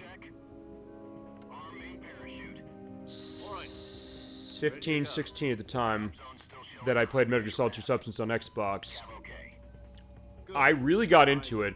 I loved what it was doing unique for gameplay as far as the stealth stuff. I loved what it was doing with the aspect of its story, that it was very twisty. It's something that I still was fascinated. Even was like, wait, what's going on here? How's this tying? I didn't get the references to Metal Gear Solid 1 that we saw and that I understand this time, now that I played through it and we played through it as far as the show. It has amazing voice acting, it's amazing graphics, it's absolutely a game you should play if you've never played it. And if you haven't played it, the Metal Gear Solid HD Collection is a pretty good option for you. You're going to have to get it on a disc nowadays if you're going to want to play it, because they delisted it, and you're going to see... In fact, I'll let the cutscene play enough, so I'll show the reason why they delisted it, and you're going to understand why they delisted this version for the digital release. But yeah, he's throwing the cigarette away, the cigar away, and was told, like, yeah, no smoking on this mission. But... yeah, it's a great game for Metal Gear Solid 2, and 3 is great too. We'll get to 3, for sure. That's going to be our next stop in this franchise for a full play. If you haven't played Metal Gear Solid 2 before, if you want the best version, it is Metal Gear Solid 2 Substance on PlayStation 2, because it has all the extras that you saw tonight, all the extras you saw over the past couple months, and the skateboarding was still exclusive to it. It costs about $30, $40. I think it's worth the money, given the amount of game you get and the experience that is with it, for sure. It's a fantastic game. As far as the other releases, there's this Metal Gear Solid HD Collection, which is on Xbox 360. It's on PlayStation 3. It's on Vita if you want a portable version of it, and if you're one of the 2 people who have Vita. I always joke that because, yeah, there's like 2 people I know who have Vita. One of whom I'm no longer on speaking terms with and will never speak to again, to be brutally honest. And another one who is actually Chasm22, who has the PlayStation TV. He got it for $40 back in the day when you could get it for $40, now $150. And he only bought it for one game, Persona 4 Golden, which was back when it was only on the Vita. It's not only on the Vita anymore. And the PlayStation TV, as I realized, its compatibility with Vita games is not consistent. Including this collection. Metal Gear Solid HD Collection does not work with the PlayStation TV. So you're like, I'll get a PlayStation TV, I have a full Vita collection. No, you don't.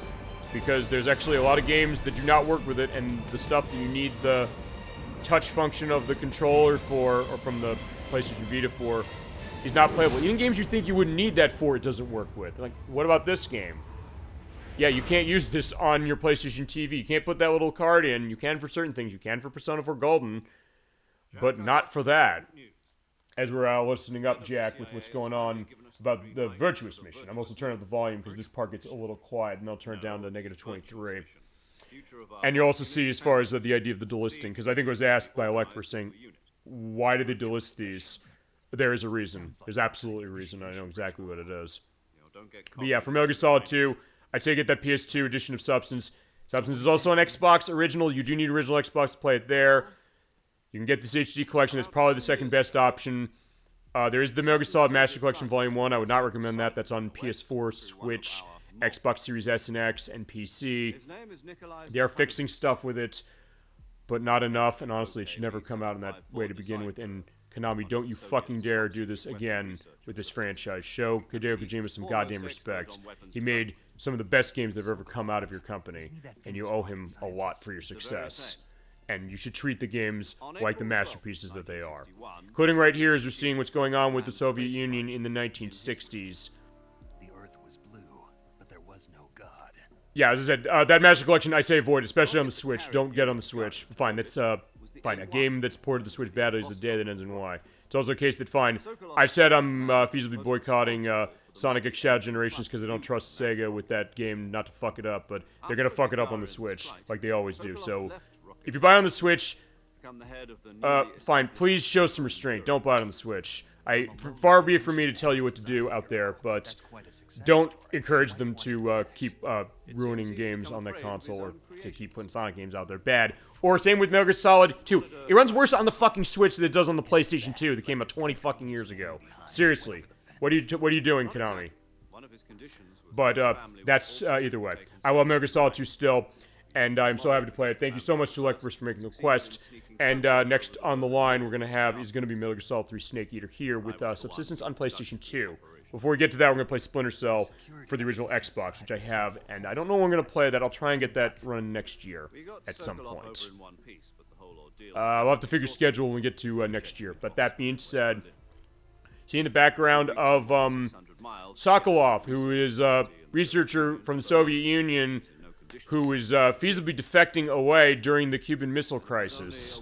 Okay, now it's going to the idea of the Cuban Missile Crisis, and this archival footage is why they had to delist these versions, because, yeah, the references to the New York Post, the archival footage that are going there as far as what was going on with the Cuban Missile Crisis, they definitely had to do it because they had to pay money to the Kennedy estate, for sure, for the actual footage of John F. Kennedy, with the idea of how the Cuban Missile Crisis went. So, yeah, this archival footage, they did have to relicense that, so when sometimes there's a question like, why was there a D-list on this for the digital version?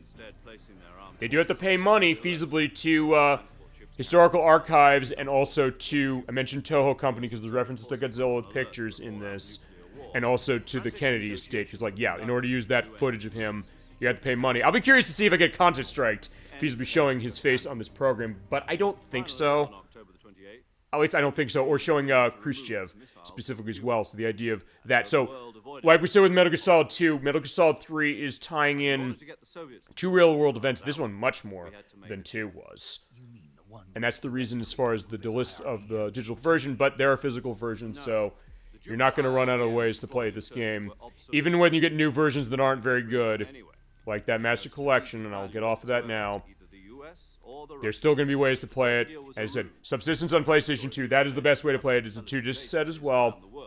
We'll show that off when we get to that game, for sure, as far as the perspective. But they want Sokolov back, but they're sending in Jack here in order to go and save him in what they're calling the Virtuous Mission. And you're hearing that David Hayter is back as Snake, but, well, I'm going to jump the gun a little bit when we get this game. It's not the Snake we saw in Metal Gear Solid 2, or Metal Gear Solid 1. It's Big Boss. So yeah, we talked Big Boss as far as that who became Solidus, or fine, became President Sears and then Solidus. So what happened before? This game and Peace Walker in particular are going to explain that along with Metal Gear 1 and 2 Solid Snake.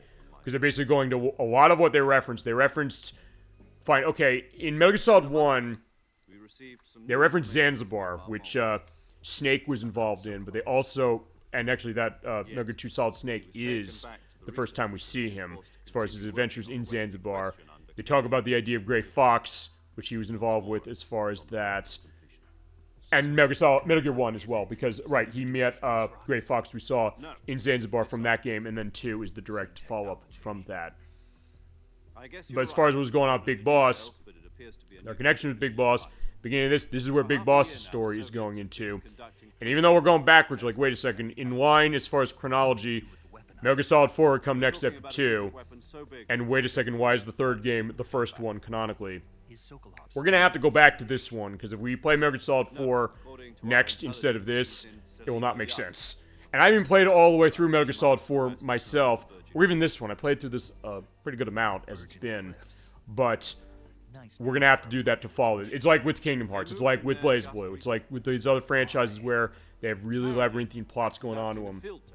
The way we're gonna play them for the show is we're gonna go through and explain the plot as much as we can, and that's where all of you in the best chat on Twitch are gonna come in as well, because all of your stuff. In fact, I like first said this with BlazBlue, saying the plot of that gets so complicated it makes Kingdom Hearts look like it makes sense. I said, like, fine. With Kingdom Hearts, I'm going to try and make it make sense. And same with Metal Gear Solid 2. And I think with Metal Gear Solid 2, even given some of the weird stuff that happened as far as that, I think I uncoiled the plot decently, but also, chat, you all had your element. And yeah, it's going into sleep mode, sort of, so I got to pick that up as we're doing the dive.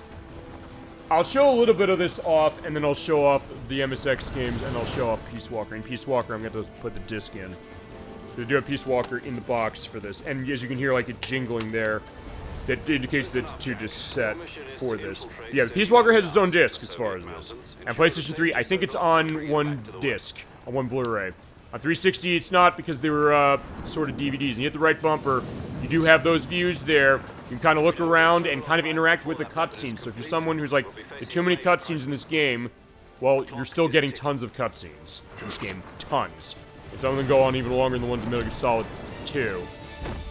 But you do have interactivity within them. In some cases where there's interactivity with them where they don't have a right bumper or R1 case in PlayStation indication for them. So I can look up there, it's like, hey, as I'm going down and parachuting into the jungle, I can look upward and say, hey, there's my parachute going on. And the idea is we have to find Sokolov. That's where we're flying in with Big Boss, as it is specifically. Take it easy. It's been combat proven.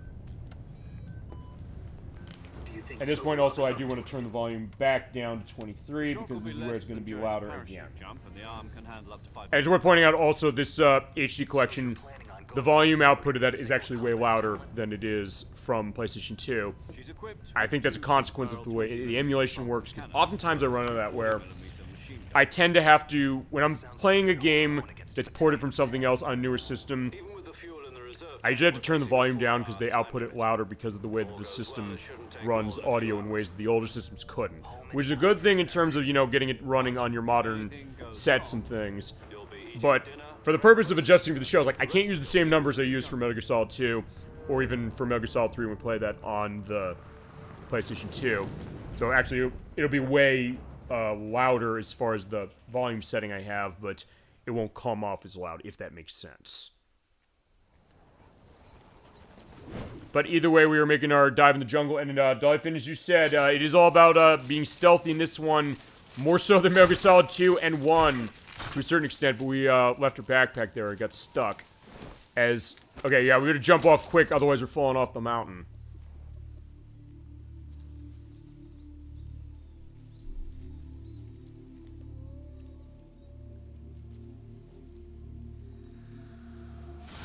I mean, I think I'm going to give a little bit of a story preview on this one, because this is the next one we're coming to. Peace Walker, I'm going to skip it, because it is going to spoil this plot. At least I think it will. There's certain aspects as far as where I played that it actually says in the intro of that game, so it's like, uh-oh. I'm not going to show that on the show if it's going to be constituting spoiler until we get to the game. Then we spoil the ever-living hell out of it. Because at that point, we're running a full play, so it makes sense. Yeah, we're taking our mask off. Yeah, we look like we have... white hair, so what's going on here? Oh, wait a second, we're, Raiden. Or Jack.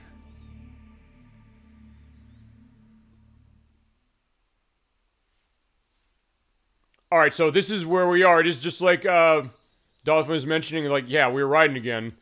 Yeah, there's a twist there. Yeah, unlike Metal Gear Solid 2, we're in the jungle here, and since this is emulating the substance version, or the subsistence version, right analog stick for camera control. It's not the overhaul thing anymore. You also don't have a radar anymore. Which actually, that makes the control of the right analog stick camera aspect run really, really well. Same deal as before. This does run at 60 FPS. It does not on PlayStation 2, but I'm taking that frame rate cut because of the fact that it has the extra content that's exclusive to it. And this is a good emulation. It's not like that Master Collection, again. And as Dolphin was mentioning, the idea of how stealth camouflage working, you have that number that's up there showing your mask, and you have a number by it. It shows how hidden you are. The higher the number, the more you're hidden. If we crouch down and go into a dark area and have face paint on, we hit the start button, which we can't do yet. And also eating food, including sweet and low, or not sweet and low, that's what I call it. So you can eat calorie mate, so you know that sugar substitute stuff, like equal or sweet and low. I'll pictures what those are when I edit. Yeah, he can eat that. And actually, depending on how good it is, Snake will react, or fine, Jack will react. Including, I love when he eats that. In fact, you know, let me show that being eaten, because it's just a preview.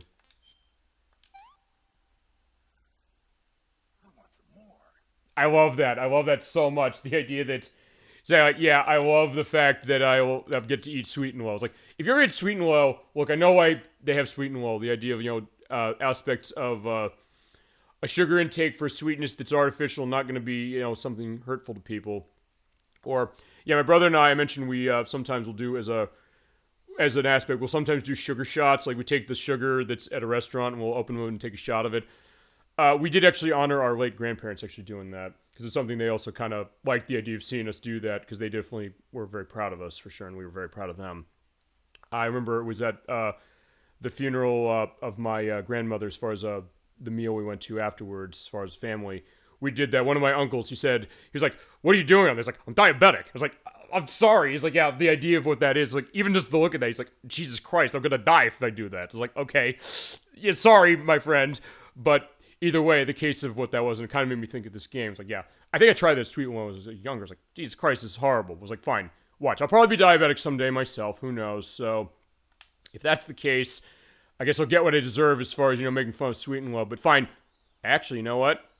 Dolly Finn, you said, hey, let's go after the frog. We're going to go after the frog. Just sneak up. No, I don't want to have a call. The frog is there. So, like, fine. Do you copy? That's where the Keratin is. Somebody might be listening in. You're right, somebody might be listening, and you're right. We'll be using code names to refer to each other. Your code name. Okay, so we're gonna be Naked Snake, so yeah, that's the idea of what this is. You're not to mention your real name. So you have to run on an incognito basis. What, you don't like snakes? What do you mean? You've eaten one before, haven't you? In survival training. I'm glad to hear that. I don't know if I'd ever order one in a restaurant, but... I don't know if there's restaurants that serve snake. They probably... Oh, snake skin, I guess. What should I call you? Let's see. I'll be Tom. Call me Major Tom. Alright, so he's Major Tom, and actually this was before Space Oddity by David Bowie came out. But this game is clearly having fun with the fact of knowing the 1960s and feasibly things would happen in the future. Time for the snake to shed his skin. Okay, fine, that's the idea, the shedding of the skin. And this is also one of the best, you know, we know cases ever as far as something. Because fine, that is not Raiden. I know Kojima must have done that on purpose, saying like, look, we're going to scare people again, saying, no, you'll be playing as Raiden again when I fooled you, and saying like, you're not going to play as Snake the whole game. If I were playing as Snake the whole game, I mean, Big Boss Snake, yes. But Snake is playable the whole game of this one. That's not a spoiler to say that.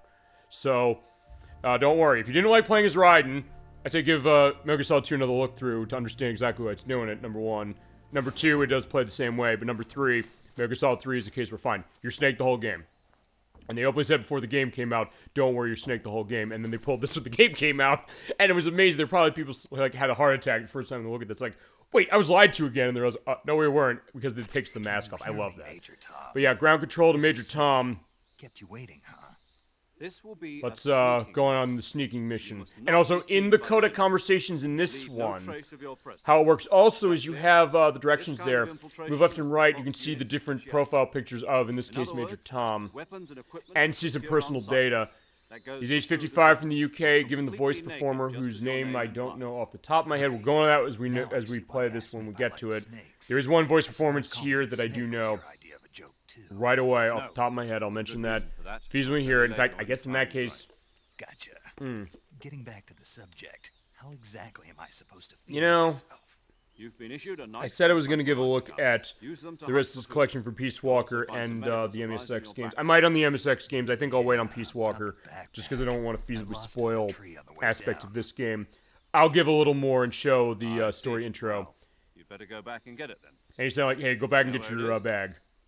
No problem. I can see it from here. And hopefully when I come out of this, I can also, you know, get the frog that's over there. I was going to sneak up on it and, you know, knife the thing. Stand in front of it. So yeah, Dolphin, you mentioning the fact of the Keratans was not off base. I'll be monitoring your progress over the radio. And since we are in Soviet airspace or Soviet area, yeah, we have to keep ourselves, quiet. I'll give you a call if I need to talk to you. If you need to talk to me, use the send function. And like with Metal Gear Solid 2, you can move the right analog stick around and move Snake in that area. Alright, so where was the frog? I saw the frog there. It didn't go away, did it? Because fine, for this game you're also in hunting mode, so I have a knife. Okay, there it is. To turn around.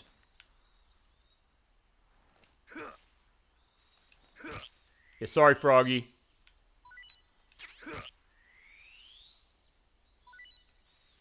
Okay, maybe they're not the Caradons. It's fine, they're frogs, because they give you food. I'll show that, which is... Fine, tree frog. If you know the theme song of this game, there's a reason why they call it a tree frog. We'll get to that later. I also have something feasibly planned for the very end of that play. I'm not going to tip my hat to that whatsoever. But I'd say think of other Konami games. That'll be my hint. And I can show that in a unique way. Because it's also a question of would it be licensed content otherwise. But I won't say any more. So you can feast on a tree frog if you so desire in this game. If you don't know the taste, you can say, like, oh, I want to have it. Let's have it. Okay, he doesn't like that. He says it tastes bad. Also, the other thing you can do is... I want to see if I can do this. I guess I can't... Okay, no, I can go into viewer. So, I ate the horrible frog. So I'm in here. You can take a picture of what a snake is. You can move him around. You also use the right analog stick to spin him around. Like, why do I want to spin him around? And have him go off this way. It does look funny to do this, but there's also another reason, because you can feasibly eat bad food that could be bad for you, as far as health-wise, or poisoning yourself. So you have to be careful on what that is. But if you're in a case of, yeah, you ate something really, really bad, like that, spin yourself around like this a couple of times. I'm spinning myself around a lot to make sure this works. Hit right bumper, come back out, and hopefully it works. Maybe I need another one. Fine, we're gonna need the other one because I want to see him do this. Yeah, that's what I'm trying to do. I'm trying to make him sick.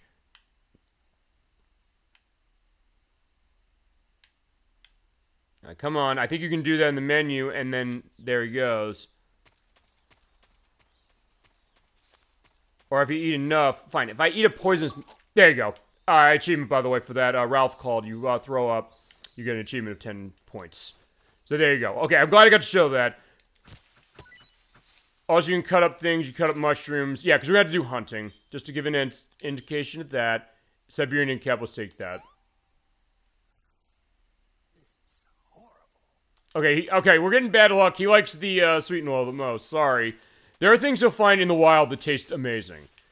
But that's going to come later. And you can also cut the grass if you so desire. Alright, so let's go get our bag. And the way to go get our bag, as Major Tom said, is you go up here, hit the Y button, climb up on this. It does play like Metal Gear Solid 2 did, generally speaking, but you are in an open area and just go down here. Okay, crap, I didn't go the right way. Because you can still jump off of things like this. But now I just got to go to the left a little, and then hit Y to hang off this side in order to swing onto the bag. With that, we got the bag. There's definitely a lot of stuff, so we'll take the codec call. Alright, it's not codec, it's, communications, I should say. Snake. To equip a weapon, it's necessary. Yeah, this is what you get on backpack. This is how you're going to be managing your weapons in this game. Weapon from the backpack. And your items. So it is the same control method as Metal Gear Solid 2 and 1. And then you hit the left and right triggers in the case of this console to bring them up. But you also have to hold certain things in your backpack in order to be able to pull them out. You can't just have the endless items the way you did in Metal Gear Solid 2.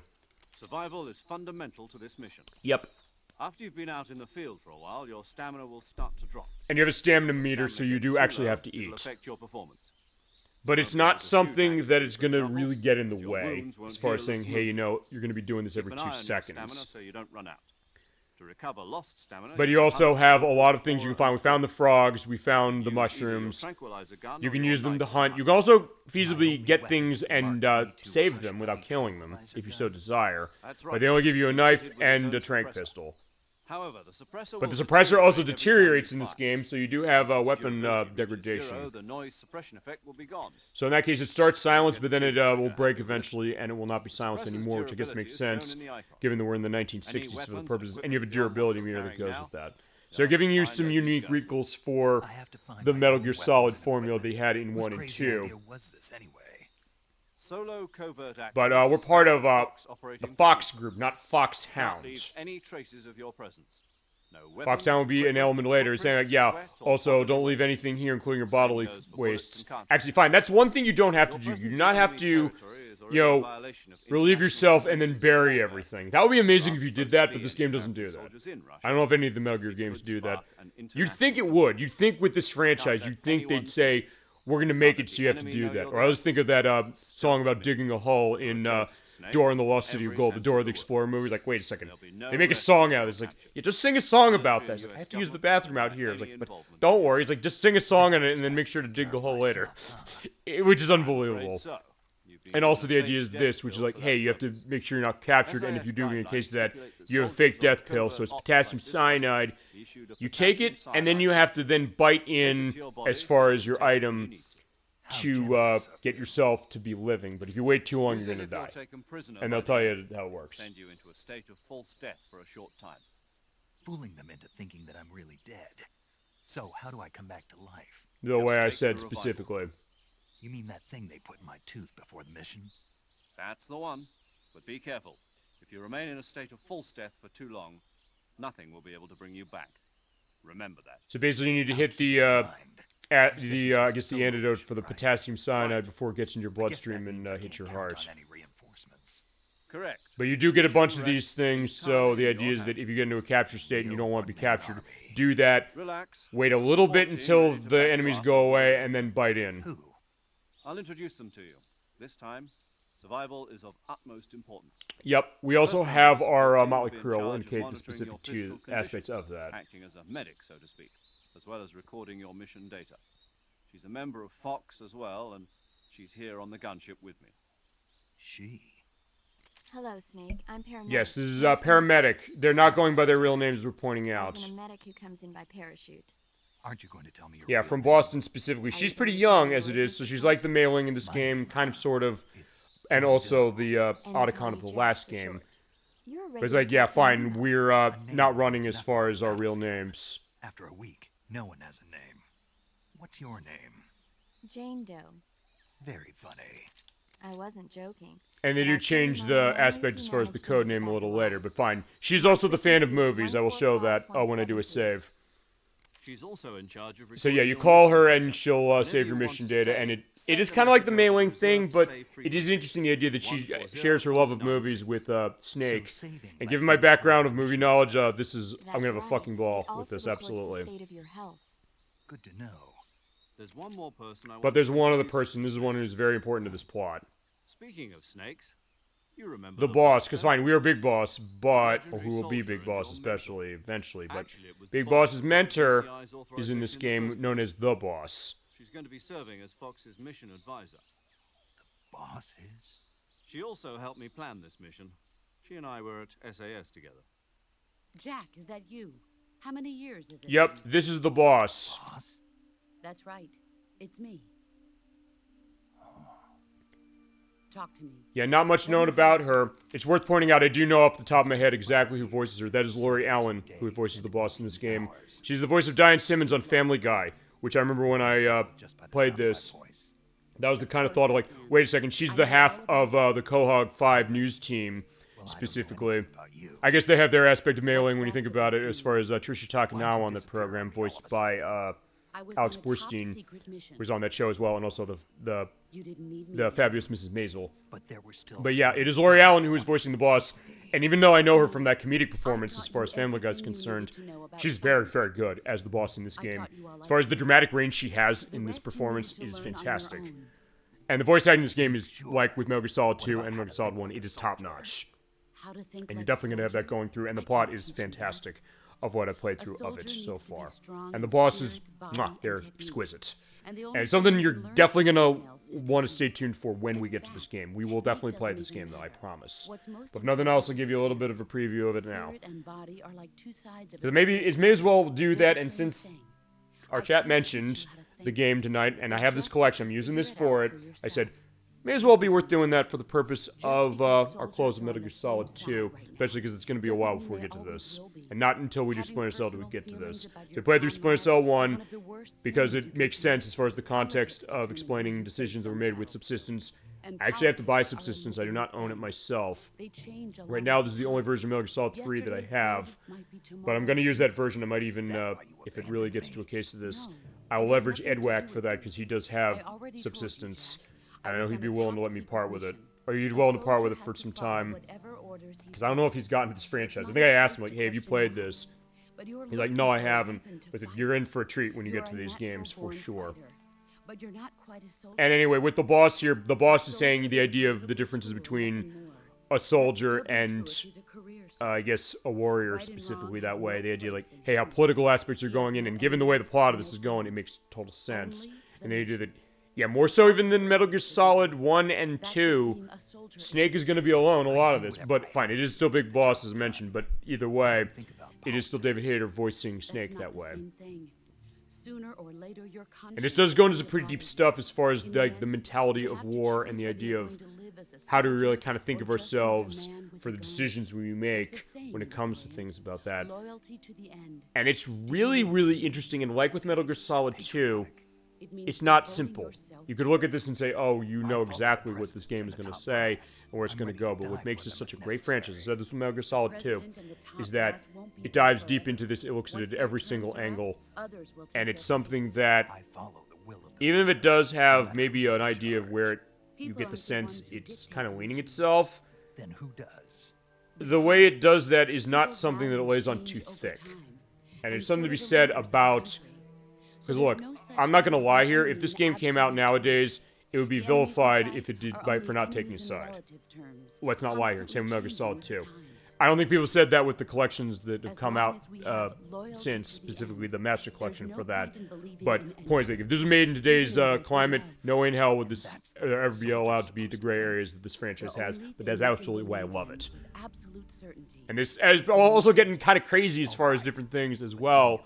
So it's kind of the total package when it comes to that, and something that multiple different interpretations you can make on this game, just like there was with Metal Gear Solid 2, just like Metal Gear Solid 1, and feasibly any other game in this franchise as well. Because the idea of exactly what Kojima was doing when it came to making these games. And this is a long intro, so that's also the reason I'm feasibly talking over this. But at the same time, it's at least a little bit of a taste, because this is another really great game. I can't think of anyone else I'd rather have with me. Oh, and one more thing, boss. Yes? It's good to hear your voice again. Indeed it is. Same here. After all, who knows if either of us will make it out alive? Snake, you are always best at urban warfare and infiltrating buildings. But this is the jungle. Survival is going to be key. Those CQC techniques I taught you are sure to come in handy. Yep, and that is definitely one of the gameplay aspects of this close quarters combat, which is introduced in this one and was also used in Peace Walker. It kind of changes aspects up as far as, you know, the fisticuffs gameplay, because in all honesty, in Metal Gear Solid 2, it's pretty simple as we saw as far as certain things. You can do rolling, you can do choking out, you can do punching and things like that, which this game still has all that stuff, but it also has more to add certain things. It's really interesting how it does it. And talk about a great evolution of what Metal Gear Solid 1 and 2 already did, which is, I think, what makes these games so great and why they're still so seminal. And if nothing else, there's at least to look at it 20 years out, because in November is the 20th anniversary of this game. So Dr. Sokolov is over there in that building. So you have to avoid some combat and make sure you don't get yourself caught. It's not an instant fail if you get caught, but it's also something you got to take care of yourself when you get through that. Snake, try to remember some of the basics of CQC. Yeah, so you got to run your knife. And if you do forget anything, the boss is on your call log, so you can call her if you want. Commencing virtuous mission now. Okay. Actually, I will show off a little bit of the close quarters specifically. As you go in the Dramushi swampland. Yeah, and yeah, that right analog camera, they were clearly paying attention to Splinter Cell, and my god, it's great. Not that this game was bad without it, but especially in this case, especially because you don't have a radar in this game, you definitely are going to be benefiting from this, but also you have mud pits. You have to be careful going in those mud pits. Actually, that's all you can do. Let's fight a crocodile.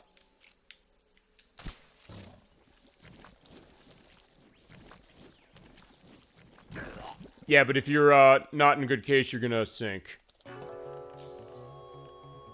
Unfortunately, I got Snake sunk down in the mud.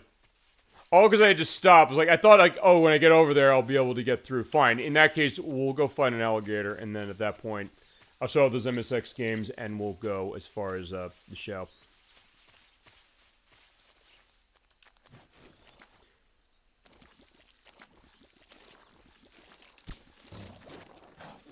Ow! But yeah, that alligator's not going to be working well. Okay, fine. In that case, it's fine. He's sinking now because I got knocked backwards. Okay, so unfortunately, Snake is dead. Time paradox. Yes, I forgot about that. That's the other thing, because if Snake dies here, if Big Boss dies here, the rest of the franchise doesn't happen. As I mentioned, there's an achievement specifically for Revolver Ocelot, which can make that happen, and they will give that to you that way, but fine. Okay, so we wiped out the rest of the franchise. There's a Like for Sin Part 3 roll credits. Either way, that's the idea. So that's your look at Metal Gear Solid 3. But before we end the show for tonight, I want to show the other two things, because this is also going to be sort of kind of in the scope of when we look at Subsistence. Not that we're going to give these games full plays then. We can give these games full plays, because these are actual full games. You get Metal Gear and Metal Gear 2 Solid Snake that came out on the MSX. Metal Gear came out in 1987. So you have the old look as far as this, and you have an instruction for the purpose of this. So I'll show you where Metal Gear began. You have original mode, you have an easy mode they had for this version. And this is not the same as the NES version that we got, which Hideo Kojima was not involved in. It's like, hey, cut down a bunch of things from this version. Which, Metal Gear Solid 2 Subsistence was the first re-release, or the first release of this MSX original port of this in this country. It was the first time that Metal Gear 2 Solid Snake was existing as well over here. Yeah, so this is our first MSX show on the program. Not that there are many we can show, because most of them have not come out here, and I do not have the MSX, which is a Japanese computer. Yeah, but this is a case where they mentioned the Outer Heaven incident. Solid Snake is being told by Big Boss to go destroy Outer Heaven. Fine, no, go to the enemy base of Outer Heaven and destroy Metal Gear. And the NES version, spoiler warning, Metal Gear is not even in the game. But that being said, we have to make contact with Gray Fox, and they definitely translate this better than Metal Gear on NES, of, locate missing our Gray Fox, and the truck have started to move. They retranslated this game completely for the purpose of it, but that NES Metal Gear game is on that Master Collection as well. As the Snake's Revenge is the non-canonical sequel to this, or fine, to the NES game, as the only reason why I have the rest of the franchise. You hear that great sneaky music. And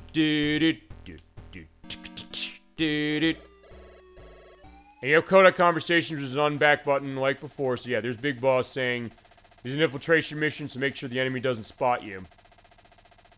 But there's a lot of limitations on this one that you can play around with. You talk about your blast in the past right here. So yeah, Metal Gear began here. This is where it first was around, but in the US, for us, it was Metal Gear on NES.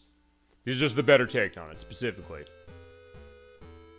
You have to sneak around and avoid them seeing you, and you can punch them out like this. Also point out one other thing. When they hear the alert thing, if you leave the screen, they won't see you.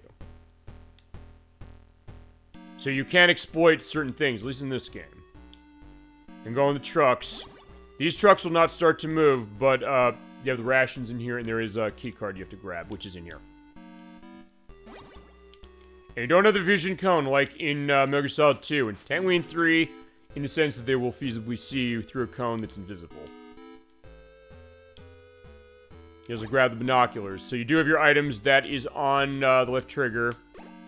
These are card keys. These are not stacked, and you need to select these anytime that you want to actually use them. It's worth pointing out. And binoculars, which is a little bit of a weird case. You can't use these indoors. What this does, as far as this franchise will show this,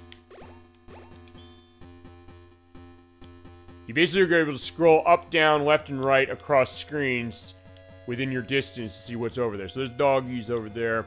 There's enemies. And then you can take that out and put something else on. Or you can have cigarettes. And it is, I believe, like Metal Gear Solid 1 and 2, where if you smoke, you lose health as you're doing it.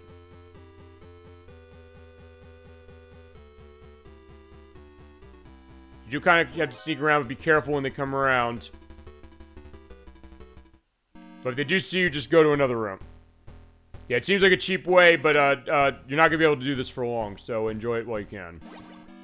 There, we got a handgun. You hit the right trigger. That is where your weapons are, but you don't have ammo, so you have to go find it. Oh, but there's enemies in here, so you have to be careful. Okay, I killed them all in one punch. And there's a mine. You can place that down if you want. I'll go to my death, and then we'll show Metal Gear 2 Solid Snake as a little bit of a preview.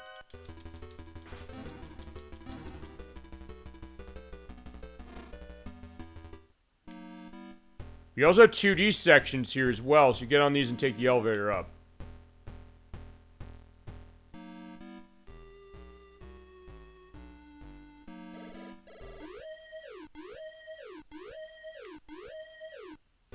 But be careful of cameras. Oh, actually... Okay, fine, take that back. Some areas you can, you know, scroll the screen and be okay, but not here. Alright, unfortunately, I'm dead.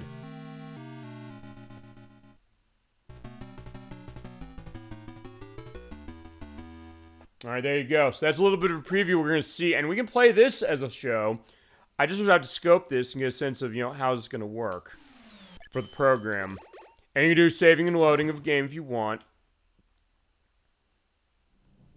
But I'm just going to give a preview of that one and of Metal Gear 2 Solid Snake. This came out in 1990, I think. Yeah, 1990. After Snake's Revenge came out on NES, as was mentioned, that was made without Hideo Kojima's involvement. It tends to be seen as the black sheep of the franchise, and that it's, you know, not tied to it whatsoever. But actually, it's kind of the most important game in this franchise when you really think about it, because without it, we wouldn't have the rest of them. Because, I mentioned this earlier in the show, I'll say it again, since we're looking at this game now, as a little bit of a preview. And that is, the designer of Snake's Revenge met Hideo Kojima on the subway and said, I really appreciate working on this game, even though you weren't involved in it, because I love Metal Gear. I would like to see, feasibly, a sequel to that that's made by you and your team. They thought about that, and they said, yeah, you know, we can do this. They positioned it Konami. They were able to get it made. And for years, it took until 2006 for the US to get this game. It was never released in the US until Metal Gear Solid 3 Subsistence on PlayStation 2. And you do need that version specifically in order to play it. And Metal Gear 1 as well. But Metal Gear 1 at least was on NES. But for the US, before Metal Gear Solid 3 Subsistence came out, we only had Metal Gear 1 on NES, Snake's Revenge, Metal Gear Solid, Metal Gear Ghost Babel on Game Boy Color, Metal Gear Solid 2, and then Metal Gear Solid 3 Snake Eater. So at that point, this is the missing piece of the franchise that we didn't have. And now we do have it. And it's available in everywhere that Subsistence is available, which is PlayStation 2, this HD Collection, and Master Collection Volume 1 does have it as well, and also has NES, Metal Gear, and Snake's Revenge. Actually, I probably should have mentioned that. I believe it's M2 who helped port those, and Metal Gear Solid, which makes it all the more baffling. Like, wait a second, why are there so many problems with these games? Although, from what I understand, I think those games kind of came out of that okay. I mean, Metal Gear Solid 1, people complained it wasn't at 60 FPS, which is okay. I mean, it ran at 30 on PlayStation 1 when we played it. So I'm like, okay, fine. But there's other things I think it had problems with. But you're getting your aspect of the music by Masahiro Ikariko for this. And a very elaborate credit sequence, like, yeah, looking at Metal Gear. So yeah, this is the other case of it, and this is something that does tie in. They reference this specifically. They reference this and Metal Gear 1 in Part 3 of Metal Gear Solid 2 when we played it. And at the time, people were like, wait a second, what are they talking about? But yeah, this is what they were talking about.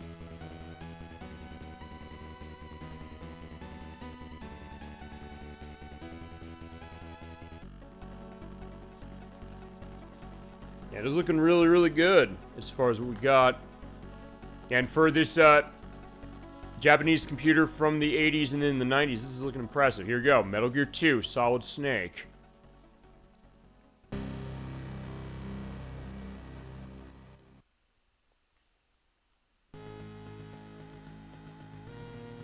Yeah, and this one takes place in the late 90s, so in this case it was futuristic when it came out. During an age of peace and stability, I guess they're trying to build a bridge to the 21st century, was the idea there.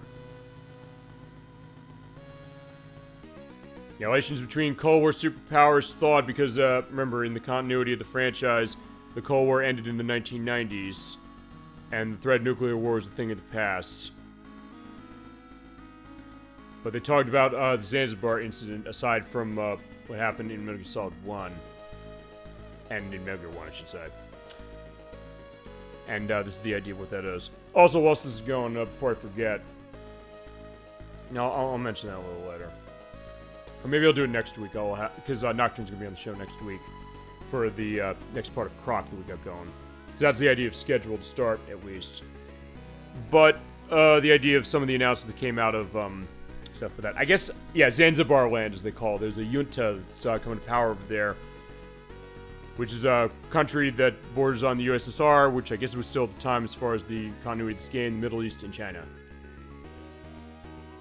Attacking nuclear weapon sites and seizing them, the ones that are intact. But at that point, they're the only nuclear power, and they invade their neighbors, and it's up to Snake to do something about it. Feasibly.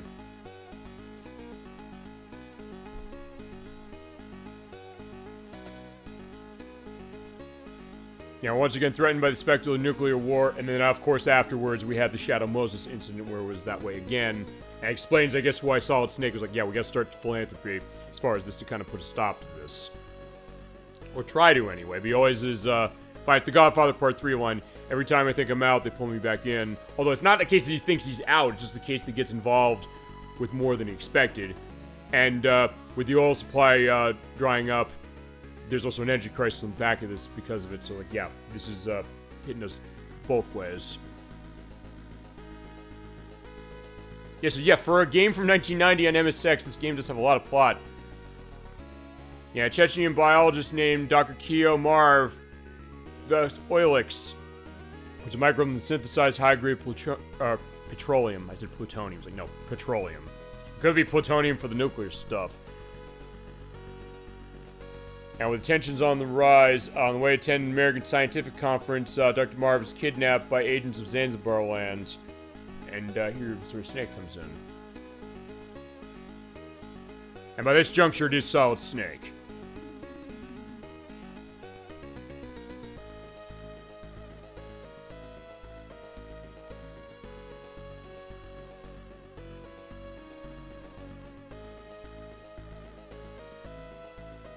You get the great music. It does. I mean, actually, it's interesting because, as I said, we haven't shown MSX in this program yet, and we've really shown early PC like this before. I want to do that. I'm trying to figure aspects as far as schedule, do shows to that. Tech stuff with my old laptop. It's barely working, but it's something I can still stream to if I need to.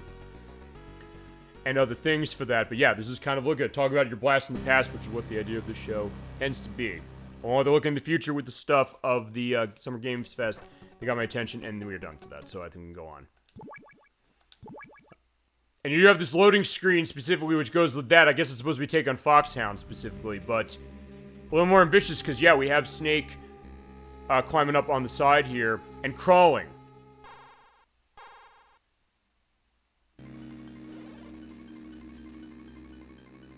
Alright, so this is Snake, it reached the infiltration point. And Roy Campbell of Foxhound. So yeah, Foxhound is a factor in this version, or in this game. Running time is always Snake, so we can It's Operation Intrude FO-14. Yeah, infiltrate Zanzibar land to rescue Dr. Keo Marv. Have a new anti-personnel sensor to turn on. Yeah, so this is technically the first look at the Soliton radar system. It's not exactly the same as you saw in Metal Gear Solid 1 and 2. You red dot at your position, and you have enemies over there, so it's kind of like a map, more like than a radar. Well, fine, they call it a radar that way, it's kind of both, but yeah, looking there, it shows you 9 screen area where you are, but if you're in a enclosed area, it might not show you everything. And you can't use the radar if enemies see you. So where's Dr. Marv? Well, he's transmitting implant on his teeth. You get close to him, he'll show up as a red dot on the radar, so go find him. And if you need to communicate with me, call 140.85. Alright, see you later. Okay, plays a lot like Metal Gear 1. You still have the punch button, which is on B button, but you have crouching in this game. Hit the A button to go down, and you have crawling as well. That actually does play a factor in this game. So a lot of the things that Metal Gear Solid 1 did, this game actually did first. But in the US, nobody knew that, because we didn't get this game until 2006.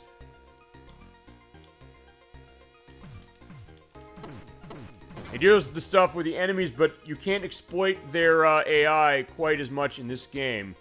If they see you, they'll chase you for quite a while. And they get more rations. And same deal as before, left and right triggers for your items. You'll still have your cigarettes. Yeah, so it actually is indicating what are the rations here. It's beef, pork, ham, and eggs, tuna fish, chocolate, and crackers. So it's a full meal.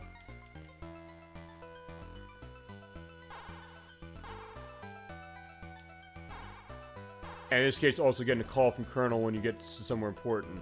Yeah, using crawling to sneak through the gaps in the fence. And you can call anything on the codec you want. But yeah, in this case, yeah, you have to crawl underneath the fence. So yeah, it's not just for show that they give you this crawl. But it's kind of weirder when you get out of it because of the way the depth of the hole in the fence is. And this game is surprisingly smooth as well, and sophisticated for how it plays. You also have to be careful not to get caught. In that case, yeah, punch him out, and then he just disappears. Oh, shit. Yeah, but you get caught, you stop for a brief period, and they're gonna still try and chase you. And you have the alert level.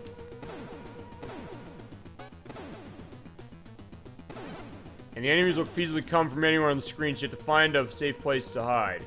If you can find one. Usually you can't. Well, usually I have not been able to. If you stay out of their sight enough, the radar will come back. So just like Metal Gear Solid 1, where the radar goes away when you're caught or spotted. So yeah, where can you be safe?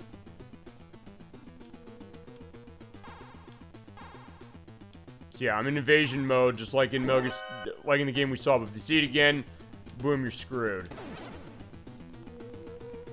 But if I crawl through there, I can avoid that, and so yeah, then it goes away. So yeah, a lot of the conventions we saw in Metal Gear Solid are starting here. And yeah, that's how it's indicating a load screen. Yeah, that weird thing with the fox there as far as it, but yeah, this is how it handles screen transitions as we're in the base. He said, I'm not going to go too far as this, but I am going to show a little bit, just to give you a bit of a taste. And it is really interesting, and so yeah, there's kind of a collection in and of itself. And as I mentioned, Peace Walker. I'm gonna handle Peace Walker something else because I don't want to spoil Metal Gear Solid 3, because it does. Unless I skip cutscenes, which I could, but it's like, well, fine. Oh, we'll figure that. And also, I guess we'll probably use that version or this version for Peace Walker, unless it's better on the PSP. I mean, I don't know if it is because I never played on the PSP. I know with Portable Ops you have to play it on PSP because there's not a console version of that, at least not at the time of this recording. Maybe there will be someday. What's that noise? Yeah, you do have you have loud floors, so they can hear that. So yeah, for a game like this, it's like, well, wait, you know, how advanced can it really get? I can just hide under the table.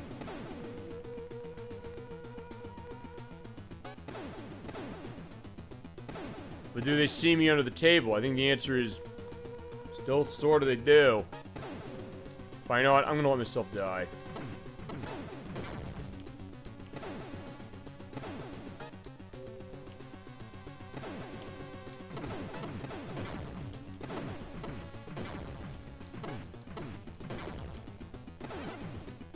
Yeah, just punch them all out, and... Alright, there you go. So, Snake is gone.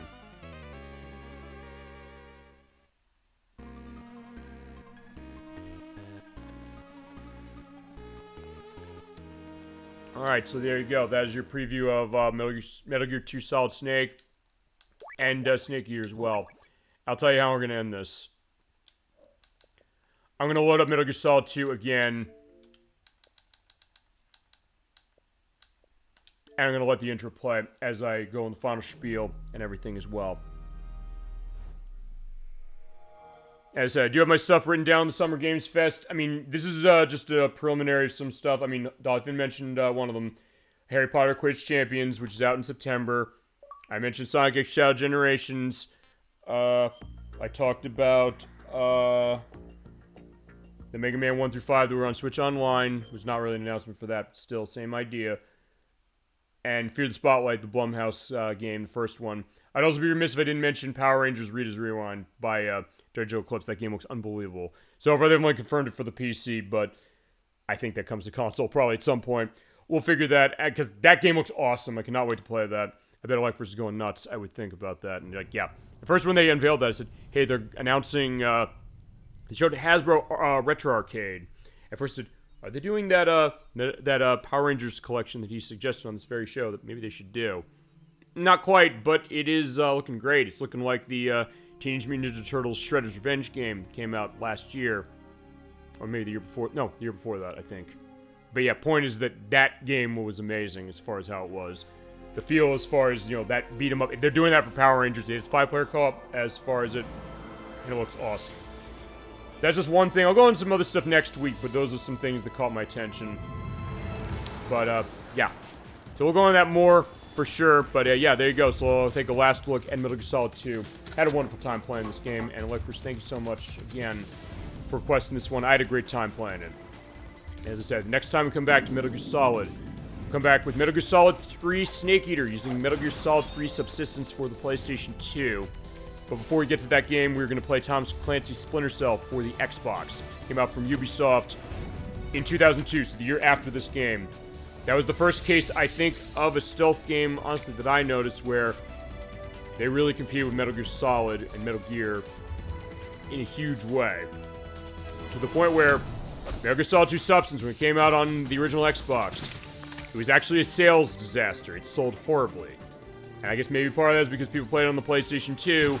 I didn't, because I didn't have a PlayStation 2 at the time. But people bought Splinter Cell in droves. It definitely attracted a crowd with what it was doing for stealth gameplay, especially stuff with its lighting system and its camera system, which clearly this game took, or this franchise took some cues from eventually with Metal Gear Solid 3. But yeah, we'll play that game for the show, and then after we play that, at some point, we will come back for Metal Gear Solid 3. But I think they'll put in context the idea of the camera system for Metal Gear Solid 3 and why they adopted that for the Subsistence Edition. But yeah, I had a great time with Metal Gear Solid 2. If you've not played Metal Gear Solid 2, this is an experience you absolutely should have. I had a great time going through it for this show. Reminded me exactly why I love it, and made me find new things about that I never knew before. And all of you out there in the best chat on Twitch helped make that happen. As always, I can't thank you enough, for sure. That's always how I am when it comes to viewer requests, especially for stuff like this. It was like Metal Gear Solid 1 we played that. That was one of the defining shows of Super Bowl Game Saturday. In its way, I think we got another one with Metal Gear Solid 2, and I had a wonderful time playing it. And, yeah, so it is one of those cases I am kind of sad to see it come to an end. But yeah, it'll never feasibly end. It's something that'll always be in my heart, and I think in a lot of people's hearts as well, for a good reason. With Snake and Raiden right there, taking us out for sure. It definitely is a great game. If you haven't played it, I'd say play it for sure. Do not miss this game. If you can, get it on the PlayStation 2 and that Substance version, because it is a full package with everything, including the skateboarding. Talk about something that's going to get people going at a party. It's like, wait, what's this? And really get them going. I think they'll like that novelty of it above anything else. And the great extra content that you get in the Substance version as well. If you can't get that, I'd say your next best option is the HD collection here, which is on Xbox 360. If you have the disc for it, it is playable on Xbox One and Xbox Series X. And it's also on PlayStation 3.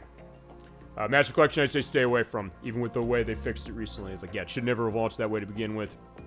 And if you switch and you buy it, I could feasibly do a psychiatric evaluation, and you would not like the results of that.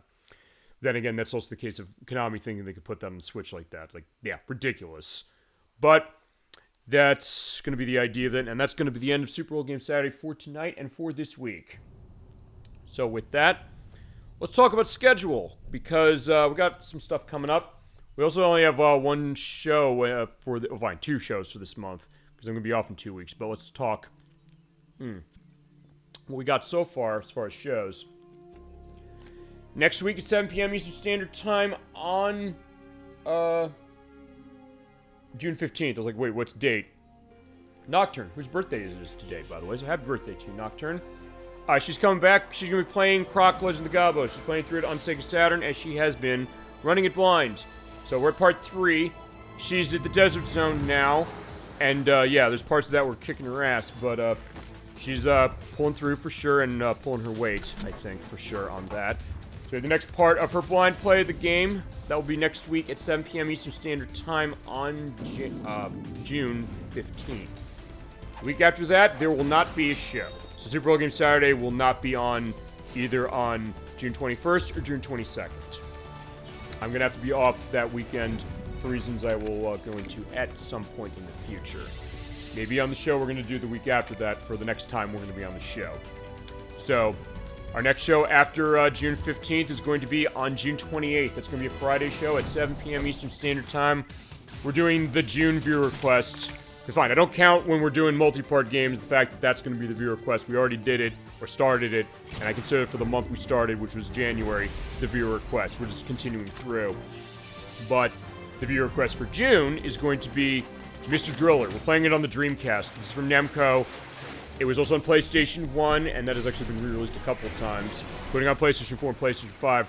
We're on the Dreamcast because it's the version I figured it might be worth getting myself, and also because that version has usage of most every single accessory the Dreamcast has. I've got a good amount of those accessories in my possession, so I said, let's make it a look at the game, a full look at Mr. Driller for a full show. He's never gotten a full show. We've just shown Mr. Driller online twice as compendiums to other things. But for this one, we're playing Mr. Driller for full for that version, which is the only version that supported the arcade games we're playing now. And I'm going to be live on camera for that one, so I can show you all the weird accessories it works with. So that means the microphone that runs with Seaman normally, but it works with that game. The fishing rod, that's absolutely an experience to show that. The keyboard that we used for typing of the dead when we played that, which Nocturne was on when we played that. And also jump pack for Rumble, BMU for saving, and actually that is feasibly it for the accessories. But yeah, it works with almost every accessory on Dreamcast if you have it, except the mouse and the modem because there's no online. But yeah, I'm going to show that off. And fine, the light gun it also works with. I just don't have the light gun to be able to move the D-pad around and then shoot, and that's drilling. But either way, June 28th at 7 p.m. Eastern Standard Time, Friday, we're looking at Mr. Driller on Dreamcast, and it's going to be a lot of fun. I'm looking forward to doing it. Week after that is going to be on July 6th. We get there, and it's going to be next part of Super Mario Sunshine.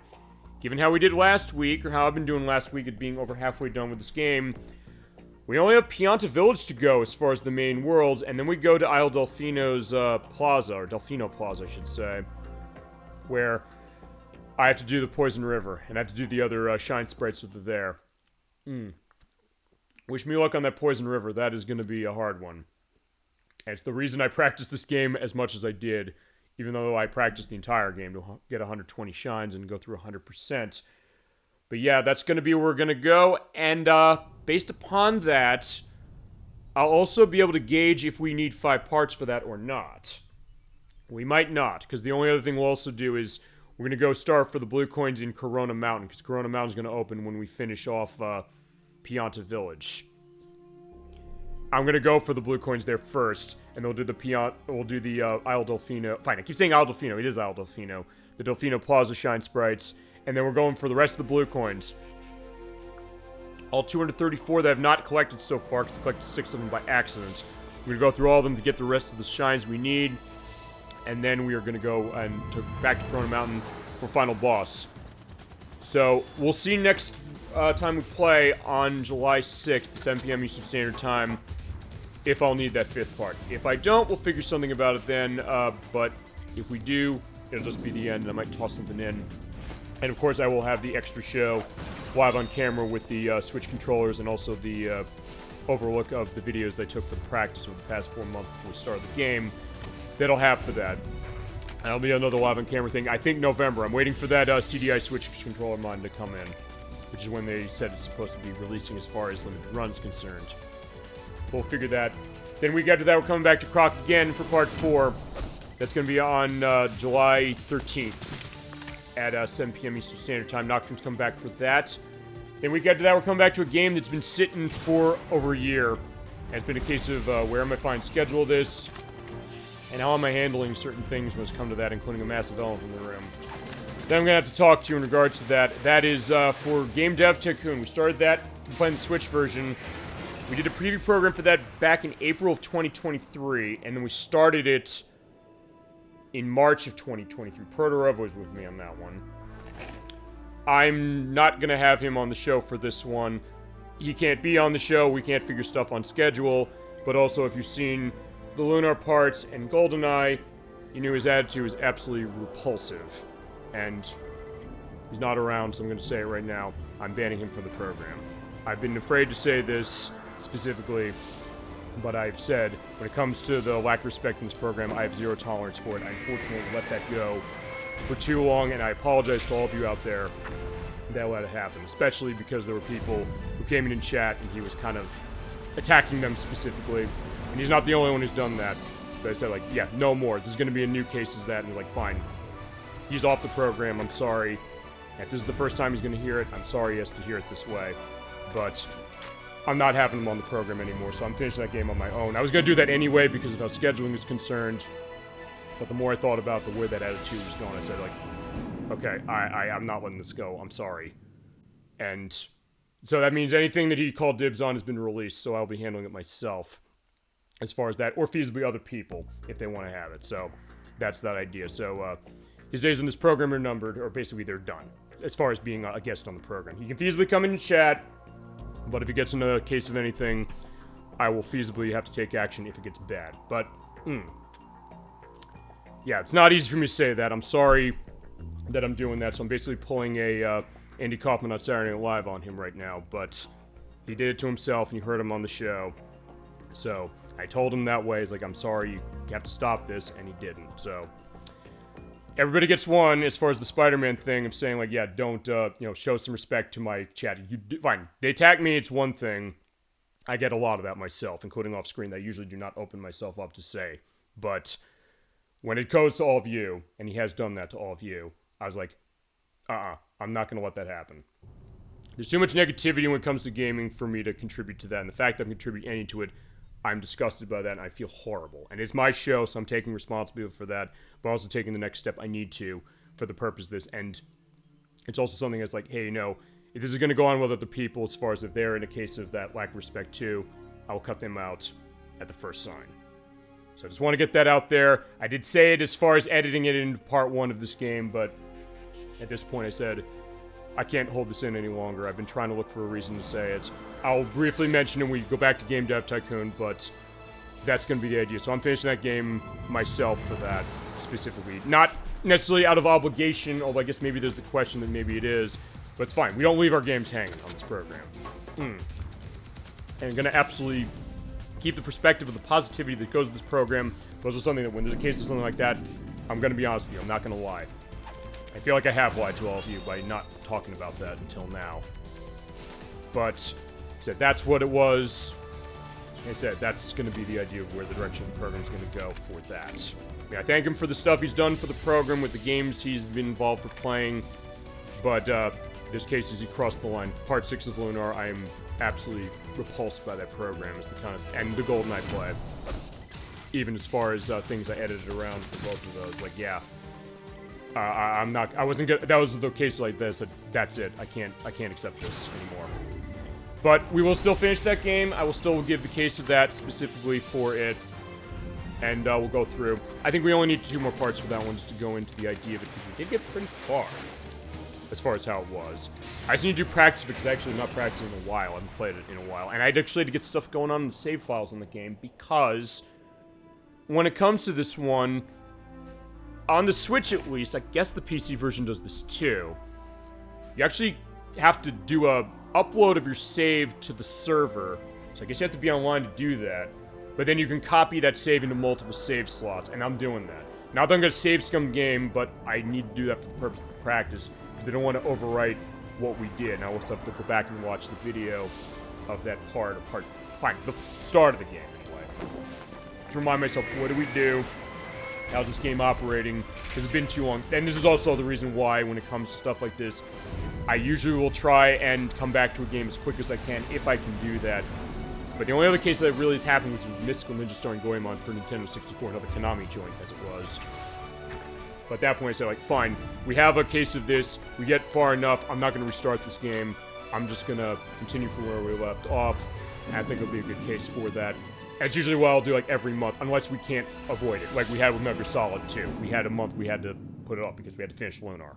I was like, okay, that was the highest priority specifically, and I was not also, that's the other thing, going back to the Proverb thing, I was not going to cancel Lunar as far as that, even though after part 6 I was ready to do that. But I said, fine, I'm going to go through this, we're going to play through the whole game. I'm not taking that away, specifically. I'm just going to do what's best as far as the show, because we don't abandon our games on this program. Even in a case like that, I'm not abandoning the game. I'm glad we didn't. We had a good time as far as what it was, even with the things that were, that, he dug his own grave when it came to this program. But, that being said, it's like, yeah, I'm not leaving the game hanging. And same with Game Dev Tycoon, because like, I do want to finish that just because, like, yeah, it's a good game as far as it. And we're going to continue and give its perspective on July 20th. Week after that is going to be the viewer request for July. That's going to be Top Gear 2 for Super Nintendo. It is our return to Top Gear. It's when Alec first mentioned we played Top Gear 1. He asked us about to see the franchise. He then said we played Top Gear 1 also that he played Top Gear 1, but also he played Top Gear 2 more. So I said, let's take a look at it. I bought a copy of this years ago. I hadn't gotten the time to start playing it. I realized, yeah, it's been 3 years since we played Top Gear 1. We're going to come back to Top Gear 2, which does have a modern re-release now via the Top Racer Collection, because that's what they call it in Japan. They can't call it Top Gear anymore because of the BBC perspective with that show. But we're going to take a look at that racing game from Kemco and Gremlin again. Looking forward to playing that. And then we get to August where we're going to feasibly finish Game Dev Tycoon. We might be finishing Super Mario Sunshine, based upon how the next part of that goes. I'm also coming back to Sonic Mania. I'm going to be on that one alone, also for sort of similar reasons as it went when we played it the first time, that I mentioned with Protorova, but that wasn't his fault. It was actually Nocturne's fault on that one. But point is, the other reason I'm coming back as far as that one myself is, fine, Nocturne kind of did the same thing that Protorova did to the audience as far as that one. I edited that out. I'm like, yeah, no, you don't do that again. I think she got the message, and she better have gotten the message, specifically. But that being said, it's also something that we're showing the Encore mode, and it is one player only. So actually, I couldn't co-op it even if I wanted to. So I said, fine, I'll take a look at that. We're also going to be at about 7 years since Sonic Mania came out. The case of the franchise being great at that point, and then the case of where has it kind of gone wrong again. Although, fine, Frontiers is in the case where it hasn't gone wrong. Hopefully Sonic X Shadow Generations, hopefully they do that one right. Please, Sega, don't fuck that one up. I think there'd be people who are really mad if we fucked that one up, quite frankly, for a lot of different reasons. But, yeah, so I may take a look at that, because I promised we're going to come back to that for another part, and we're definitely going to come back to that for another part. As far as the other stuff for the month, we're going to have, that's going to be on, or this is going to be on, this is the only one I know a date for. This is going to be on August 24th. That's going to be Nocturne coming back for Part 5 of Croc. I think we'll need the 5th part for that one, specifically the way that we're going. The other week, I'm in talks with Edwack for Smartball for Super Nintendo. He wanted to play that for us as his next game, which will be a one-part show. That'll be a Friday program. There's also going to be a Friday program in there at another time. I think I'll put Sonic Mania for that Friday program. I don't know when it's going to be. I'll let you know when I have a better understanding of that one. Yeah, Smartball, if we can get that going, him and Edwack, or Edwack and Nikki, I should say, are going to be in for that with Edwack controlling it, because he loves that game. As me finding something out new with myself, because I never played Smartball. But Gemini 96 has back, saying this game's awesome, and I'm going to look forward to seeing it. I am too, because it's a Game Freak game I've never seen. And a game I've never seen. A game I never heard of until he mentioned a couple months ago. We'll see if that happens. If it doesn't happen, I'll pull something else out as far as a viewer request, or I'll try. And then on September 7th, it is September 7th, yes? Yes, September 7th, is another case where I'm going to be off for a week. My cousin's getting married, I'm going to be out of town, and I'm going to say, yeah, can't give you a show this week, sorry. So, first week of September, we're not going to have a show, so we're only going to have 3 shows. As far as we're going to have for those 3 shows, on September 14th, 21st, and 28th, probably have Croc. I would like to think we have the finale there. I'm going to talk to Nocturne saying, could we try to have the finale of that at that point? We'll have to see if by end of August we can have that done, and then also in her case, if she'll then be able to finish the cleanup for feasibly part 6 for that. If she's going to need another part, I'm going to see, I'll talk to her about this next week when I see her. She'll feasibly double up on that on alternating weeks, because I kind of want to try and get that done before the Halloween block we have in October. And for the other open week, I'll also look for a viewer request, because we promise a viewer request each month. At least one. So I'll find something in the pile as far as what I've been asked for, because I think I've got a couple things. Or I'll think of something as far as that extra week. I don't think we're going to have Smart Ball in September. I'm just going to say that it's either going to happen in August, or we're probably going to do it next year. Probably in January, I would think, maybe. And then in October, we have our Halloween block, which the games I know we're going to be doing. We're going to be doing Chris Metal for the PlayStation, because Electrus wanted to see that. I promised that one to him for quite a while, and I know I've got to get to that. Splatterhouse with the TurboGrafx 16. There'll also be a showcase of the TurboGrafx 16 Mini, which I've not shown on this program yet. I've been meaning to. And the other weeks are going to be a little up in the air. I mentioned I'm probably going to put the Terminator on Sega CD on hold, because I have to replace my Sega Genesis in order to make that game run. I have to do some checks as far as that. I don't think I'll be ready for that for the purpose of practice. I'll talk with the Christianer at 64, see if he wants to have a contribution. I said one of those weekends is going to be yours. He's loving his Halloween, and I'm just like, hey, what do you want to do? You want to go back perhaps to the Man of Medan for the Curator Cup mode, like you promised, or maybe something else. I'll figure that, because we do have 4 weekends for that month. And November, we start Tomba for PlayStation, which the special edition was just announced about a week or so ago as far as when it's coming out in August. Playing it on PlayStation using the port on PlayStation 3. Play that starting in November, along with feasibly that thing for Super Mario Sunshine for the extra we're going to have. The Disney game for the pre-Thanksgiving weekend, that's going to be The Lion King. I'll probably run the Super Nintendo version via the Disney Classic Games collection, but I also have the Genesis version to pick from, or the Game Boy version if you want to see it, because it's in there as well. And I think of what else I got going. Right, one of those nights is going to be our 30th anniversary celebration of Donkey Kong Country. It's celebrating 30 years this year. So since we played the games already, we're going to come back with its portable edition. So Donkey Kong Country 1 on Game Boy Color and Game Boy Advance, as well as Donkey Kong Country 2 and 3 on Game Boy Advance, as a little bit of a showcase of those, and also showing off the unique things they have. And at the end of the month, on November 30th, we were going to have the listed Xbox Live Showcase night. I'd pay attention in terms of the store closures of the Xbox 360, which is on July 29th. I'm going to pick up some games that have been asked for as far as the use of things, just games. I've been digging through my demos for stuff I can show that I can't buy anymore, but at least give them their due that way.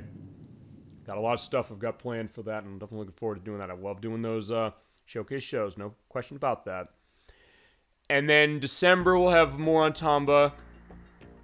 And I know one show we're going to have at the end of the month that's going to be with Dolphin in chat. She'll be in on it when we start Shenmue for the Dreamcast. I'm going to start that as the last show of the year. It's going to be the Christmas and birthday gift to myself. And I'll figure what other things we're going to have that month along with those two. As I mentioned last week, I have an idea I'm percolating. I'll talk about it around. I'll talk to Nocturne as well about it. And that's going to be Super Bowl Game Saturday Second Chance. It's going to be a new segment I'm going to start next year, where for one weekend each month, along with the viewer requests, we have one weekend will be a viewer request, but as we always do, But the other week, feasibly, I'll play around with this idea. It'll be games we've either played before where there's a reason to come back to them, a reason to do them again, maybe because of technical problems or the idea of sometimes people said, hey, I wish I was in when we did a certain game. No, Mega Man 7 on Super Nintendo was a case like the Lecter said, I love that game. It's my favorite of the classic Mega Man games. I wish I was there when you did it. I was like, well, you're going to get another chance. I said I was going to do that one anyway, even before I instituted this idea, but I think I'm going to do that. Because there's certain things like, yeah, I'd love to come back to some of these things. It's games we played before. It's one of those things that, yeah, I know we've certain things we played, and it's one that, are we done with it when we, finish the game? I guess so, but feasibly it might be a case of maybe bringing it with a new perspective, maybe coming back to a game that we've already played with a guest, where they didn't have a guest before. Or also, the other thing is that I can also go through the perspective of doing games that, I mentioned this before, when we started Super Bowl Game Saturday back in June, July of 2020. And next year is 5 years of our program. So at that point, that's why I'm also doing this. There are games I did, or started, that I took videos for with my old tech. I don't have the videos because actually I did not have a case where my capture equipment was set up to take the videos after I recorded. It just was basically played through and went through. I didn't have Twitch set up for aspects of those games being played. Well, there is a clip on the Super Bowl Game Saturday Twitch site of one thing I was doing when I played Rayman on PlayStation. It's also the case that's one game we didn't come back to. I left it hanging. I'm going to restart it because it's basically like it never happened, mostly. Same Rayman 2 on Dreamcast. Halo on Xbox, because I did that as far as it. And Mega Man X for Super Nintendo is a couple examples at the top of my head of games that we played, but we don't have a record of it for the program, so we're going to give it a record for the program. But also other stuff that we've done already, where it's like, hey, especially for stuff that I had audio problems with. I'm thinking Rez, I'm thinking Daytona USA, I'm thinking maybe some off of that Genesis Mini 2 that we looked over, kind of, sort of. And other stuff assorted in between. I guess Justice League Task Force, and actually, if that's the case, with Justice League Task Force, at that point, I might just show the Sega Genesis version off as a little thing. And most of that show was fine. Just the last hour wasn't. So I don't know what that was about, but the point is that that's kind of my thought. And I won't lie to you again this way. Maybe it's also the thought that, not that I'm in a case of saying I'm getting burned out by the show, and I'm not. Not in a case of saying I don't have enough games to work with, because that's absolutely not true either. There may be a case also that I might also want to focus specifically so I can get some of these games to all of you. We're going to have that going. The show is not stopping, I guarantee you that. But it's also something that, fine, I guess it eases off a little bit, so at that point I have a week that I don't have to necessarily practice for something along with editing the program. Because, yeah, I'm only one man, but it's like, I'll make these things happen. But something like, it'll at least get a little bit of an ease off, but not something that I'm using that as an excuse, like, this is what I'm doing. I'm doing it for another reason. It's something I'm thinking of, because I love doing the show. Even if it's just something I'm doing for fun. Whether people come in and watch or not, whether they like the show or not, whether they leave me horrible comments on the YouTube channel sometimes, or really lovely comments. They're like, we love seeing you doing stuff with Shadow Hearts and other games we play. It's like, thank you so much for giving perspective to this. We feel like nobody's known this. If somebody had said that about Tetrasphere a couple days ago, I'm gonna have to respond to them. And I will respond to them for sure, because that's the idea. It's like, I just want them to come by, have a good time. It's like, hey, if you're liking what you're seeing here, and you're liking the idea of what we do, come and join us. We appreciate you being here. And we just want to be this independent, positive perspective on gaming that way. Or fine, go into negative stuff that makes sense to go into as far as, like, look, I've been railing against Metal Gear Solid HD Collection. Fine, no, not this one. This is the good one. Metal Gear Solid Master Collection, I should say. For sure. But it's also the case that, fine, admittedly it's coming from a place of love. It's not, fine, it's not me saying, like, hey, if you bought that game and loved it, there's something wrong with you. If you bought that game and loved it, more power to you. I'm glad you did. I'm glad you realized or were able to find Metal Gear Solid of any of the Metal Gear games that are on there. Fine. If you're playing Metal Gear Solid 2 first time with that collection, even playing the Switch version, which is bad, fine, I know it's bad, but you're probably saying, you might be saying, like, hey, I love this game, and, like, I'm willing to put up with this. You might think, okay, it's how it's supposed to be. Fine, it's not how it's supposed to be. I'm telling you that specifically, but saying that, hey, you're discovering this way. That way it's a good thing, but also the case that, fine, coming to like Konami, get your shit together, deliver a great release to people. It's like, yeah, they deserve that. And this game definitely deserves a great treatment. So points like, yeah, we'll go into that aspect when it has to be gone into. And there's certain aspects we have to go into that specifically, go in the guts of this thing. But the idea that, hey, we're kind of coming into we're having a discussion, we're going into the gray areas of gaming. Same way Metal Gear Solid 2. A lot of games in this enterprise do. And that's the idea of what it is. And all of you make it possible, and I thank you so much from the bottom of my heart for that. That's why I keep doing this every week. Is that I don't take the show off much. In fact, in 2 weeks, that's the first time I have intentionally taken the program off as far as a week, or had a week without a show, since January 1st of 2022, as I realized. The only reason I had shows off last year was because my grandmother passed away. And it said it was a case like, fine, that's coming first. My family's coming first, of course, thinking of the Super Bowl Game Saturday family on top of that. You're all there, which is also why I gave you the update videos of that as that was happening, let you know what's going on. And that's the idea when I'm going to be open. I'm going to say what it is. And even if it's something that might be difficult to go into for that, I'm going to go into it. But it's also a case that it's coming from a place of, you know, that honesty and the respect I have for you. They always say you have to respect your audience. And I absolutely respect your audience because you have a lot of choices of what you could watch as far as gaming, as far as anything really on Saturday night. In fact, you come to the show, you come with us, and you say, okay, I have these memories that are going on with the show. I have these thoughts for this. I have a connection. I realize that is something strong. I'm not going to let anybody get in the way of that. I will not get in the way of that. I will absolutely encourage that and champion all you have to say. And that's why I do the viewer class. That's what we did Metal Gear Solid 2. That's why I did Metal Gear Solid 1, which really, in a way, was kind of showing the trajectory of where this program would become. What it become and the trajectory of where it would go, I should say. So in that case, you all made that happen and make that happen for sure on each week. And thank you from the bottom of my heart for the purpose of that. Even as far as aspects of the set of Proverb, like, I'm not saying anything about ill will as far as that. I'm not saying, like, he's a bad person necessarily. I'm not going to say that. Make your own decision on that specifically, but I'm also going to say, like, wait a second, you have to draw the line somewhere for sure, and it is an unfortunate thing that had to come to that, but is that I'll be honest that way for sure and show the idea of what it is, and I'll do what I have to do as far as the case of the aspect of the show, and all you, what's best for it and fine. If I have to make a difficult decision, I'll make a difficult decision. Even in the case of someone like me, I'll make a difficult decision that way. Even if it comes to a difficult decision like, hey, I'd have to stop this program. If it ever had to come to that for some reason, I would easily make a difficult decision that way. I would tell you about it, but I hope it never happens. I hope just to keep doing this for the rest of my life, and we'll have a lot of games coming, but keep going on with it, and keep staying tuned to the program, because, yeah, the future is looking bright for sure with it. Alright, with that, I think we can close off Super Bowl Game Saturday for tonight. Thank you so much for watching the program.